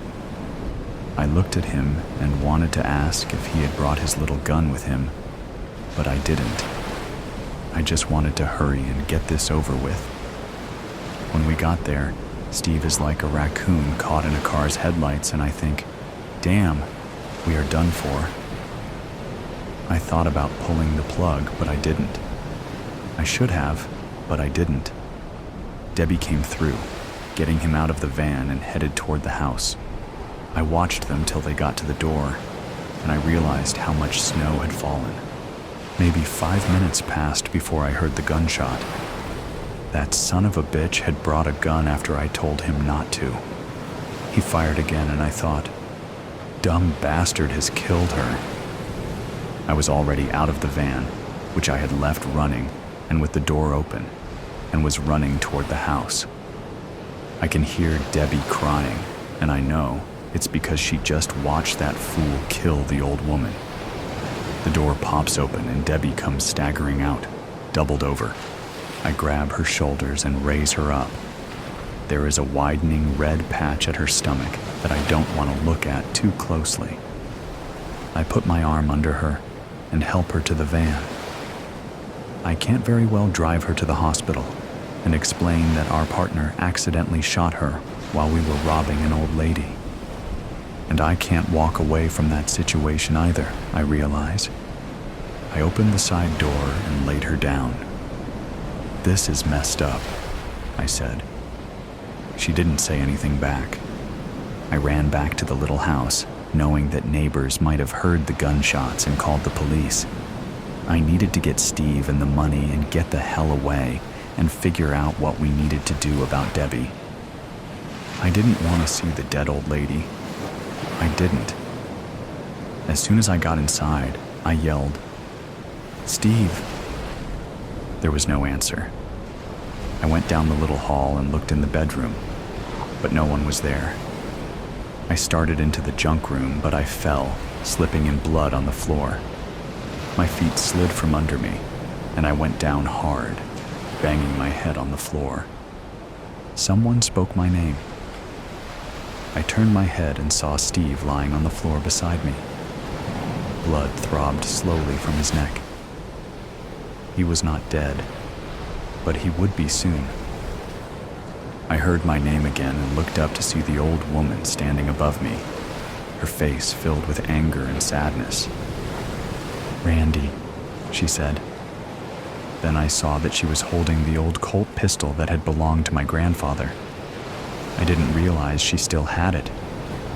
I should have, but I didn't. "Hey, Grandma," I said, "you have no idea what you are getting into. I am no saint, but no one really is. Some people are less evil. Some people are more evil. I have done things I am not proud of and will have to live with the consequences once they come. I do, however, refuse to feel guilt for what I have done. There are reasons behind my actions, and no one will convince me they are not for the greater good. I am writing here in my diary to be able to get it off my chest, as I cannot speak to anyone about it. I wish I could scream it from the top of my lungs, but I can't. If the secret comes out, it probably will be huge.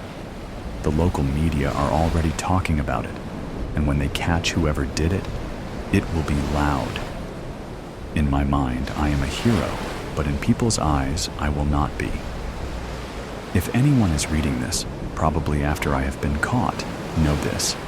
I refuse to feel bad about it. I meant what I did every time. My heart is pounding with excitement, but I close my notebook and rest my head on the wall behind me. I've been doing my assignments for over a year already, but even thinking about them makes my heart race. It gives me rush, flushes my cheeks, and keeps me motivated to keep going. I love everything about it. I look at the time on my watch and get off the bed. Time for my double shift at the bar.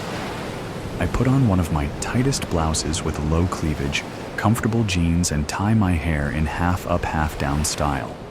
Touch of lipstick, mascara, shoes, and I am ready to go. As I walk out of the house, I feel the cold breeze tickle my skin and I shiver. I hate cold. As fast as I can, I lock the door and rush to the car. When I arrive at the bar, there are quite a few customers in already, even though it is only 5 p.m. I drop my bag off at my locker and wash my hands before I walk out to the main room. The music isn't very loud yet, thankfully. The outside daylight is still shining through, ruining the night out vibe, and people are divided between drinking coffees or beers. No spirits in their hands just yet. I make small talk with the colleague I'm taking over from before they leave, and I make my way to the right side of the bar to check if all fruits and garnishes are restocked and ready for the night. For those who never worked at a bar, they never are after a day shift. I slice lemons and oranges, moving on to the limes, when I hear the sound of a metal knocking gently on the polished wooden bar. I look up and immediately smile. My partner in crime is here. She is the most gorgeous woman I have ever met. Has long, curly black hair, bright blue eyes, and a smile I could not stop thinking about. I pour her a whiskey on the rocks and without a word, let her casually look around for the first 10 minutes. "Is your cockroach here already?" I ask, and she shakes her head. "I don't expect him here so early," she replies with a soft sigh. "Besides, I wanted to give you some attention before I see him." I smile and roll my eyes. "Lizzie, keep your flirting skills for the boys. I know what a sneaky little snake you are." She laughs at my joke, but doesn't reply. "How did you meet this one?" She grabs her glass and swirls it around, watching the almost melted ice cubes float in circles. "I accidentally bumped into him at the grocery store, very conveniently wearing one of my cutest dresses. We have been chatting on my fake phone for a week now. And he is definitely the one that did it?" I almost whisper, leaning closer towards her face. "Yes, Polly. He did do all of those unspeakable things to that girl a year ago." She whispers back, and I can smell the whiskey coming from her breath. "Then his rich daddy hired a lawyer, paid off some of the important people, and the cockroach is enjoying his life." She puts the glass down and straightens back in her chair. Not for long, though. We make small talk as the time goes, in between me serving customers until about 6 p.m. when the cockroach walks in. He is a tall man with brown, messy hair, sharp jawline, and dressed nicely in some expensive clothes. I can't tell you what brand they are because I know nothing about it, but the way he wears them with cockiness, I can tell he spent money. His dad's money, I remind myself, and continue wiping the already clean bar, trying to make myself look busy. Liz gets up from her chair, greets him with a kiss on the cheek, and sits back down in front of me. They order a round of drinks, and she starts to work her magic. They spend hours on chatting and laughing, although I know Liz is faking it. She always does. When the clock strikes 9 p.m. and her date is pretty tipsy, they order the next round of drinks. I make them and turn my back to the camera to grab the lemon off the cutting board, with the pill between it and my finger, and I drop it in his drink. When he starts talking incoherently, Liz grabs his arm and quietly walks him out of the bar. I wait a few minutes, before I ask my colleague to look after the bar as I need a quick break and leave as well. I find them in a back alley, the cockroach sitting sloppily on the floor, resting his back and head on the wall, and Liz standing above him, looking at her phone. As soon as I walk up to them, she looks up. I spoke to his victim. The girl was still so upset about what happened. She whispers, with anger in her eyes. This piece of... He took something away from her she will never get back. He deserves what is coming his way. I don't reply, but nod in agreement. I look at the guy's face and feel disgusted that he not only felt it was okay to do what he did, but also decided consequences are not for him to handle. My stomach feels tight, something heavy like rocks growing inside it. I am not sure if it is from nerves, stress, disgust, or excitement from what is coming. It is Liz's time to deal with the man, and I need to get back to work soon enough. I help her tie his hands and feet, put him in the boot of the rented car, and turn to Liz. He should have admitted and faced the punishment, I hear Liz say as she slowly walks towards the driver's door. She isn't looking at me, and I am not sure if she is talking to herself or me. He is a gross, creepy cockroach who has done something horrible and he needs to pay.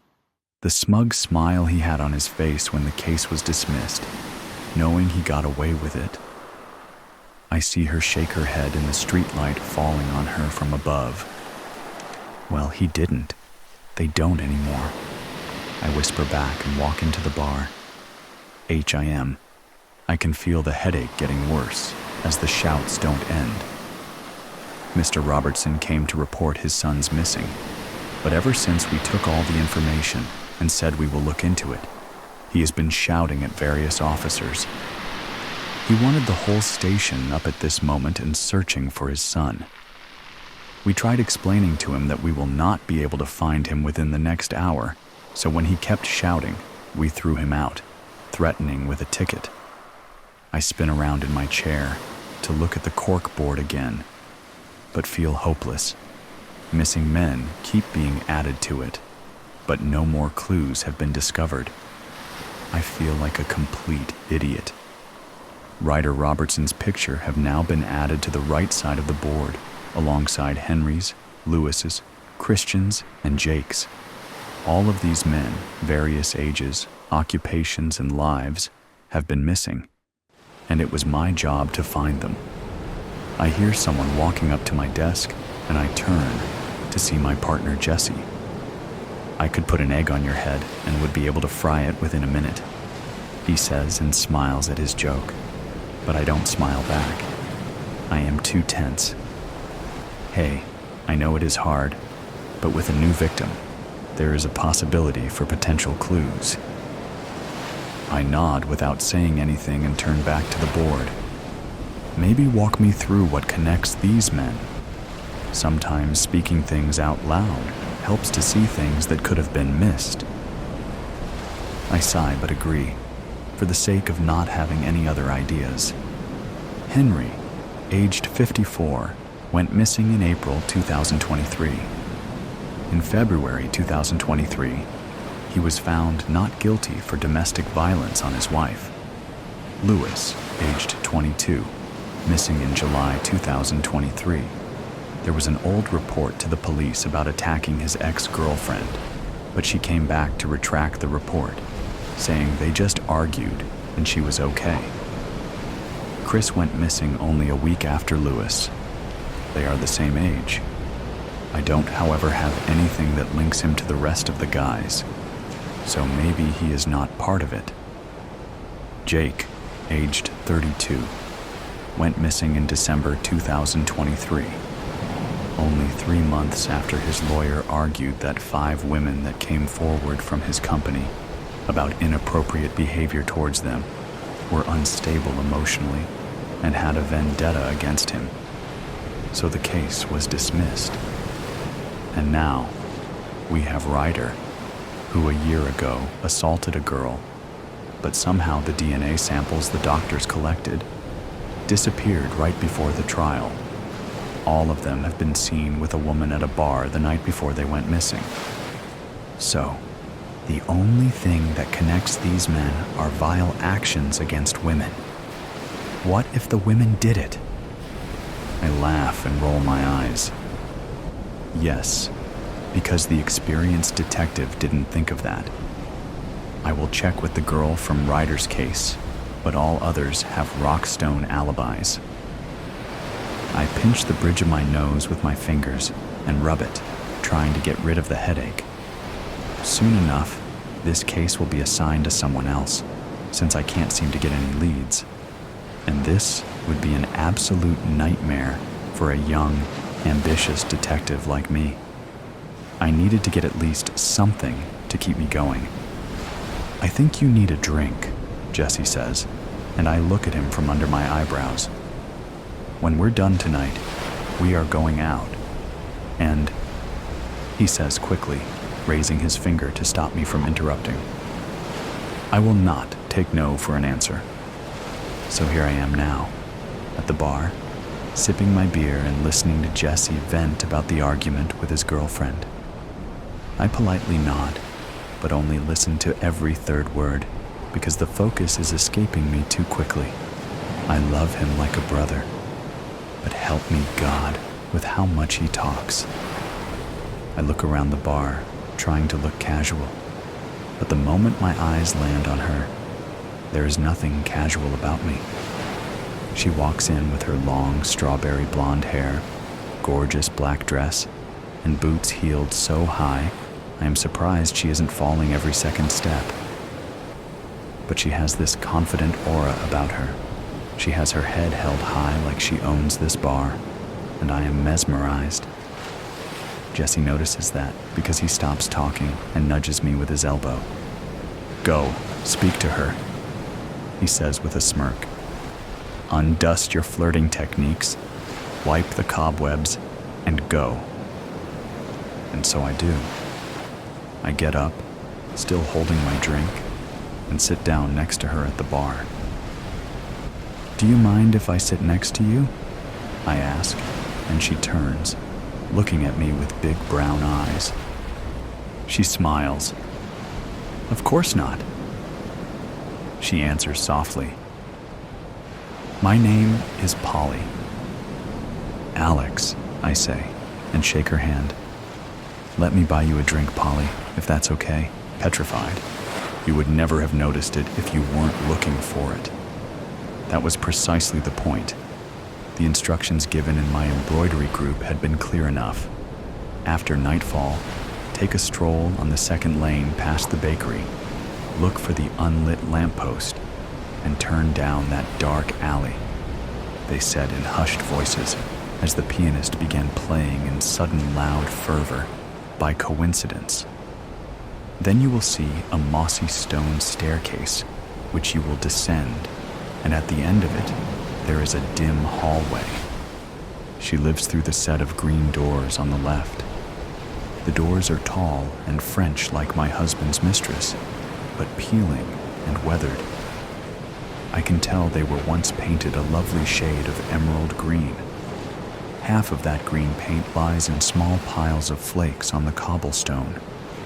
I debate knocking and decide instead to reach with false confidence for the rusted copper handle. It turns downward easily. A small bell rings and echoes. Welcome. On the poster she is grotesque, an example of how time and sin turn a person sour. But in person she has the kind of enduring beauty you can't tear your eyes away from. Do come in, darling. Don't be shy. Contrary to popular belief, I don't bite, although I can't say nothing here does. Her voice is like a wind chime, melodic and resonating, barely brushing over the crashing waves of her words. I wonder if I'm here too long, if that voice will drag me out to deep sea. Or did that only work on men in the myths? Take a seat, love. Yes, there is perfect. Would you like a cup of tea? Well, it's never too late for tea, is it now? I enjoy it late into the night myself, but maybe you've been raised more proper than that. Here, the cup is warm, not hot. If she noticed my shaking hands when reaching for it, she didn't say a word. It takes more than a few seconds for my eyes to adjust to the warmly lit room after a dark and shadowy street. Among her many talents, it cannot be said that she was a good decorator. The shabby boards of the walls are empty, but for an assortment of faded newspaper clippings from the highlights of her anonymous career. Obituaries, mostly. A tattered blue curtain with tassels hangs behind the armchair she's perched in, dividing off part of the room. Eccentrically painted shelves house arrays of books and bottles of objects my gaze prefers not to settle on. She would have been called a witch for her collections had she not already acquired numerous more colorful nicknames by the public.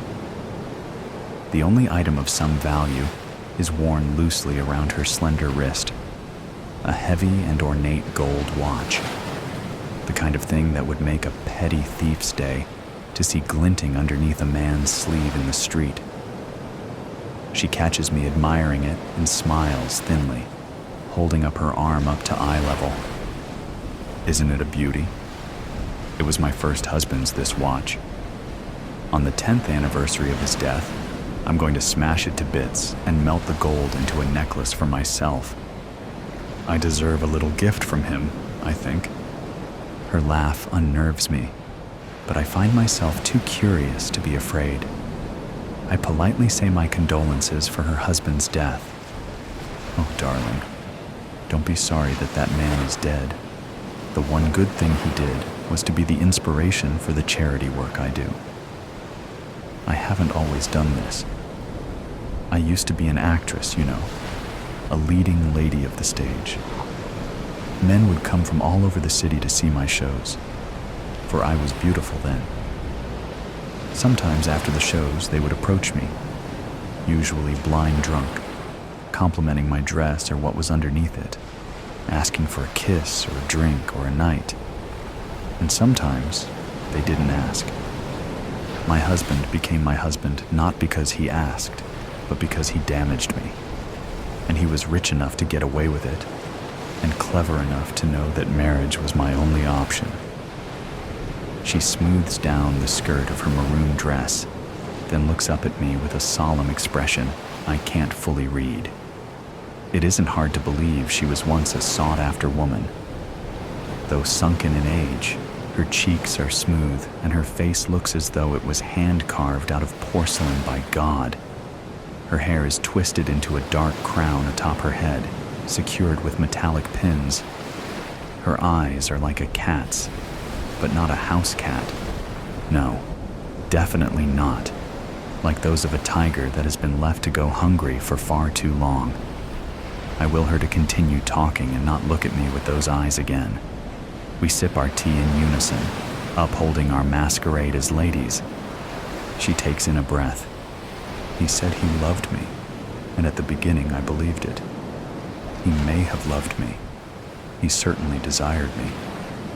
I think mostly he loved seeing the desire and jealousy of other men when he told them I was his wife. But that got old fast. So did I, in his eyes. When it had been a year and I still had not given him a child, I turned ugly to him, and he acted ugly accordingly.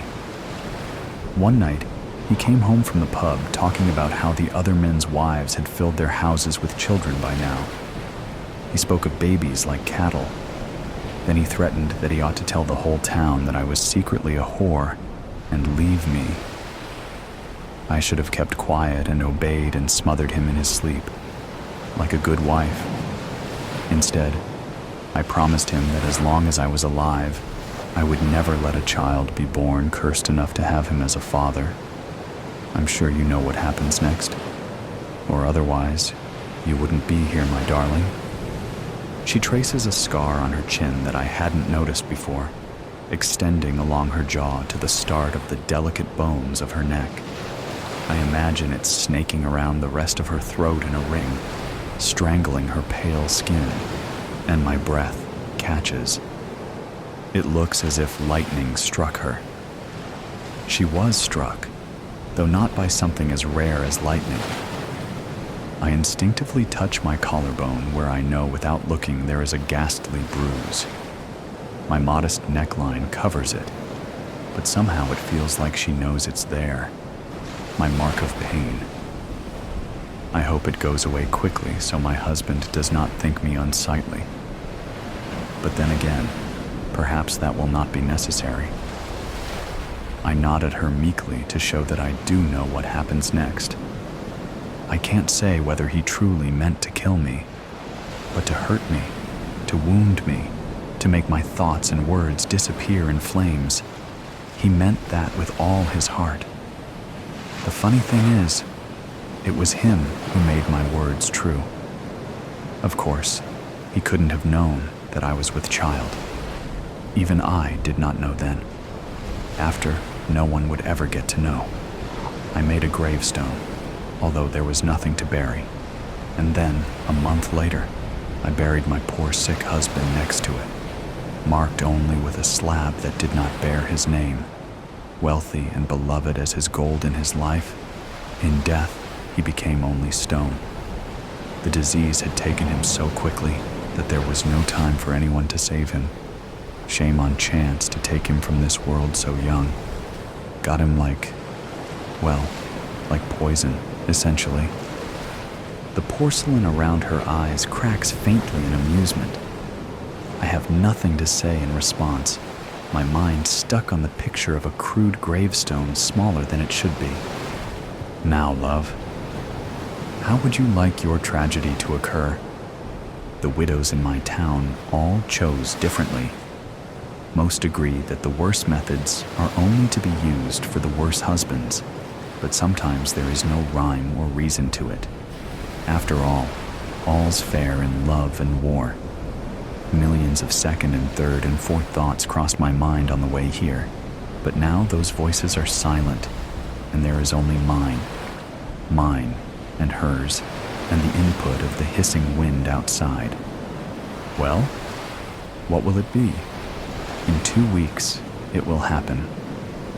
On the way home after a day of work, my husband will feel a bout of hopelessness that gives him a nudge to hurl himself off of the local bridge. The river below is not a kind one, especially to those who never learned to swim. He will have been drunk, since he often is, and everyone knows how he gets when he's drunk. No one will discuss a death as taboo as taking your own life. My children and I will cry and wear black for weeks, though no longer than what is expected. At the same time, the black of our bruises will fade. He won't be missed very much, really. Perhaps that French woman will miss him, but she would have met the man that I knew soon enough. I will decide to raise my children in the countryside alone, and we will be happy. I cannot say yet whether I will regret it. The final time I will see the woman's wild tiger's eyes, she will tell me that not once has she regretted anything in her life. She will say that it was a pleasure to do it, and fearfully I will believe her. Oh, it really is getting late, love. Your family must be at home expecting you. I reply that they are, and I thank her for her kindness, nervously reaching to shake her hand. How much blood has coated it? On the posters, they say she has killed 3 men, but I know these were simply the times she wanted it enough to make it gruesome. The posters also envision her as grotesque, which means that they have not ever seen her, or the mark on her jaw from her fall after being struck by lightning. The posters know nothing. The men know nothing. We women must stick together, yes? The image of my young daughter appears and consumes my mind. I would do everything in my power to ensure she never has to know the instructions to get here. There will be no scars for my girl to trace. I will make sure of that. I nod and drop the woman's unassuming porcelain hand. Beneath the sound of her wind chime voice is a softer noise I hadn't paid attention to before, almost like a breeze rustling through dying trees, overlaid with the humming of the earth. It is separate from the wind and the rushing of my blood. She notices my piqued interest. and rather than say anything, stands, chuckles, and regally draws back the tattered blue curtain behind her. In view now is a cage filled with twisting and writhing scaled bodies, hissing and competing with each other for air. They move as one, a trembling monster of green. I step back in sudden horror. She isn't looking at me, but I see her eyes flash ravenously. You don't have to worry about them, darling. Their venom is reserved for the venomous book of ours. Manuscripts are from the devil, I'd been told, but I felt it too. Evil emanating out like heat from a fire. I wrapped it in cloth to be safe, tucked it in my satchel, and now I wait. I had a few hours, enough time, I'm sure, before my master discovered my absence and my theft. I drank my beer down to forget the past, to focus on my future, my hope brightening the walls of the dark public house. My eyes followed Evelyn as she moved around me, cleaning up from the night before. Her dark hair pulled back tight showed her pale beauty, and even the dull woolen uniform couldn't diminish her lithe figure. I lifted my head in an attempt to catch her eye, but no, that candle had guttered out, only the smoke of my longing left. When she first came to town, she spoke to me, asked about my work and my master, but her attention had drifted when I said no. Now I was no more than another chair in her way, an obstacle to sweep around. I did this for you, Evelyn, and you won't even look at me? On my own, I see. So be it. Pulling out the cloth-wrapped bundle from my satchel, I carefully placed it on the table.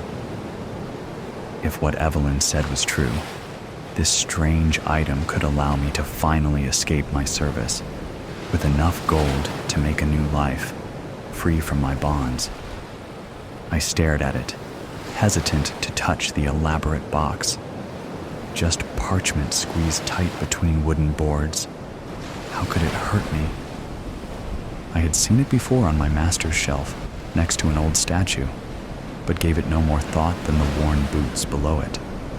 I have no need of such things as paper or written symbols. My only use is for work. Evelyn said a man, demon, had come from Rome searching for these old manuscripts, such as one rumored to be held by my own master. No larger than my two hands together, this small item could be my salvation. The cover creaked open, dust puffed into the air, as if breathing again after ages of suffocation. First one page, then the next blank. My heart leapt into my throat. Could some magic be needed to make the words appear? But then, on the third sheet, an image appeared. A man so bright and real. I touched the page to see if he lived. I understood why Demon wanted this, needed it enough to pay gold for it. The man, his hands raised with blood on his palms, a cut in his ribs, stared at me, a gold circle around his head, a gold cloak over his body. Was this the man whose soul had been caught? Half the page and the next were filled with black marks in dense flowing lines. They seemed to move as I looked over them, as if these lines were fighting to be released from the page. A black dread flowed down my back. Have I released some demon by opening his cage? My blunt and scarred fingers moved along each, following these strange markings.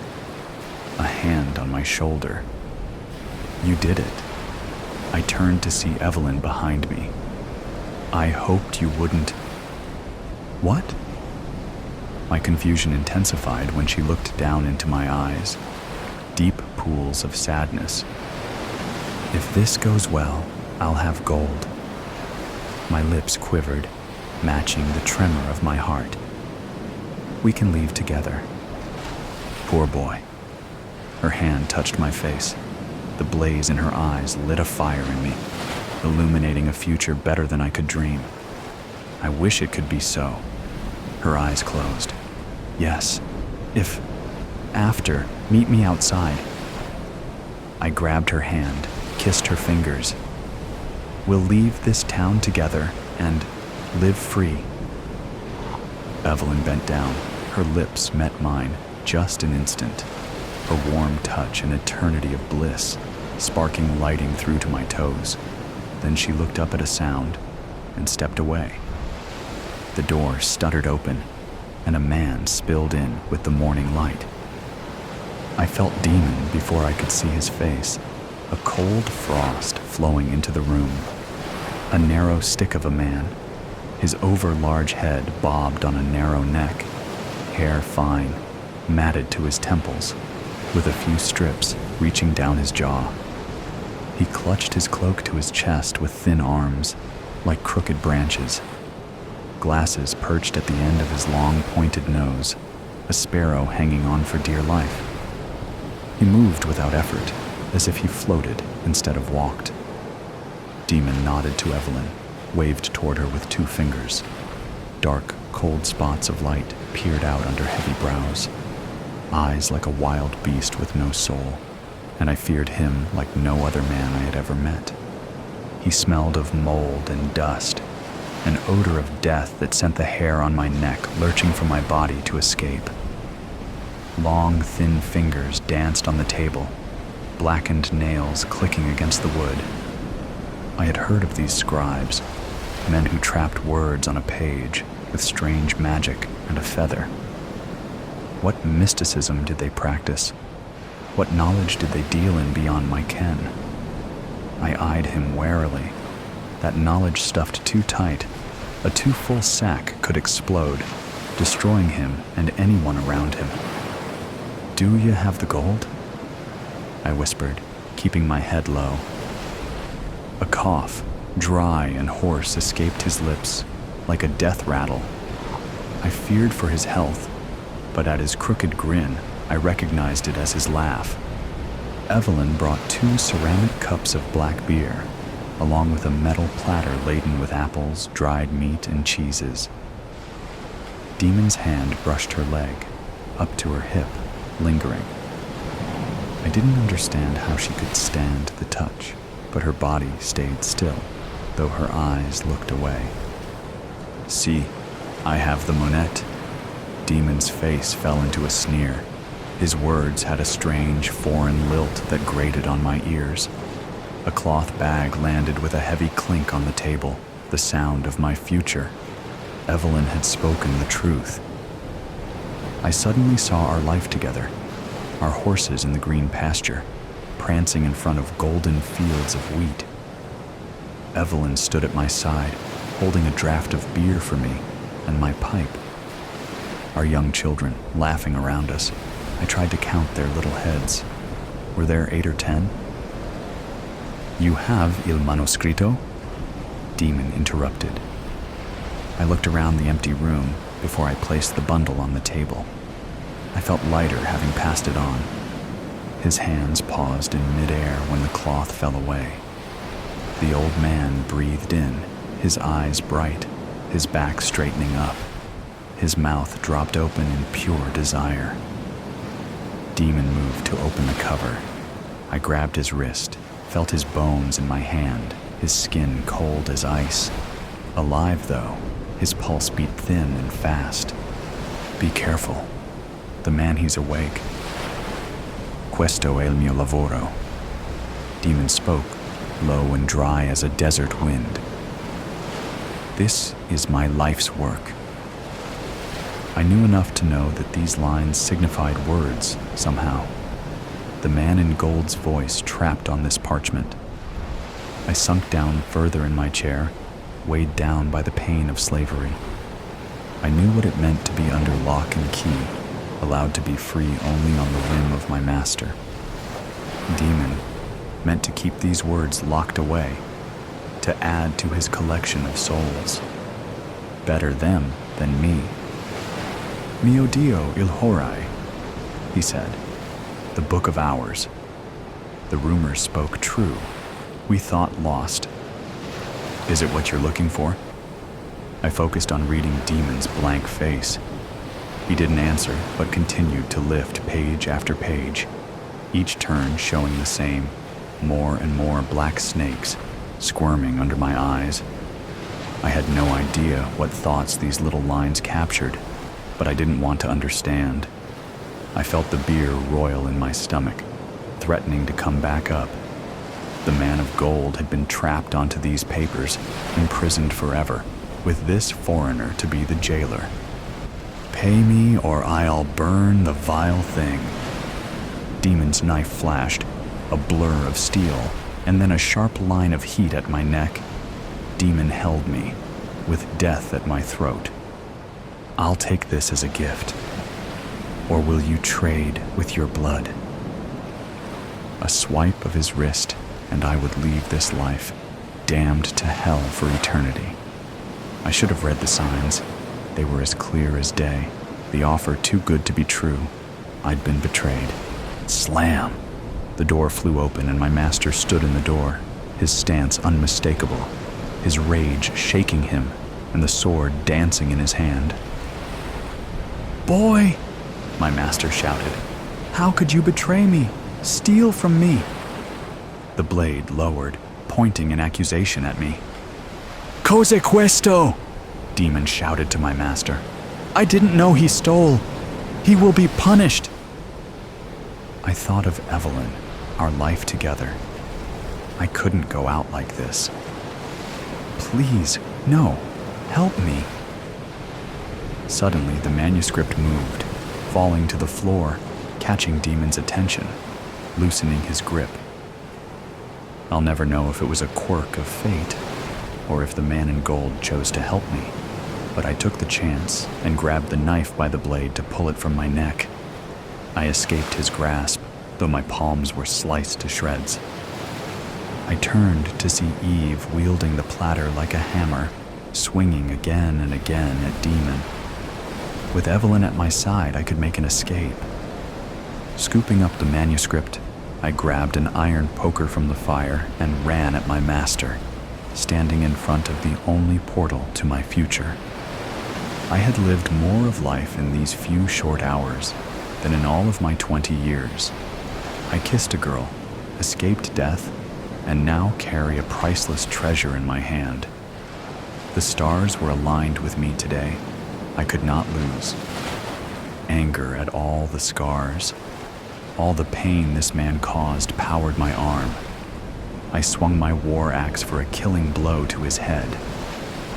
My master took a simple step, dodged my weapon, and I felt his blade in my side. "I'm invincible!"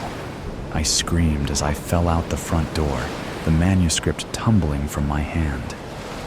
If only I could find my love, Evelyn, then we can meet our future together. I looked at my hands, covered in blood, my life pouring out of my side. As I fell, a flash of recognition. The man in gold. I opened my eyes to see Evelyn above me, her face more beautiful than anything I deserve. "Is this heaven?" "No, not yet," she said.